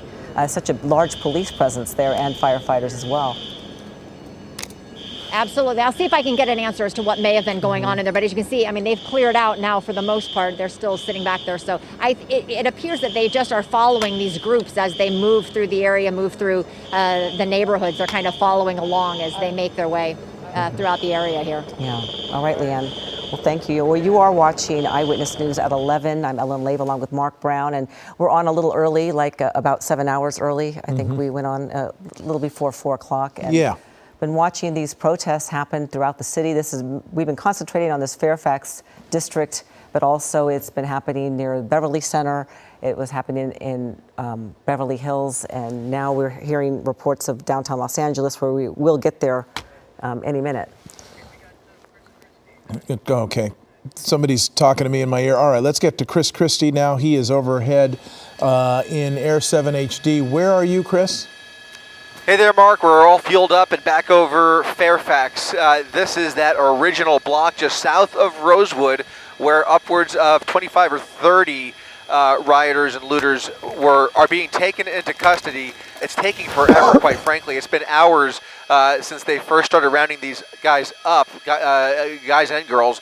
You can see they boxed them in. Now they've got them lined up. They've got some of them hand-tied, but not all of them. They've got the bus pulled up here, and they'll be, they'll be processed. I was going to say taken to jail, but they'll hardly spend any time in custody, because there's just we're in the middle of a pandemic, so they will be processed and released. Hours to take just this group into custody after looting all of Fairfax Avenue, or a bulk of it. And that's what we're watching here. That is pretty stunning. And anybody looking at that, anybody seeing that and knowing that would assume that these people will take from that they have impunity. They can do this with almost literal impunity. They can loot and then be back on the street within hours. Because of, for various reasons, COVID-19 among them. They don't want crowding in the LA County jails, that it would be a risk to their lives. And so that's what we're kind of stuck with here.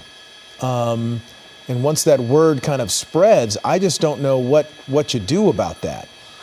You know, that is a big question, because if people are getting basically ticketed after being caught looting, they're not going to jail. I mean, what we're being told is that they will be processed, and that processing is going to be, for lack of a better term, slow and deliberate, and so that they're going to spend some time in custody. But as far as being arrested and staying, in jail until an arraignment on Monday or Tuesday, that's not going to happen.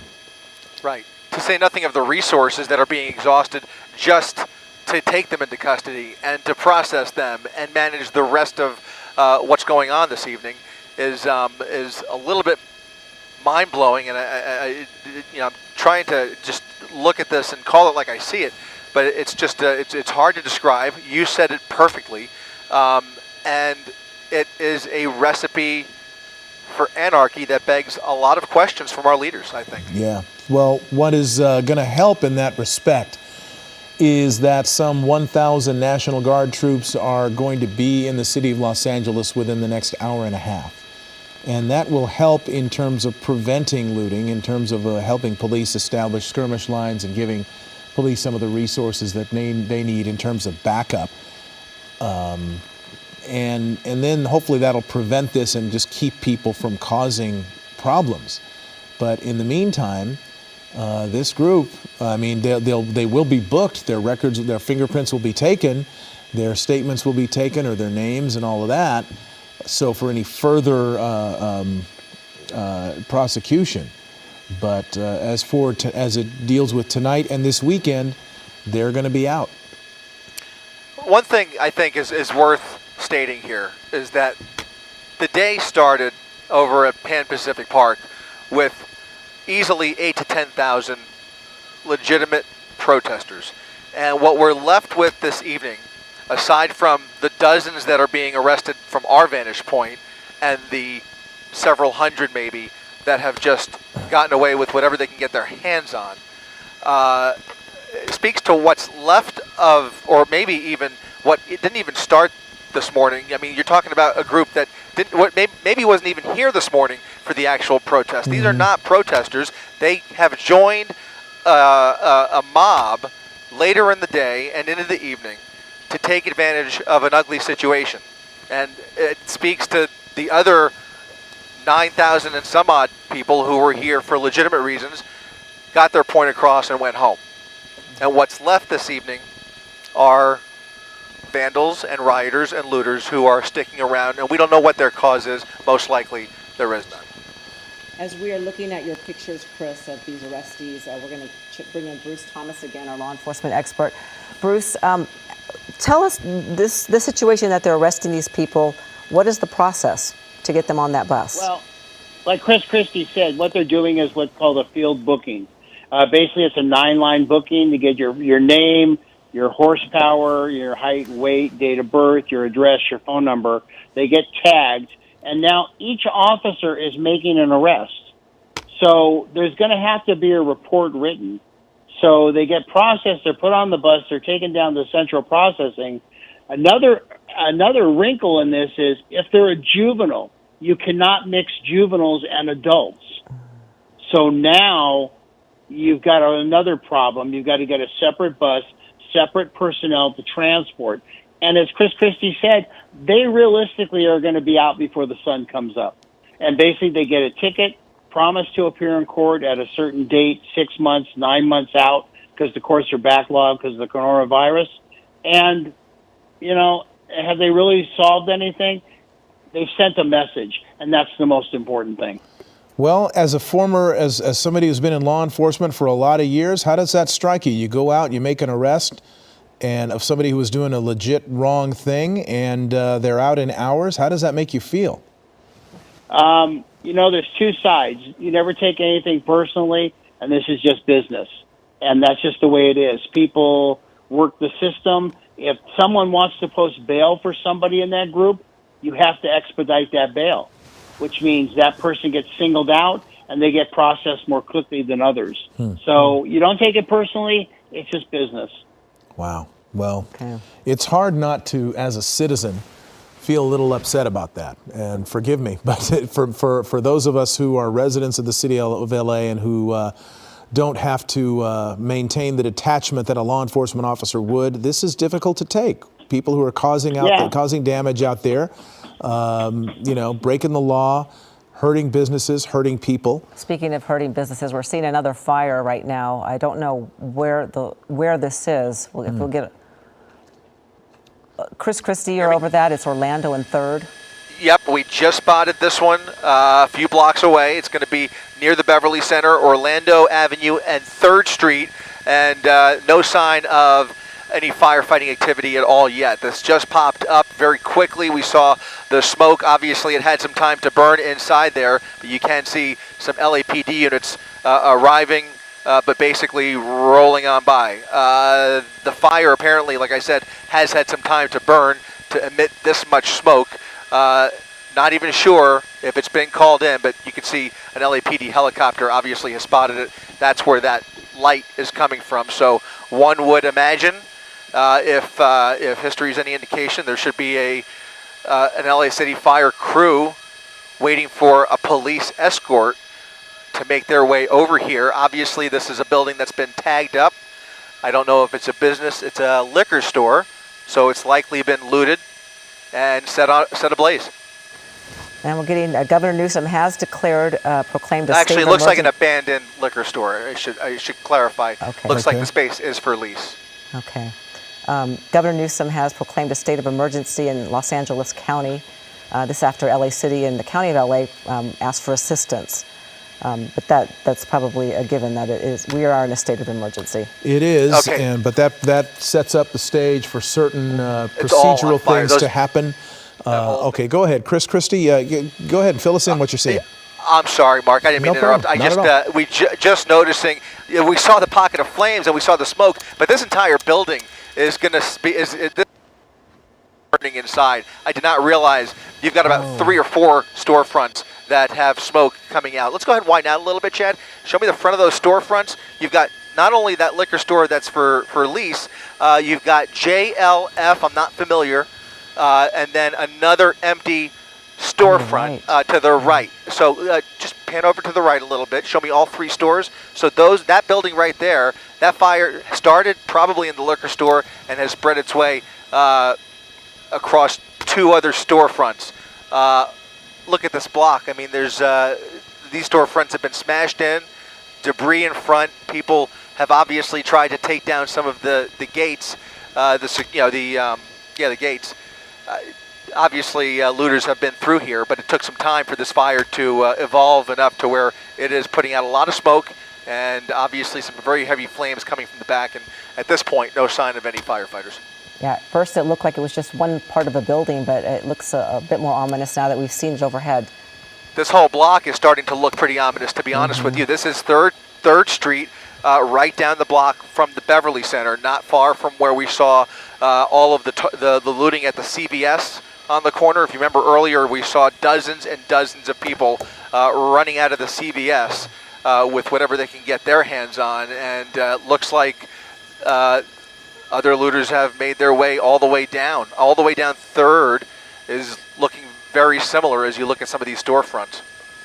Wow. And still no fire department presence yet. Are they nearby? Are they staging somewhere near there? Do you see any, from your vantage point, can you see any fire vehicles heading in that direction? I see lots of police driving by. I don't see any fire trucks just yet.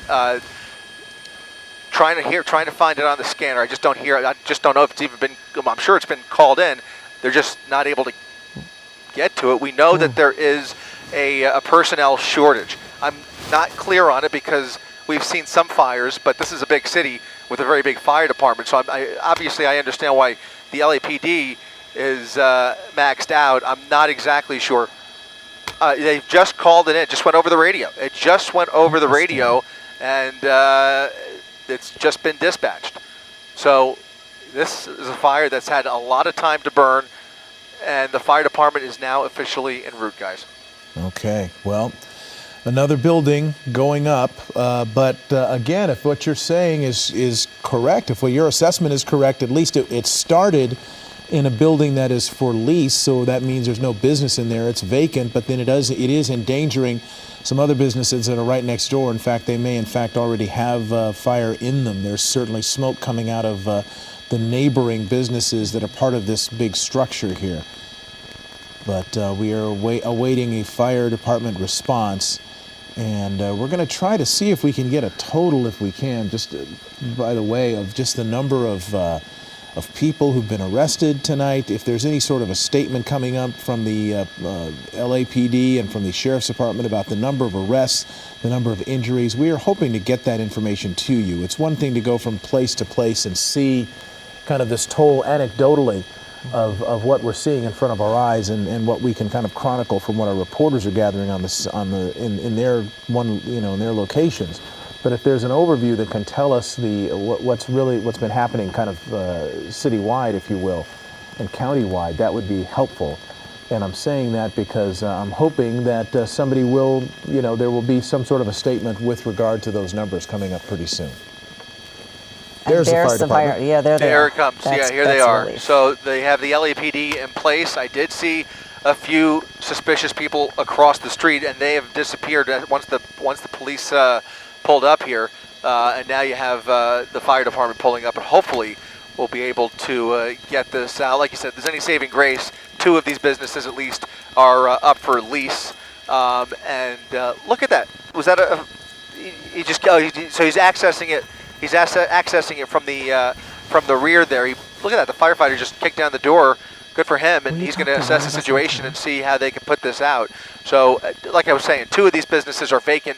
The other one, JLF, I'm not exactly sure what type of business that is yet, but this building, I have a feeling, is going to be a total loss. It's not looking good because we're seeing smoke from just about every side of that building.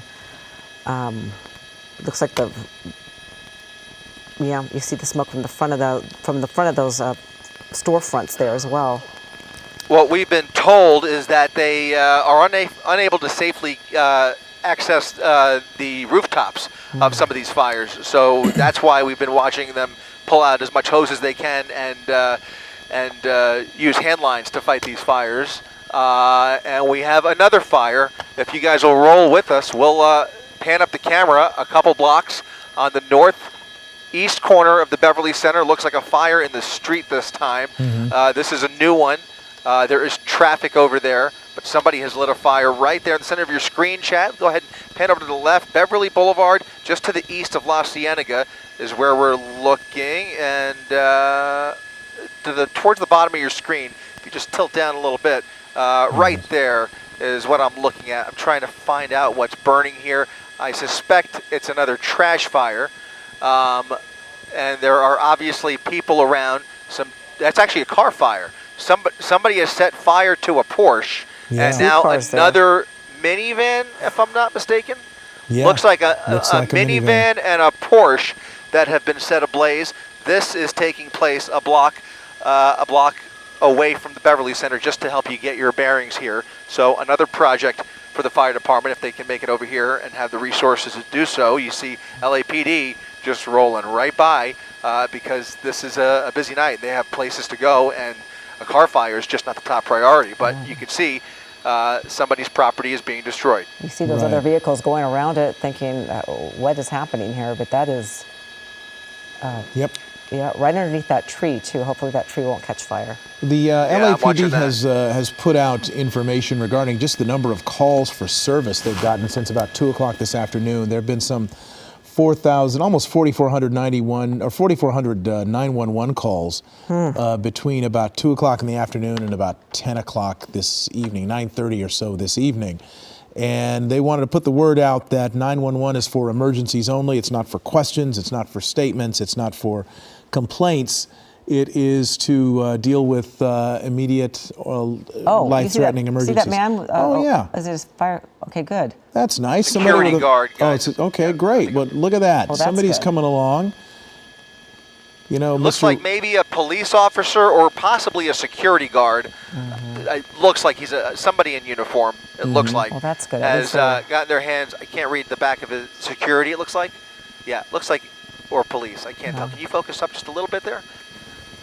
Can't read it. Anyway, somebody has managed to get their hands on a fire extinguisher and put out that fire. By the way, he's walking back over towards that CVS that's been completely ransacked. And now I'm going to ask our assignment desk. I think it sounds like it might be a good idea to get over towards downtown, because it sounds like there is a lot of looting taking place downtown near Broadway. We have been hearing that. We had a reporter or a camera crew that was there that was had some things got shoved and had some bottles thrown at him on Broadway between 5th and 6th.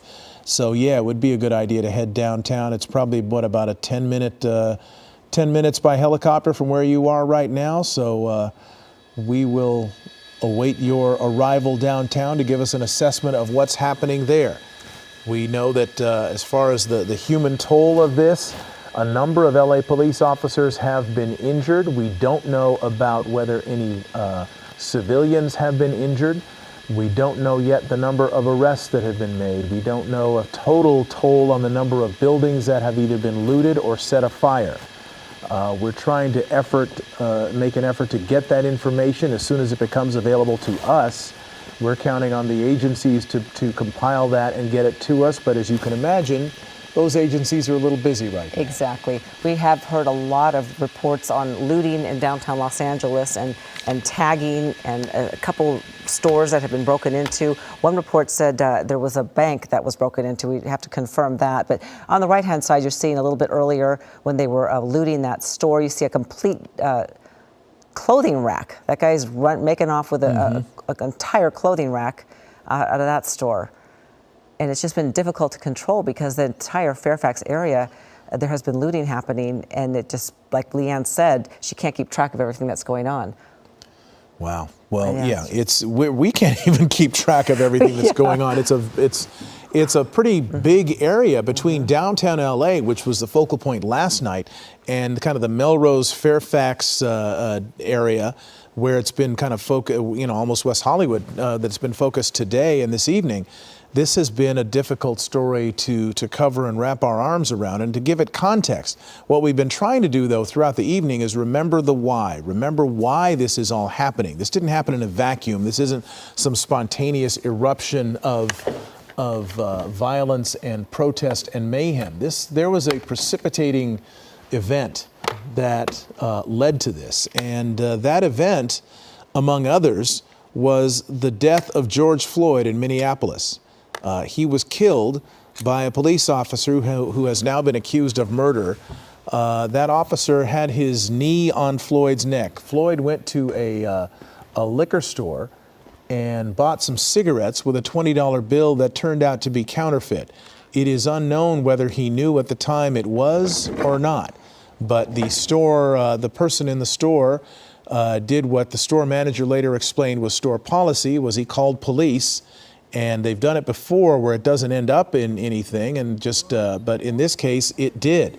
The police report initially said that Floyd resisted arrest and that they had to use force to subdue him. There was no mention of this, the knee to his neck that lasted 8 minutes and 21 seconds. There was no mention in the police report of his cries for help, of his cries of pain, of his cries to allow him to breathe, and of his last words calling his mother's name before he died. So that police report was, at the very least, inaccurate and misleading. And what was recorded there has been accused by the DA's office there in that county in Minneapolis as a homicide, as a murder. And there are 3 other officers who were involved in that people are still very upset did not get charged and have not been charged as of yet, although the investigation in Minneapolis is ongoing. Air 7 heading toward downtown. We're going to try to establish if or where the big emergencies are. And in the meantime, there's Leanne Suter. Mark, let me show you a look of what we're talking about, damage. We just got LAPD allowed us in, and take a look. We're on Fairfax here. They just turned off the lights here on this business. This is, you can see the officers going inside, checking to see what is in. This is a hair salon that everything has been trashed inside. The windows completely shattered here, the front door, the front entrance. It's just business after business. We walk across the street. Here's another one right across the way. Everything just shattered inside. You can see the inside of the business has been completely tagged with graffiti. You can see somebody threw an electric scooter, it appears, through the window here, and that's how they were able to smash it. Everything inside, and if there's any merchandise left, they took it all. Virtually everything taken outside of this store here.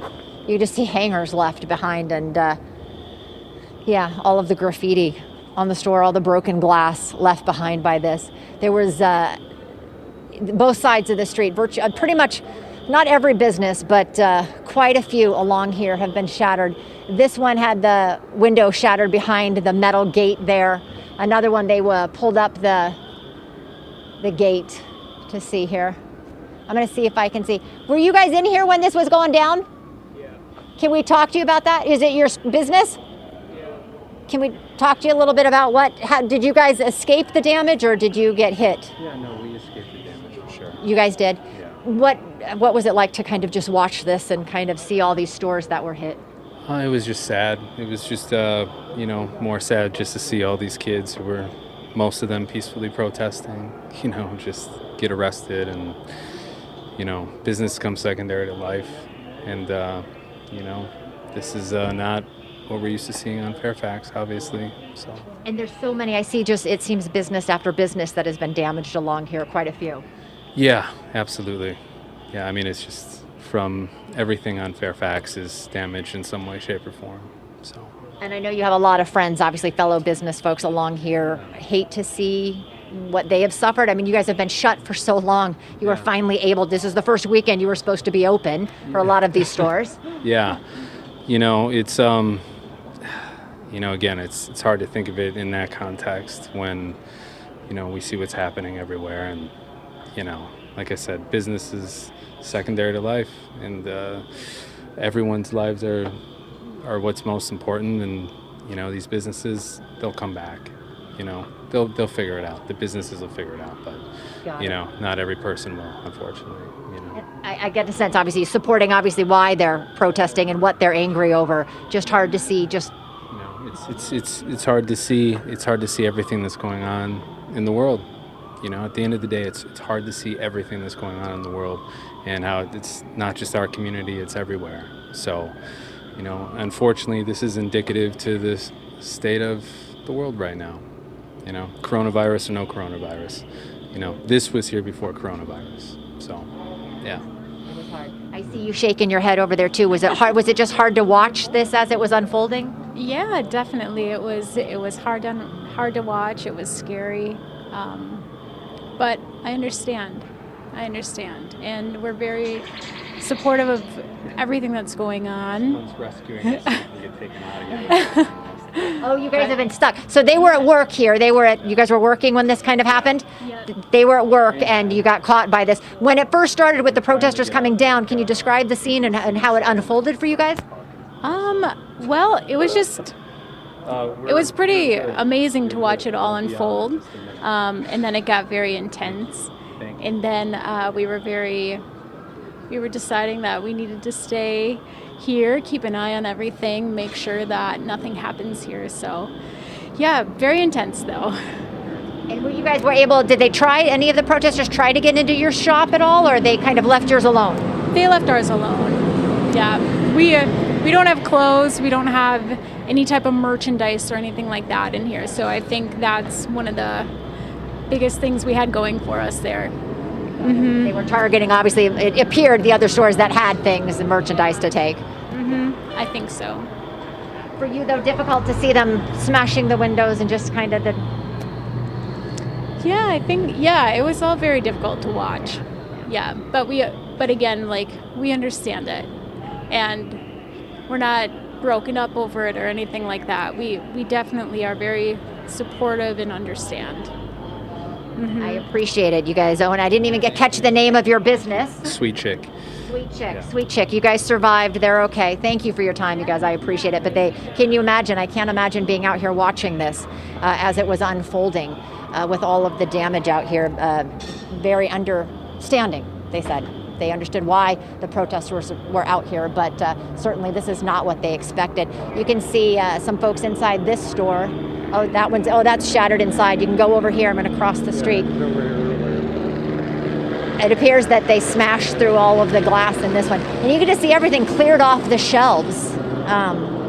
There's just literally nothing left in so many of these stores. There was a shoe store up the way, and we saw, this appears to have been a shoe store at some point. Nothing inside there. Up the street, there was a tennis shoe store or something like that, and there were just shoes everywhere. Or you can see clothes here on the street, left behind from what they were trying to take. I see the owners are inside there. They were seen here. They saying that they're good, so they were able to protect their stuff. But I can see this has just been a long night for everybody that has been out here. Go ahead, Mark. All right. Well, thank you, Leanne. This is Eyewitness News at 11 o'clock, and we are following breaking news here at 11 as we near the end of a long and very difficult day, both in Los Angeles and across the country. What began as peaceful protests following the death of George Floyd at the hands of a Minneapolis police officer have turned into violence and looting. And here are some of the night's big headlines. Much of Southern California, including all of Los Angeles, is now under a curfew until 5:30 tomorrow morning. LA Mayor Eric Garcetti has asked Governor Gavin Newsom to mobilize the National Guard. We are seeing multiple stores and businesses in the Fairfax district and shops at the Grove vandalized and looted. Our hours-long live team coverage picks up here with our Chris Christie, live now in Air 7 HD. Chris? Hey there, Mark. So we have come upon Broadway and West 8th Street here that you're looking at, where there is a very large police presence after some rampant looting on this block. What appears to be happening is that there are groups of cars driving around downtown looking for easy targets and looking to load up those cars with whatever they can get their hands on. In this case, they have moved in quick. There was some street racing going on. They have shut down the block, and now they have swarmed this entire block. You can see some people being taken into custody already with their hands behind their back and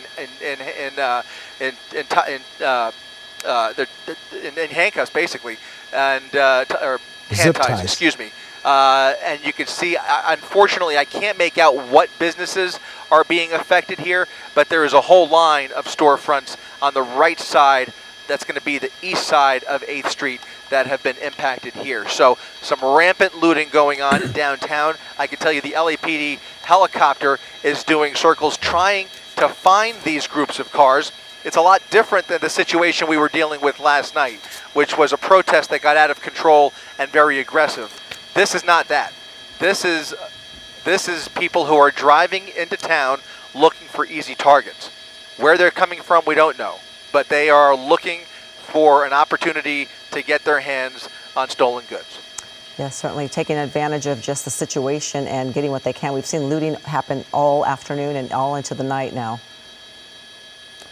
Yeah. It's continuing. The calls are coming in fast and furious, and much like last night, every direction you look out the window from our helicopter is nothing but blue and red lights crisscrossing this city like I have never seen before. Well, we're going to get back to you in just a little bit, Chris. But in the meantime, the curfew order only applied to downtown Los Angeles when it was first announced. Eyewitness News reporter Amy Powell, though, live now in downtown L.A. with a look at how it's going tonight. We just saw, Amy, this apparently roving band of thieves that were going from one place to another. What are you seeing? Mark, I have to tell you, we've seen that ourselves. In fact, at one point, our news van was parked next to some businesses. We actually saw people run up to a business and try desperately to break into the building. They were having trouble getting through the barricades outside the business. But yes, we actually saw that firsthand. A lot of people on the streets out here, many of them clearly not paying any attention to the curfews.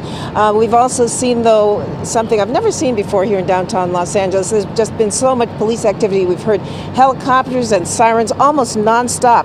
LAPD officers armed with non-lethal weapons have been moving in, trying to disperse individuals and many of the groups of people roaming the streets of downtown after the 8 p.m. curfew. And tensions have been rising as those vandals, as I mentioned, damage buildings, breaking in and looting a number of businesses. Now, we've seen some suspects surrounded and taken into custody, but again, it has just been a massive police presence trying to control the movements of these demonstrators who have just been fanning out all over the downtown area. Of course, this all started with protests of the death of George Floyd, but has deteriorated into chaos in several parts of the Los Angeles area. And earlier, Mayor Eric Garcetti spoke to Eyewitness News after seeing a massive crowd of protesters clashing with officers in the Fairfax district. Listen in to what he said about that.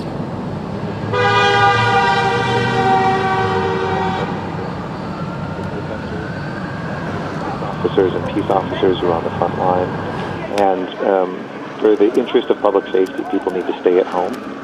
People need to remain at home during this curfew so that we can know that folks that are out during this curfew are out to cause trouble. And it's been clear that at a very righteous moment, when people, rightfully so, have not only looked at the act of insidious racism that took George Floyd's life, but the continuing structural racism that infects this country, that this is changing the conversation from the justice that is deserved to suddenly the destruction of a city that we love.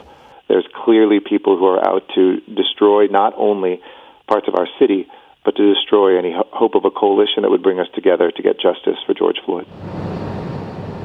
Again, that curfew goes from 8 p.m. to 5:30 a.m. As you know, it was initially issued for the downtown area and then expanded citywide. And from everything we're seeing and hearing, it's going to be a very long night. Reporting live in downtown Los Angeles, Amy Powell, ABC 7 Eyewitness News. Amy, thank you very much. Well, protesters and looters also were hitting the stores in Beverly Hills tonight. We saw that earlier. Eyewitness News reporter Carlos Granda has been there for much of the evening. He joins us now live. Carlos? Well, the good news here in Beverly Hills, things have calmed down. As a matter of fact, police just a few moments ago reopened Beverly Drive to traffic.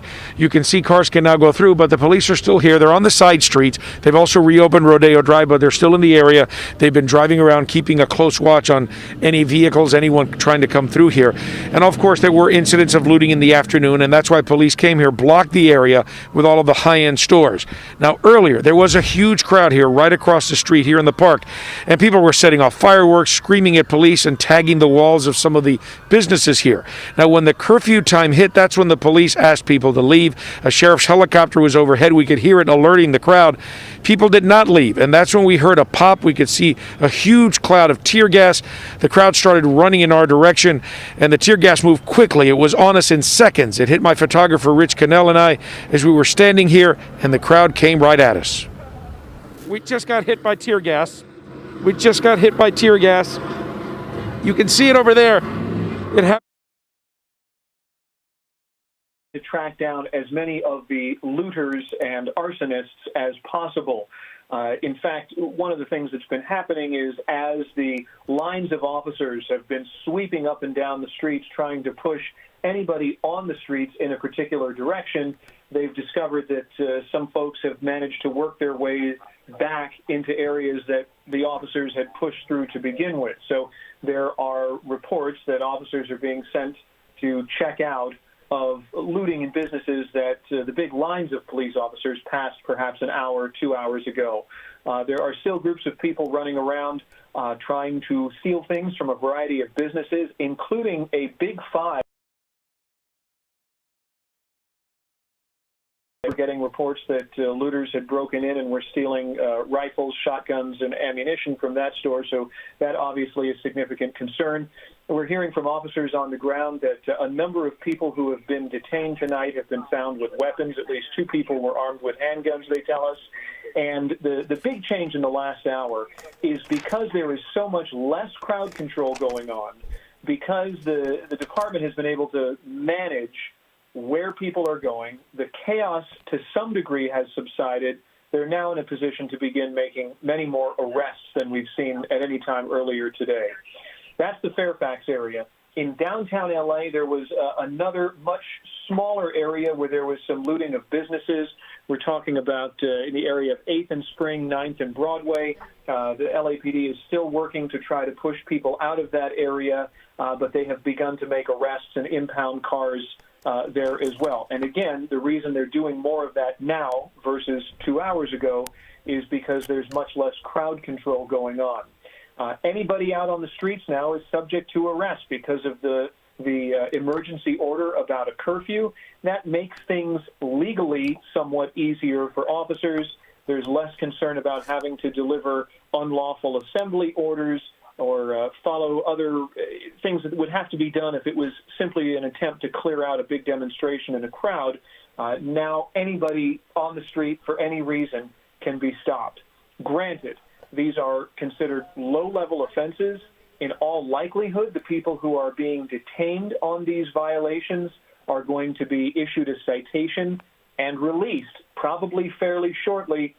Nonetheless, the department is clearly working to send a message that they're not going to tolerate what we've seen over the last few hours. And clearly they were overwhelmed for some period of time, for late this afternoon and early this evening. All right, Eric Leonard joining us live. Thank you so much. On the phone right now, a business owner in Melrose. His name is Austin Melrose. We thank you for joining us now. Was your business affected? Yeah, absolutely. I'm actually talking to you on Melrose Avenue right now. We boarded up our windows, and there's a CVS adjacent to us that's been looted for the last couple hours, and then clothing and retail stores all the way up and down the avenue with a fire at Starbucks. So it's been, I mean, it looks like a set out of a movie. It's anarchy. We're looking at this live picture. What was a 7-Eleven looked like it might have been closed, but the window was broken. You actually see the officers go in and out through that big pane glass window in the front. What is your business on Melrose, and where are you located? Do you know where this is? I don't know about the 7-Eleven. We're at Melrose and Gardner, so right between Fairfax and La Brea, kind of in the thick of it.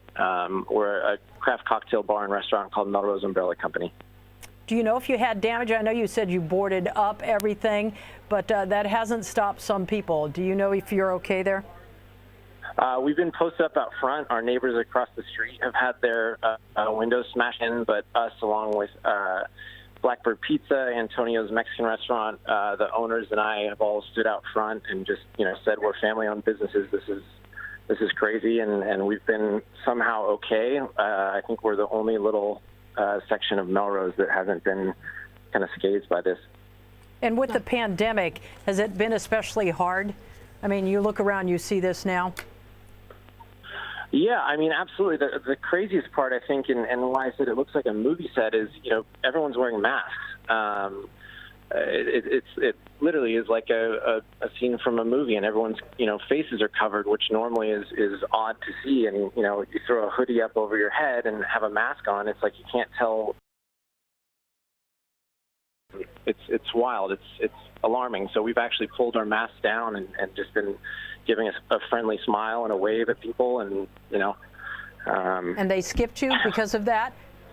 Yeah, pretty much. Absolutely. That's very brave of you, I'll have to say, to be out there defending your place in that way. But, we wish you the best, and thank you for joining us on the phone. Sure. I'm a small town kid from Oregon, so, you gotta spread some love. It's going to take a lot of that to curb this one. Boy, you are definitely one of the lucky ones here tonight. Austin Melrose, we certainly thank you.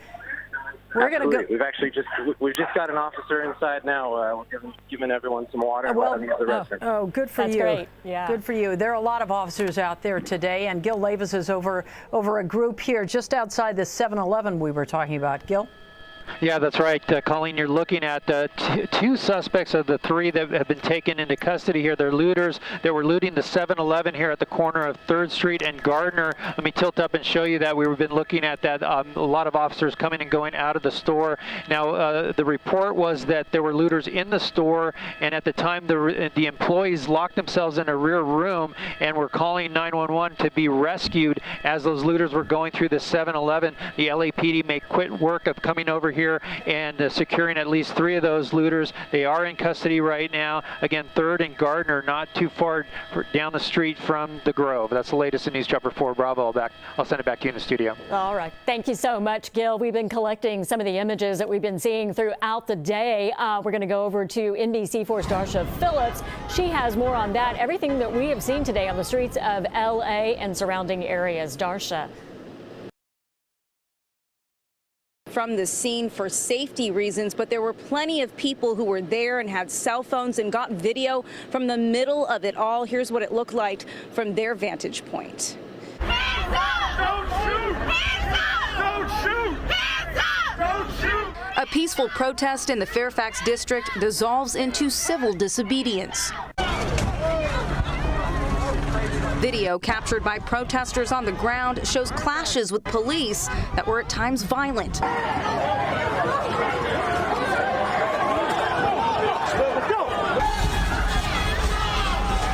Police cruisers vandalized, tagged, and set on fire. Cell phone video shows plumes of black smoke as buildings burned. Protesters smashed windows and looted stores. By nightfall, people were still in the streets as firefighters tried to extinguish the flames.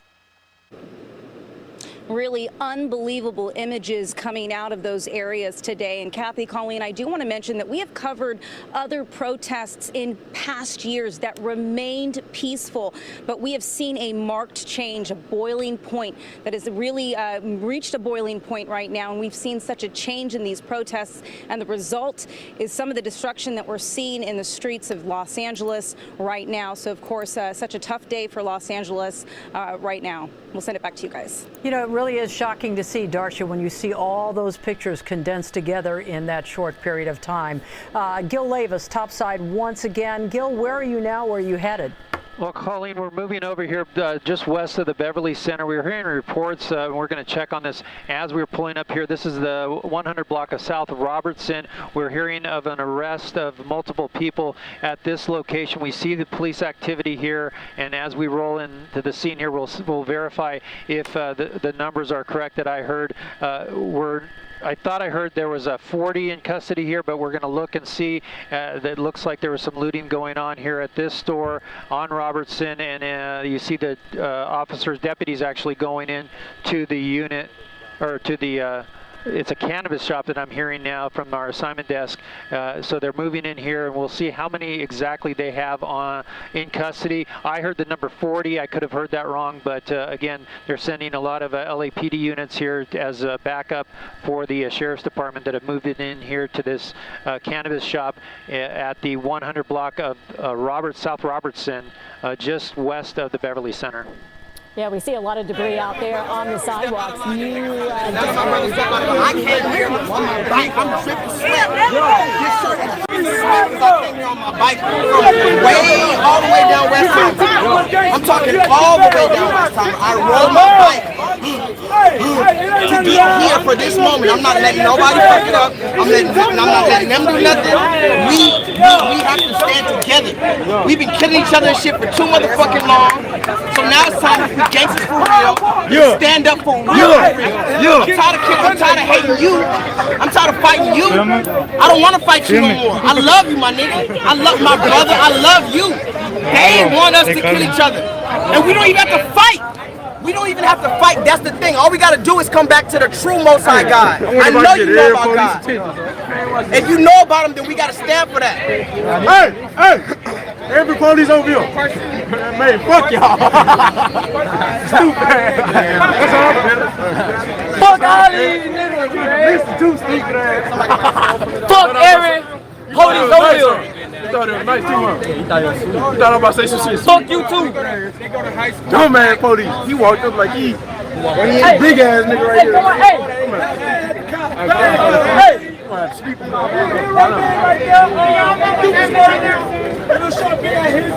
Oh yeah, he look like he's a leader. Oh, he's small. Boy, he had that bag. Oh, he can't have that bag. My bad. Hey. Thank you, man. Thank you. 1:20. What time is it? It's 1:20 in the fucking morning? God damn. That happened around downtown LA and in the area. NBC4's Jonathan Gonzalez joins us now with more on how today's protest quickly went from peaceful to so chaotic. And Kathy, you know, we went on the air about 8 hours ago now, and we witnessed a protest that was loud and peaceful that quickly turned way too tense in just a matter of moments. And even then, we could still not foresee then all the damage that would be done today.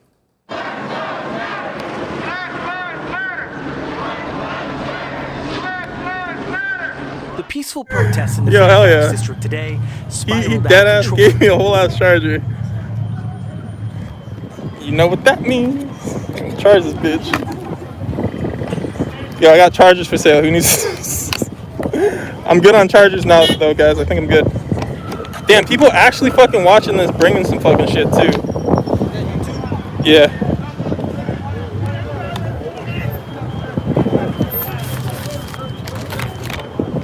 Oh, you want to shop something out? Yeah. Awesome, bro.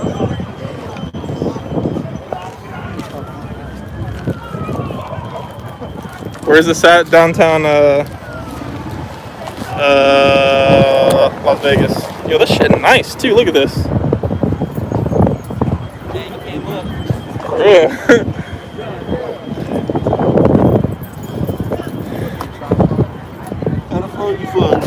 No, it's not a phone. This is a charger.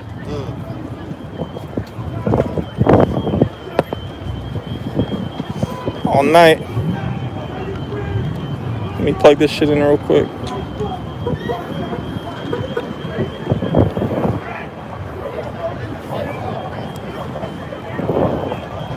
Bro, this shit got one light. That's fucked. Still hard to think that one of the biggest concerns for so many of the protesters, Colleen and Kathy, was that they were worried that so much of the looting and all the violence and all the crimes that we've seen committed in the past few days, and including today, would take away from their message. Again, that is a concern they will continue as we continue to see the looting happening there tonight. Colleen, we'll send it back to you. All right, Jonathan, we saw a lot of shocking scenes today, and this was certainly one of them. We saw this earlier this evening. There's a group of people using dumpsters, garbage dumpsters here, as a battering ram to break through the gate at the CBS studio. You can see the security guards there doing their very best to keep the group out. Fortunately, the guards were able to close up those gates, and then the group moved on and just took off. And we do know that at least a half dozen patrol cars were set on fire during the unrest that happened in the Fairfax district. Firefighters had to watch as the patrol cars burned because it was simply too dangerous to try to get in and get through the crowds to put them out. Many of the burned out cars were also vandalized by the gatherings, the large gatherings there. They were graffitied, but there are no reports of any injuries from those fires. All right, we're going to go back out to Gil Levis in News Chopper 4 Bravo. Gil, we understand you may be headed towards a new situation and more looters. Yeah, that's right. There's a AutoZone at Longwood Avenue and Pico Boulevard. You're looking right now at the Target store close to that location that was looted earlier tonight. We were able to get on the scene there and watch the LAPD pull up as looters were going in, and they made quite a few arrests there. But as we continue to fly, we have another mile to go to find that AutoZone. And let me look here if we can find it from a long shot. We're hearing the LAPD responding an arrest van to go there to that location to take those people into custody and send them back to downtown LA. So we'll be on scene here just shortly at that AutoZone to take a look at what exactly they have there. All right, Gil, and as you said, right there, that Target store was looted earlier, just one of the many businesses that we've been following today. It all started earlier. I think the first business that we saw was the Nordstrom. They broke through the front and they were taking items out. And then after that, the Ray-Ban store, and I think there was a jewelry store. That was all at the Grove. Again, this Target was part of the looting. Then, remember, we saw that high-end shoe store where I believe they must have taken every single pair of shoes out of there because demonstrators who were there earlier, not part of the peaceful demonstration, but the others that were breaking in and looting, were carrying out boxes, handfuls of boxes. And now we see the AutoZone. Gil, what can you tell here? Yeah, Kathy, we're just pulling up to the front of the AutoZone. And we're going to continue our orbit around here to see how many people they have in custody here. But again, we just heard reports that they want a van to transport people to the jail to be booked for looting. Let me zoom in here and see what the AutoZone looks like. It looks like, yes, the windows were blown out there as well, broken out, and some looting occurred here. But you see a lot of LAPD units here, officers with their SUVs, and I'm still looking for those. Oh, here we go. Let me come into the back side here and we'll see what we have. It looks like maybe about 4 people or 3 people in custody there. So again, let me come in a little tighter so we can take a closer look. And it looks like 3 in cuffs there that are detained. At least 3 in that spot, but unsure exactly how many they have. Let me come out and look into the parking lot a little further. That might be the extent of it. So 3 here at the AutoZone. This is again at Longwood Avenue and Pico Boulevard. It's just east of the Target store that was looted just a short time ago. All right, as we continue to look at that picture there, we want to bring in our Robert Kovacic. And Robert, you know, what's interesting about all of this, it's not just Los Angeles. We've heard reports from Oakland, from Portland, from Chicago, from Atlanta, obviously from Minneapolis, where it all started. And Colleen, as you continue to look at this picture, most of those cities that you mentioned and others across the East Coast also have curfews in place tonight. Some of them are holding, others are not. So we continue to see what the early morning hours are going to bring in Seattle and Chicago and elsewhere. But when you consider Minneapolis, again, another night, and tonight police used more aggressive tactics against protesters to enforce the curfew there. Officers fired tear gas to disperse crowds on the 5th night of protests in Minneapolis. Now, these tougher tactics come after city and state leaders were criticized for not strongly confronting the violence, including from President Trump. Tonight, the president taking aim at Minneapolis's mayor, tweeting in part, the National Guard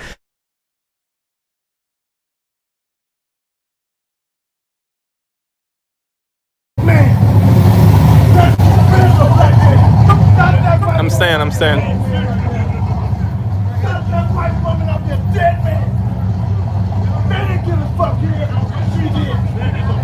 Because he's black, bro. He said this every day in Vegas.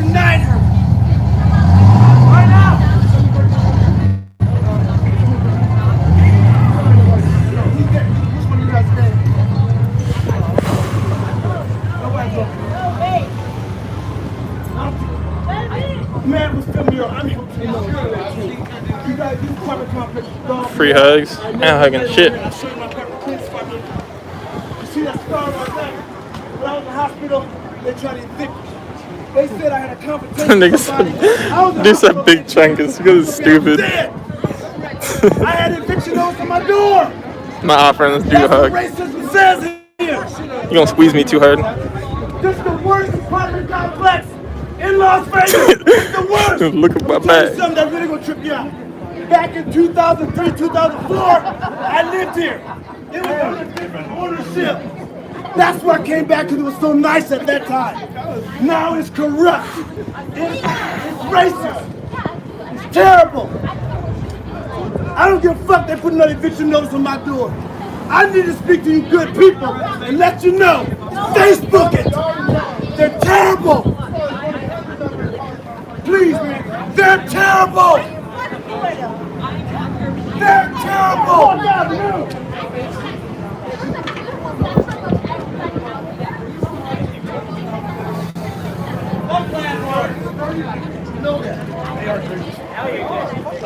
On to the next one or what?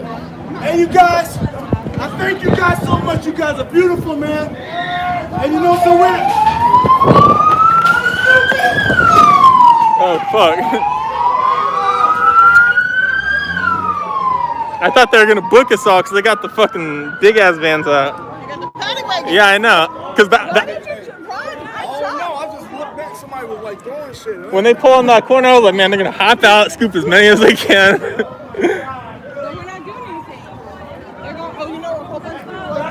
I just seen shit start flying.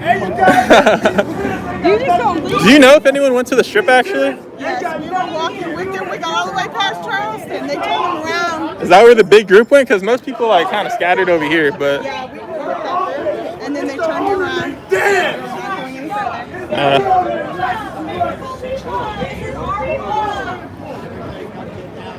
Craziest thing you saw tonight. People want me to interview people. They keep saying it.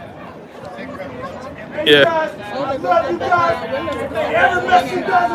The what? Yeah, I saw that one. Yeah. Whoa. Nice. Over with that shit. You see them break into the pawn shop also? That was the first one they did. They fucked that shit up. People were running out with like watches and shit. No, watches, because it was a jewelry store.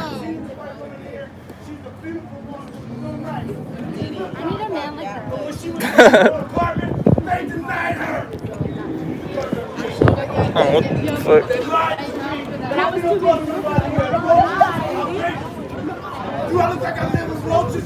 Move on, moose. Big. Move. Where do you want me to move on? There's not anything better going on really right now. And they're putting up with this shit. Hey, what's the landlord's name? His name is Dan. He owns it from California. He's got a lady named Petra, Michelle working for him, Jody, Container Park. Alexis in office, and this punk ass Matt, who I thought was my friend. Everybody hop on. Thank you. I love you guys. We gotta stop this madness. We gotta stop this madness. I'm tired of it. They made me mentally insane. Now I've been treating me for a year and a half. You should never have to come Thank you. Sketched out over here. Thank you. Thank you. Appreciate that. You should never have to worry about coming home with the eviction notice in the door for nothing. You guys be prepared. All right, we're gonna move it on. We're gonna move it on. Black and Mexican women. That dude was arguing about something completely different.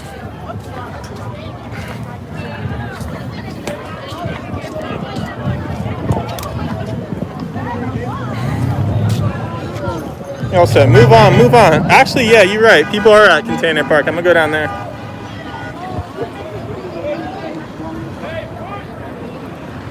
Is that who I think it is? Come on, let's go across the street. Who?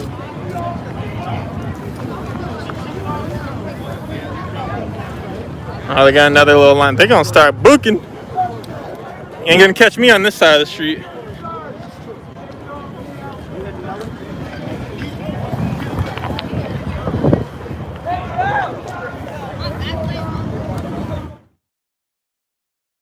I want everybody to see every comment, good and bad and indifferent. Do not block anybody for trolling.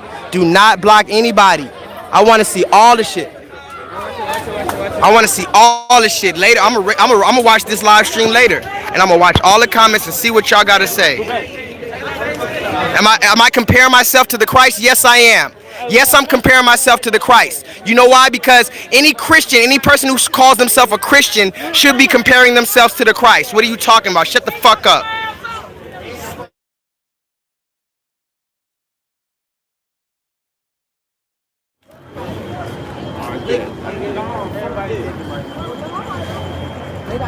Your shadow looks stupid.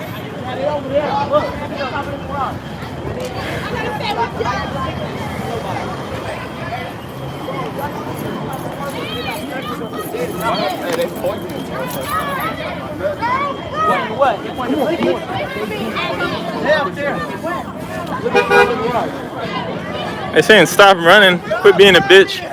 But what I'm saying, when they want to grab you, they're gonna grab whoever. It doesn't matter. I'm not down to stay a night in the fucking county jail for no reason. If you want to, you can come up here and be a hard ass and fucking stay. But me, I've been out here for fucking 277 minutes, being as close as I can. Stop reading comments. You're right. You're right.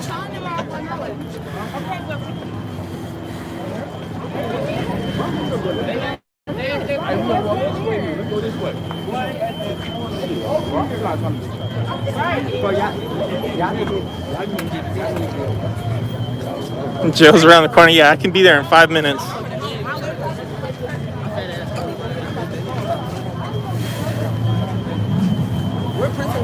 Your live is not jumping, boy. You got right now.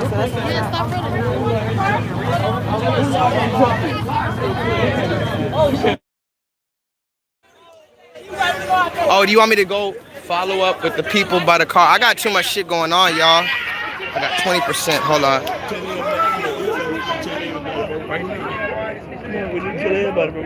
Okay, yeah, I got you. Hold on. Lisa, can you go back and follow up with the... Hold on, very smart man. Thank you. Seattle. Amy Powell is in the... Where is Amy? She's downtown. Downtown, right. Things are quieter, right, Amy? Well, Ellen, at the moment they are, but I'm not joking when I say every few minutes, in fact, right now, we hear the sound of sirens, and then we'll see police vehicles streaming past us, racing down the streets, responding to calls about acts of violence, vandalism, and trying to keep these demonstrators from congregating in the streets and causing trouble. A lot of people clearly not paying attention to the curfew, out here causing problems, and police doing their best to try and shut. Says 25,000 people watching right now. What you got to say to the world? Nothing. Nothing? Fuck the police. Come on, there we go. You got something to say, girl. Aw, she's shy now. You was dancing when you thought it was 300 people, now it's 25,000. You said, nothing. That's fucked up, huh? Damn, man.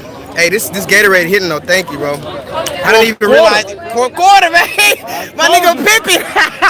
My nigga Pippin. Hey, I gotta give you my contact information. You already my brother. You know that. You was meant to be to meet this day. You know what I'm saying? I'm talking, man. I got the camera too, the 4K camera. You know, yeah. Bro, I'm all, like I said, as you see my numbers, I'm all here. Well, your shit about to multiply because that 4K camera ain't no nigga. Oh, that 4K, I already know. I can see the boogers in his nose, nigga. And then 3 or 4 on the very top. Playing nuck if you bug. The snipers, they're gonna start taking out. 2-2-2-2. 2-2-2.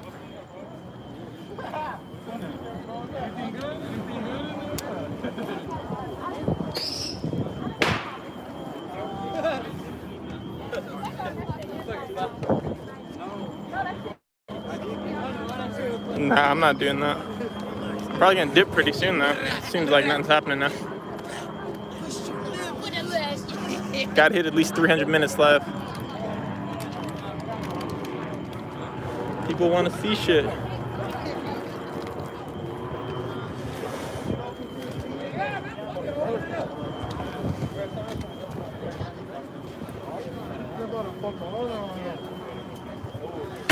This is a bar, huh? Not that far.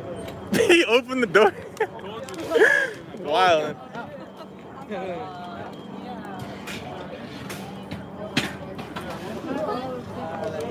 You know, they about to come start spraying this. Hey, they're moving back. They're moving back. They sprayed it. Hey, Craig, go to the shop. What shop? They hooked the left.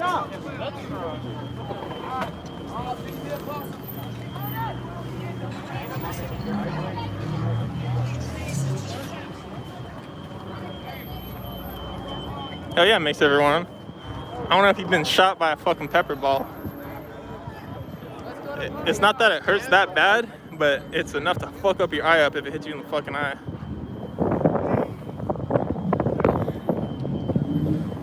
I don't even know where I parked.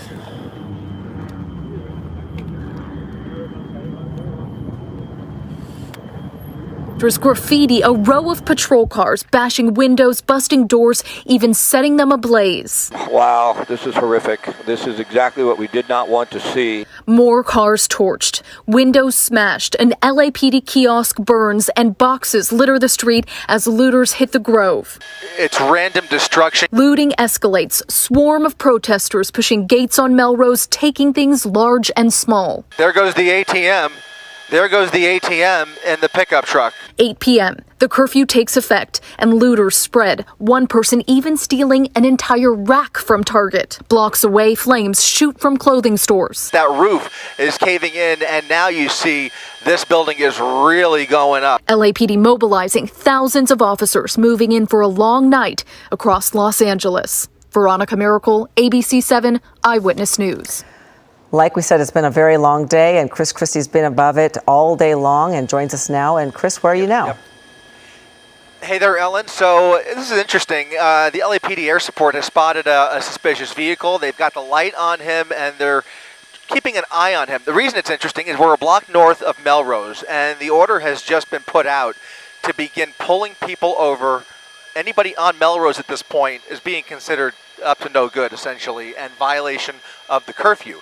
And so they are going to start arresting people. They're going to start pulling people over on Melrose, anybody left on the road. We're talking about motorists, pulling them over and start making arrests. Anybody in cars at this point is basically facing an arrest. So that's what we're looking at here. We're, again, just a block north where they've spotted some suspicious vehicles, and just a couple of blocks from where the LA City Fire Department is still trying to put out those fires from earlier, one over on Spalding and another one just down the block there. Again, those fires are still raging, and they are still trying to get those out. But for some reason or another, you could see, well, we know the reason, but you could see there are just way too many cars on Melrose where there just should be no car traffic right now. Well, that's an excellent point. We talked about this earlier. The state of emergency and the curfew gives police probable cause to start pulling people over who ordinarily they might not have probable cause to do so. By being out when a curfew is declared, you're already in a violation, and that allows them then to pull you over and find out what you're doing. It is a tool that they're going to use.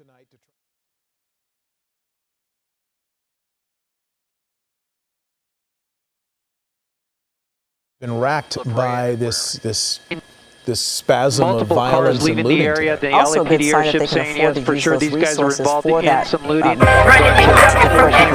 doesn't seem like there's enough units around to be able to get on those cars. Let me come out across here, and I'm hearing that there might be some police coming. Pussy ass in this nigga! area I'm right trying now. me, Zoom in nigga! here and see. Fuck that, no! Show me, nigga! Bro, put your energy elsewhere. That's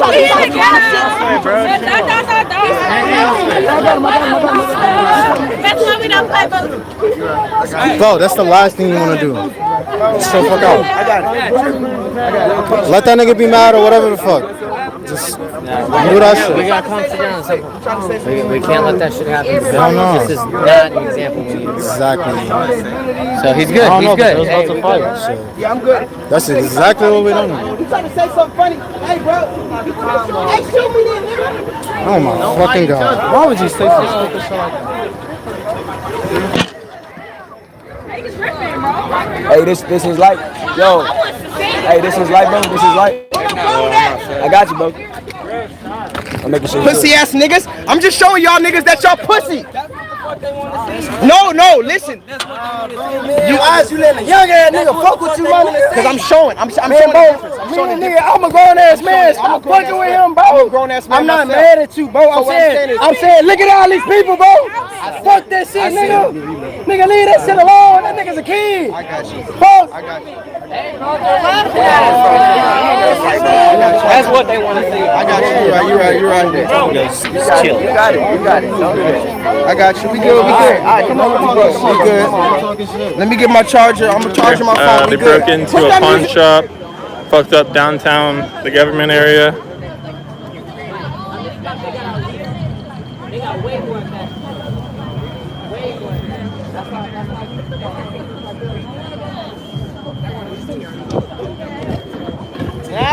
Chill out. Where my charger? God damn, where my charger at? Nah, that's a different one. I need one that's gonna fit in a regular USB. Do you know what it is? Fundamentally, scientifically, what it is they're trying to explain. Oh man, dude, my back's fucking killing me. Hear what it is? At this point, people are just waiting to get fucking rushed by the police again. That's basically what's happening.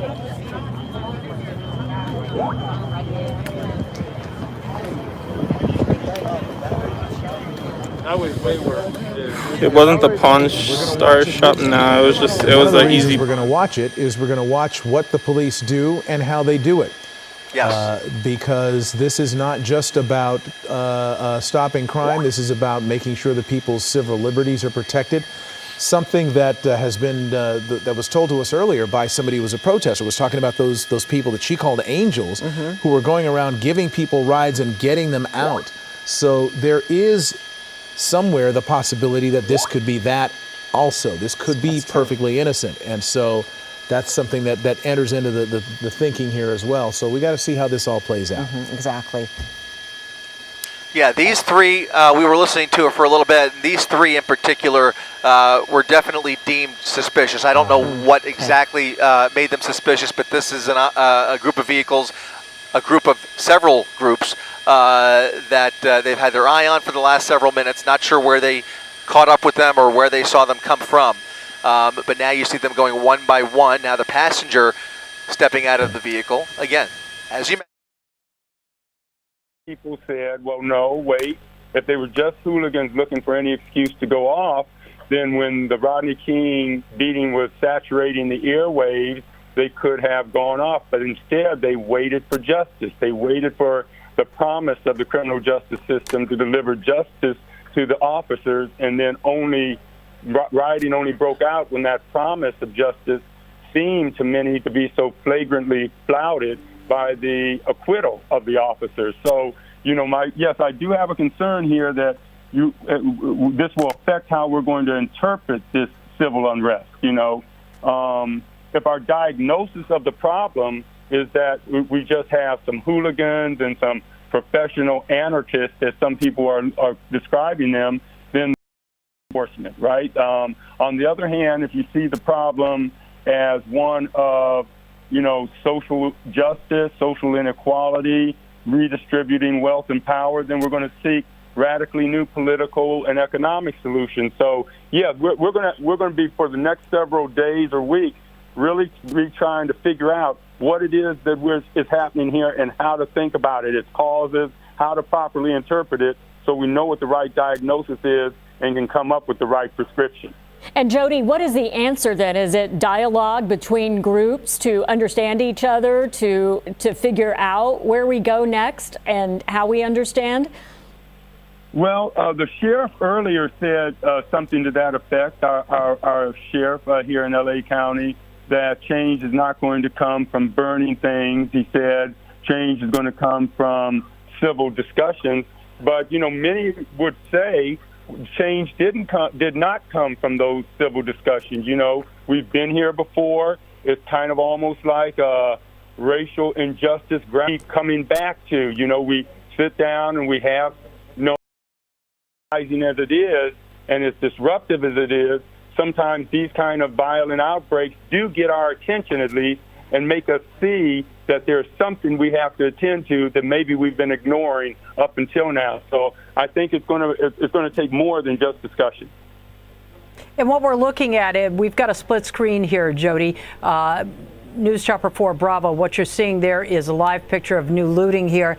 You mentioned Rodney King and the riots or the unrest there in 1992.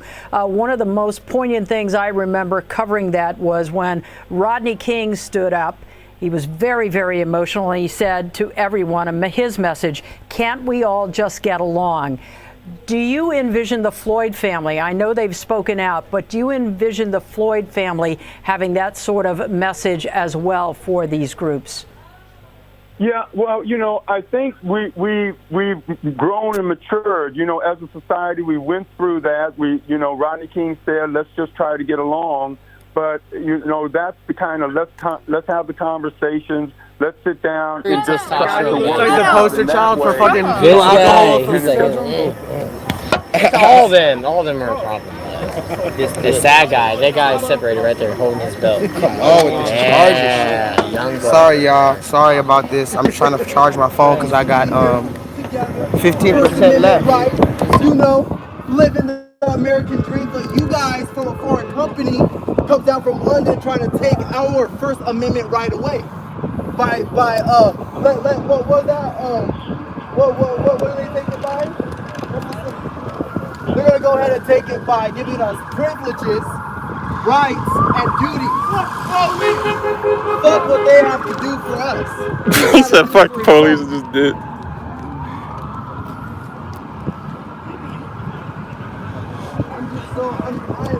Moderator to keep people from commenting dumb stuff. Militia. They keep doing that every 30 minutes. Where old boy at? Huh? No, I had a that 40 bucks an hour. Hey, how much you gonna pay right now? They start 40 grand and then they get the SWAT and not that much. It's a brotherhood, I get it. Nah, I had another one. The one that fit. 40 grand a year starting ain't working. Oh, it might be. Oh, well, of course you think it's working. And they have reason to believe that they have stolen merchandise in these vehicles. And so with that probable cause, they're obviously already in violation of the curfew. They are going to go ahead and take these people into custody and investigate further. You can see now we have 4 people proned out on the ground, face down on the pavement. We have 2 vehicles that have been emptied out, I believe, and a 3rd car with the driver and possibly a passenger stepping out of the vehicle now. So 3 vehicles altogether that have been stopped here. Now, he works for BPD. Damn, y'all commented a lot of shit. He doesn't agree with any of the shit Hello. you guys are doing. Yeah, right? It's a lot of fucking people, yo. He's still in there. Get out the way, girl. Get out the way of the girls, bro. Oh, they're trying to see y'all. They said for me to get out the way. Hey, 25K. Say yeah. The fuck going on?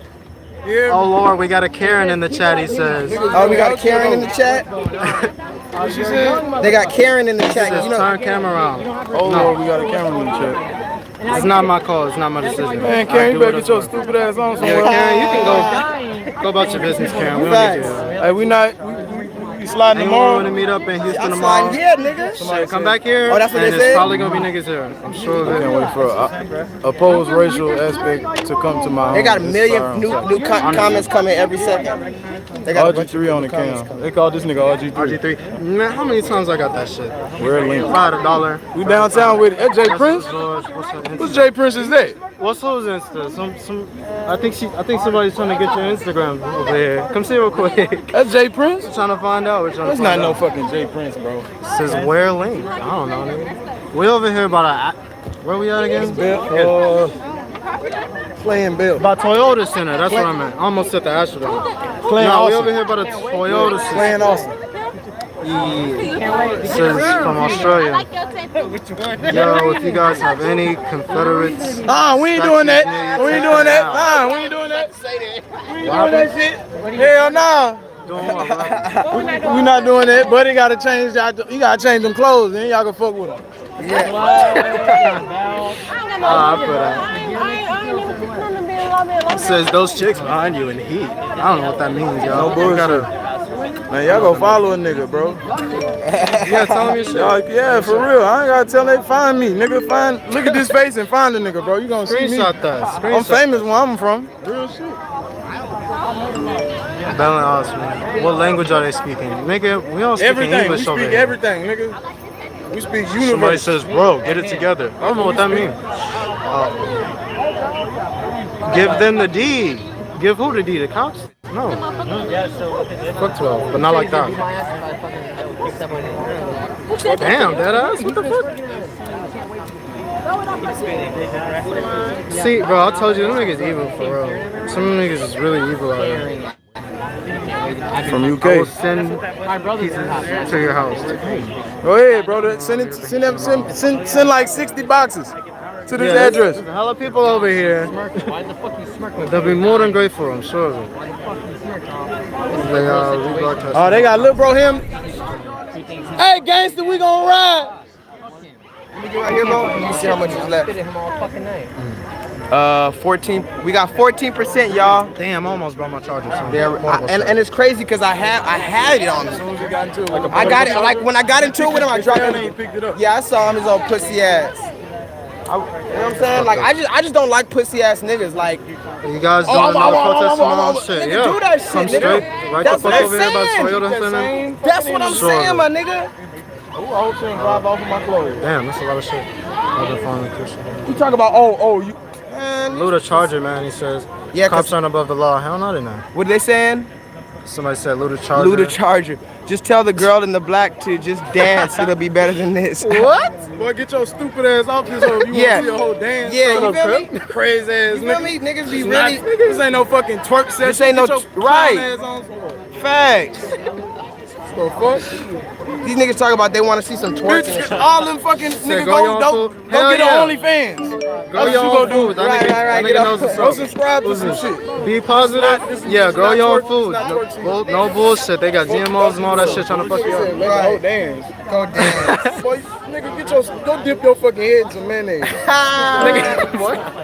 I never heard that shit in my life. That's a clown. That's what you tell a clown.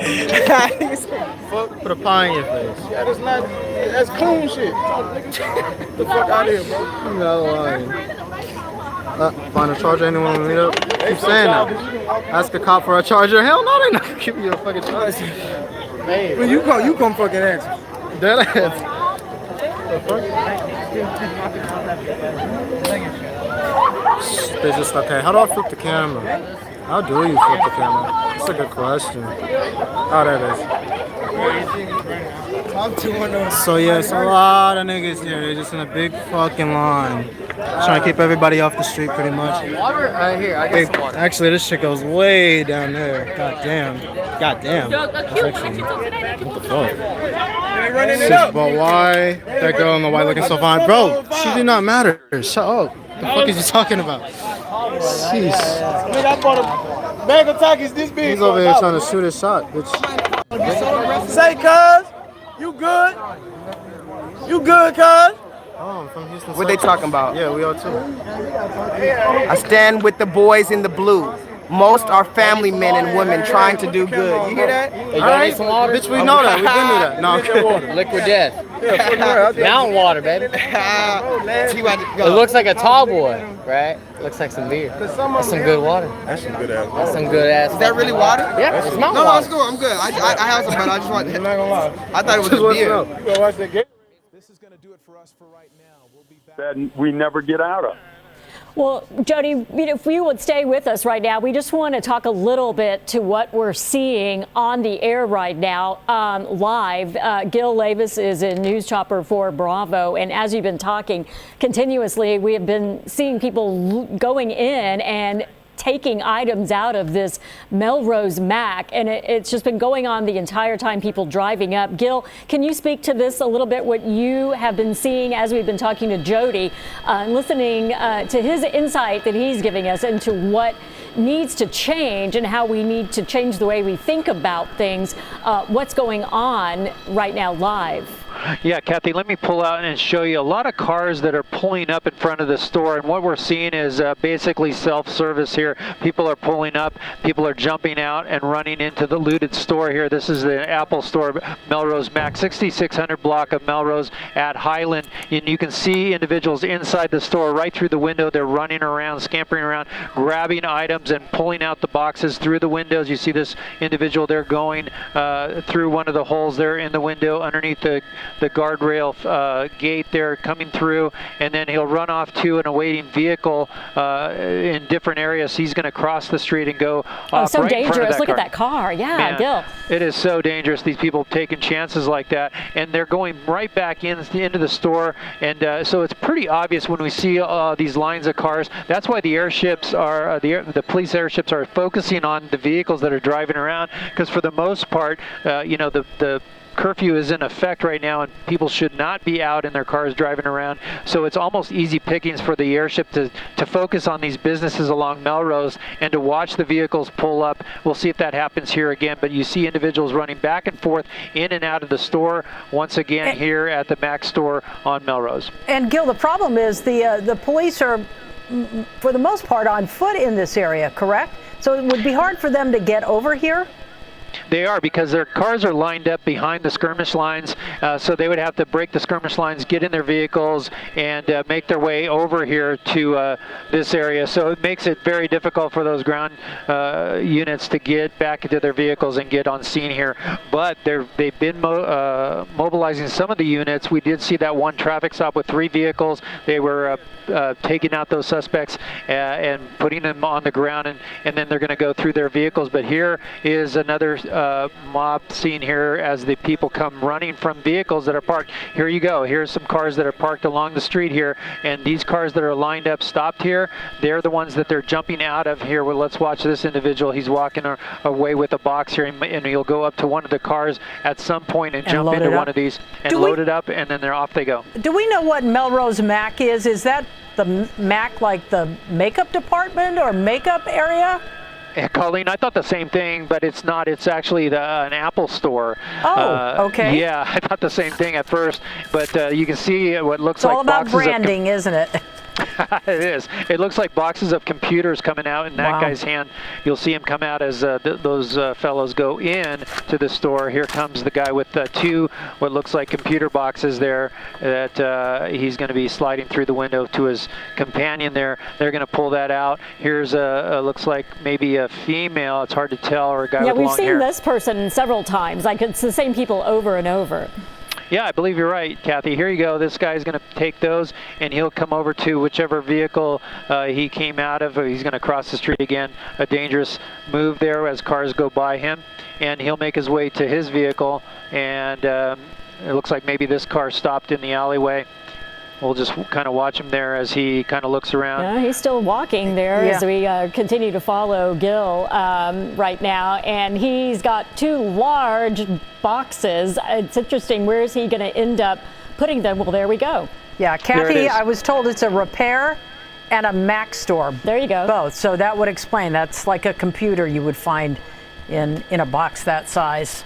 And so now their mission is to load it up and they get out of there or either go back for more, but they're parked pretty far away to be, continuously loading up there.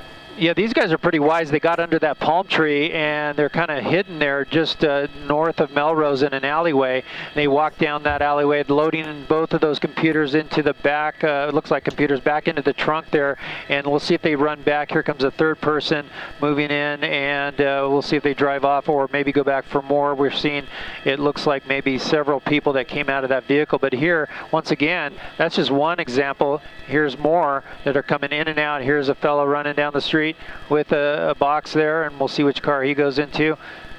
That one there. So he's setting that down, getting ready to load it in, and off they go momentarily in the back seat. We'll see if he runs back into the store, but that's what they're doing. These cars that are running up and down Melrose here, not all of them are civilians that are just trying to go home or something like that. A lot of them are these people that are looting these stores. They just pull up and it's easy access. They get in through the broken windows and they go in and grab what they want and then come right out and jump in their cars and they're off. And LAPD tied up going block by block as we have watched clearing out that area, and they haven't been to this area. Now we're seeing people run like crazy, so I'm wondering if somebody knows something's coming. Presence. Yeah, let me see. Let me zoom out and see if they got word that maybe LAPD's moving in.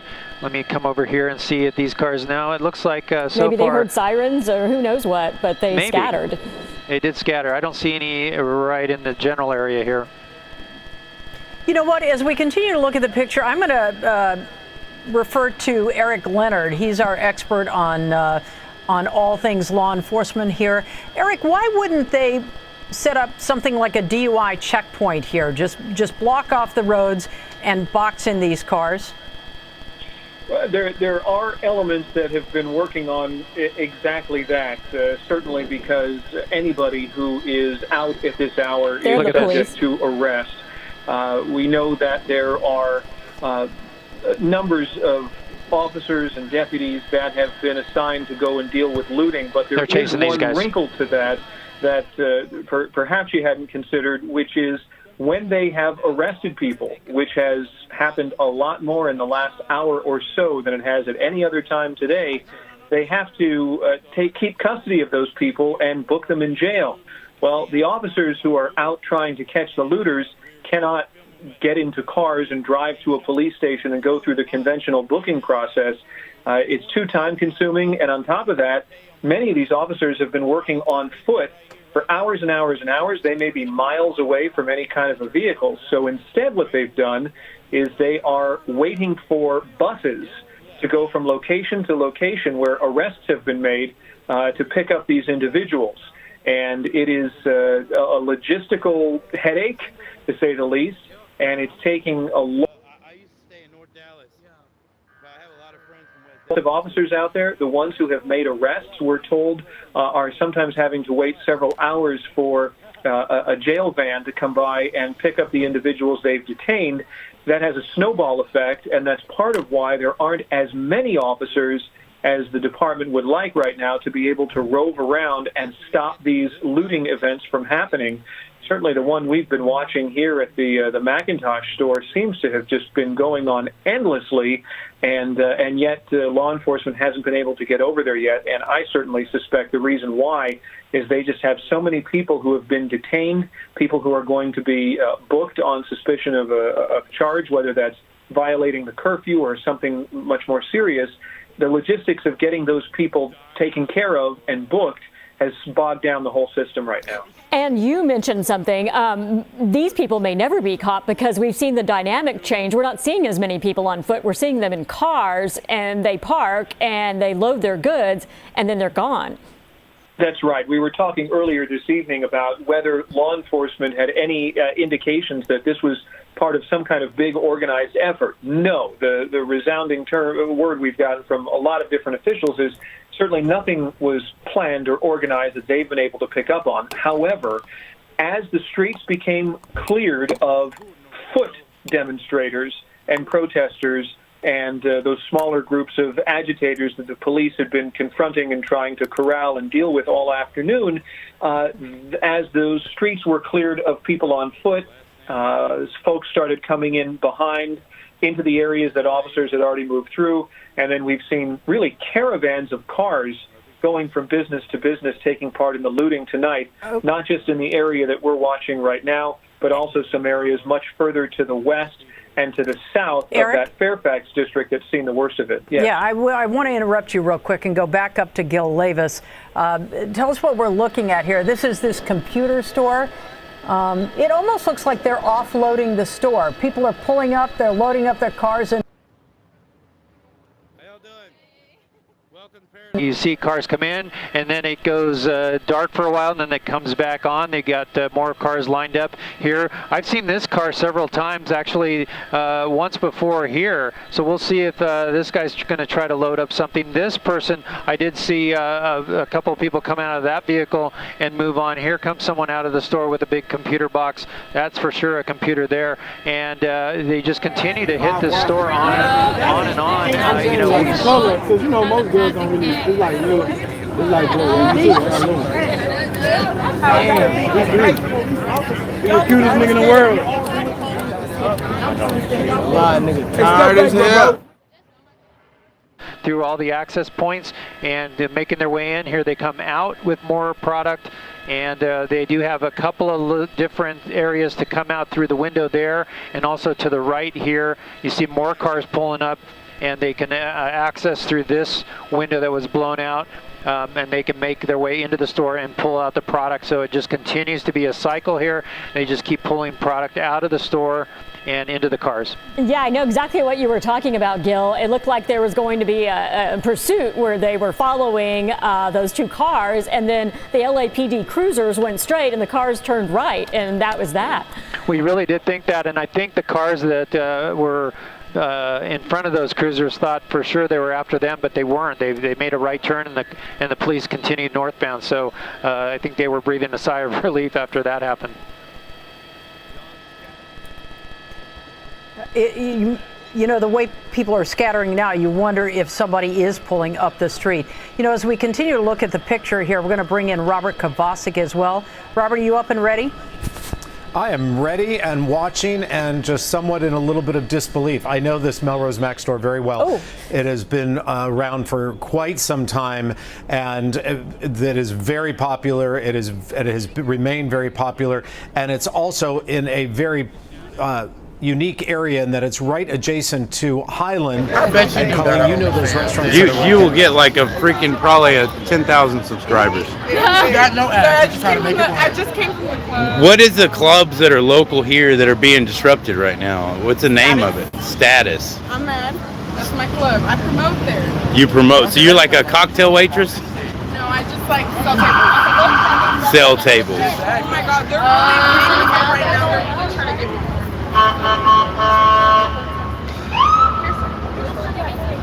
If you want to buy a table at the club here, there you go. You got the helicopters in the sky right now. We are directly underneath the helicopters as usual. We keep the stream rolling. We keep the stream rolling. Dude, that's a dude. That's fellas. They're trying to find out who's strapping.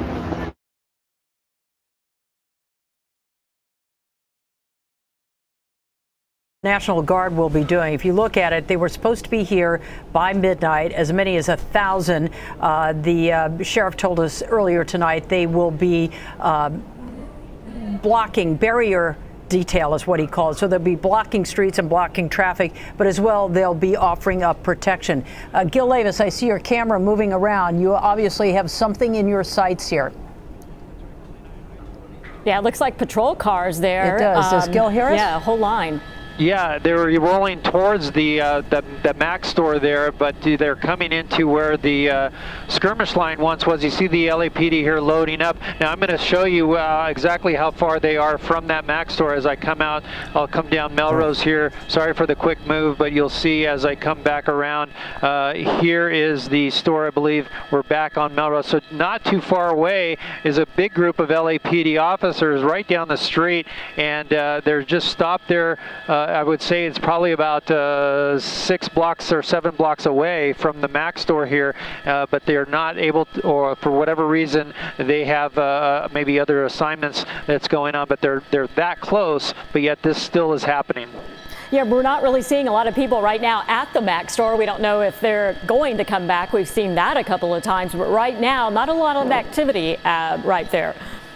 Yeah, it's a little slow right now, but you'll see the cars come. In fact, there's a couple of vehicles that we were watching that are parked around the corner here with their lights on and waiting for the right moment to strike. You see a couple of people coming out of the store now, running back and forth across the street. They're kind of mellowed out for now, but we'll see if that picks up again. Maybe they see the lights and sirens down the street.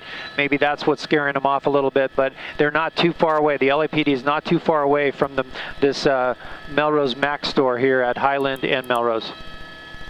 Okay, once again, you've got to wonder when you look at this store and how long they've been looting, how much inventory they have inside. And you say, Gil, the LAPD is just up the street here? I want to say about 6, maybe 7 blocks to the west, that large group of officers that have pulled up there. They were loading onto their SUV, and it looked like they were breaking down a skirmish line. But again, not too far. Right now it's quiet, so it's likely they saw those lights down the street. I'll pull out of there. That's the Mac store, and as I pan to the right there, you'll see some officers down in this area on foot, and a little bit further up, you'll see more officers there. So that's the officers, what they're dealing with, and I believe this is one of the stores that they were looting as well that we saw earlier, and there was a response there because they believe there were some looters still inside those stores. So that's why those units stopped there. So again, officers spread out thin here throughout the city. And meanwhile, at the Mac store down the street, the looting continues. All right, great work. Thank you, Gil, as you get eyes once again on that Mac store, but we're not seeing a lot of activity there anymore. Certainly they have taken a lot of packages, a lot of computers or parts out of there, but it now looks like everyone is dispersed from that area as we now see a contingent of the LAPD right down the street. Colleen? We want to remind people that this started out today as a peaceful protest, but it ended with this looting, violence, mayhem. This was not about George Floyd. This is not about what happened in Minneapolis early this week, not about what is about to happen to those 4 officers, the one who was arrested yesterday and charged with third-degree murder. When we started this coverage earlier today, we saw people in Pan Pacific Park around noon today, and we saw generations of people, all ages, all ethnicities, angry with what happened in Minneapolis. And clearly, what we've seen happen throughout the day was not that. Hopefully, we can get back on message and back on the issue. Yes, and what we've seen throughout the day as you've been watching NBC4's live coverage of the protests and the looting that has unfortunately happened across Southern California. Governor Gavin Newsom declaring that state of emergency in Los Angeles County. The city of LA, we watched as that was put under a mandatory curfew. And the sheriff, Alex Villanueva, telling us that anyone who is outside right now, it started at 8, it ends at 5:30, at least for now, anyone will be arrested. The cities of West Hollywood, Culver City, Beverly Hills, Pasadena, all the way to Long Beach have similar curfews right now. The National Guard, as we said, was scheduled to arrive at midnight, so that's a request from the mayor. LA Metro has suspended all transit services until 5:30 in the morning. And a reminder, we want to remind you that we will be on early tomorrow morning. Today in LA will begin at 5 a.m. And Kathy, that was what, 30 minutes before the curfew ends at 5:30. It is. We will see you then. We'll keep you updated on our web. Have a safe night.